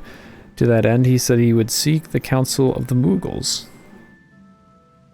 They've called the 12's home for far longer than we have, so none are more like to have knowledge of its most hidden workings. That comes as no surprise. He would not give up so easily on his dream. Even if the Mughals know not of Isura, they may be able to help us in other ways. We travel to Bramble Ranch in my stead, Byleth. I have faith that they will accept you with their characteristic aplomb. Of course they would. I hung out with them during the Bard quest.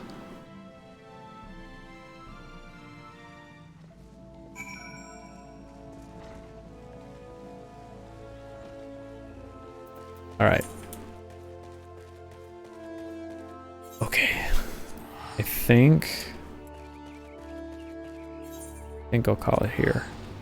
I wanted to push on through the night, but now I want to finish the role quest so I can at least have one of the role chains done before I beat the game. Or before I beat Endwalker. Even though we're so close to shit getting absolutely fucking crazy. I imagine it might go long enough that you might get to see a test, but I don't know. I, of course, would rather that you see it in your own terms, but I know that you're not super into this game, and it's hard to play it too because the lack of the real good Oceanic servers and all that jazz. But yeah, I don't know. I really just wanted to play through this just so that I could have my experience of my first time through it on stream. You know, just capture my first time through it. I really enjoyed Shadowbringers and Heaven's Word, and just really wanted to, you know, definitely not doing this because I think that, oh, my viewers, the people who follow my channel would love to come watch it. It's like, actually, no, the opposite. Like, I don't think anyone who watches me would want to come and watch this, really.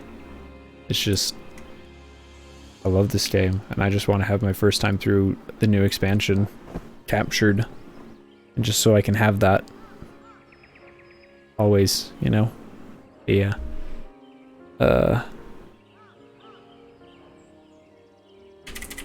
Yeah. Love this game. Good game. Very good game. A good deal. Very good deal. Yeah. Oh, and then I need to beat the ultimate because I freaking learned a whole ultimate. But no one's doing the ultimate because of course they're not. So I have to wait for like a, well no, it's not even going to be a month because the raid tier is coming out in a couple of weeks. So, man, I learned Uwu just for nothing. Need some epic gamers to show up and help me beat Uwu. Considering I saw the end of it like 5 times. With you, with anyone, or just wanted to just capture it and have it. I just like being able to look back sometimes of the few games I have played through on stream. I like watching back and seeing how I reacted to some of like the good moments, you know? And I wanted that with this since I love this game so much.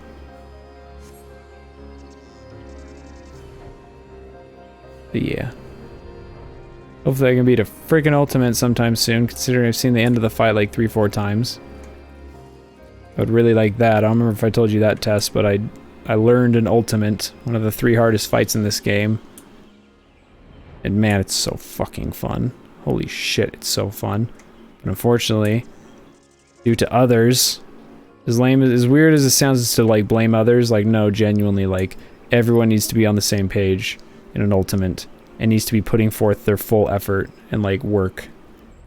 Like no one can be shorting the party on their input and their gameplay and their optimization. And thanks to being stuck with a couple of people who weren't doing that the past couple of days before Endwalker early access was, or until servers went down, I wasn't able to beat it just because I got stuck with people who just couldn't fucking beat the fight, man. First day, there was someone who wiped 3 times in a row. Got us killed and wiped us to the same mechanic. The same phase. That's like over 10 minutes into the fight. So that was wonderful. And then the next day, it was just a mixture between 2 other people just fucking shit up for me. And it's just like, holy shit, man.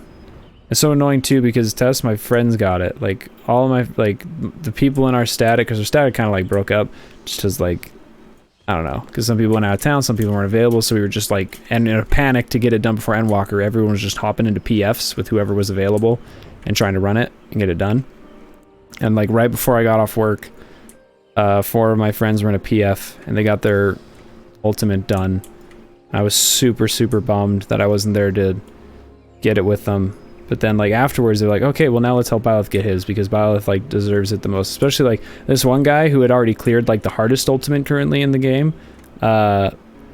He's, like, very much more like a elite gamer than, like, the rest of us.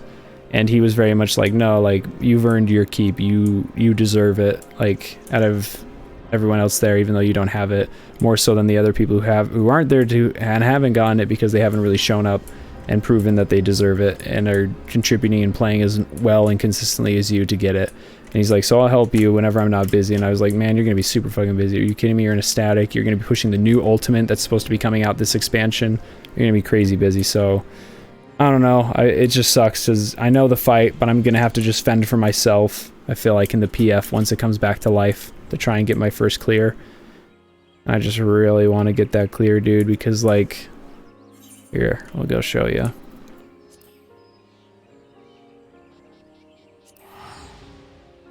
I was mad, dude. Like, I have never been like so like upset over a game. I like as lame as it sounds. I kind of cried a little bit. I was very frustrated the night before the servers went down for Endwalker, just because like 2 specific players were keeping us from being a clear party, and I was very upset and distraught because a month worth of prog on one fight test. Think about that. Not just a whole raid, one fight. A month on one fight. And knowing that I have what it takes and that I have technically beaten the fight. I just need people there to beat it with me. Oh. And this would be my reward.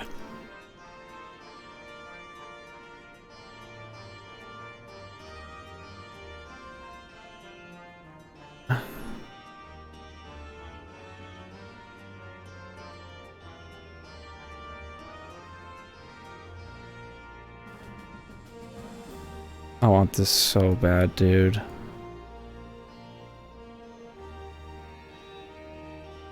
Also, you get a title. The title for each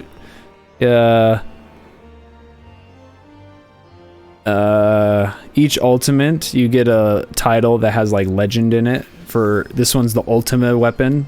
Ultimate, so it's ultimate legend. So I would have a title over my head at all times saying I'm an ultimate legend. I would be an ultimate legend with this sword. I wanted to help other people clear it, so I was gonna try and like get the dope ass fucking ninja daggers, dude. And the dragoon weapon. Oh, the dragoon weapon's so fucking nice. Because it's like the classic signature weapons, but they're given this super nice glow effect, and you can see like this like holographic effect that pops off them, and man. The other one is a Bahamut. This was the very first ultimate. This is the katana. I want this more than anything in the game. This is the #1 thing I want in the game, is this katana. I love this katana, dude. Oh, it's so fucking clean. It's so fucking good. Sorry, your hot bunny left. Oh, well, they're just right over there.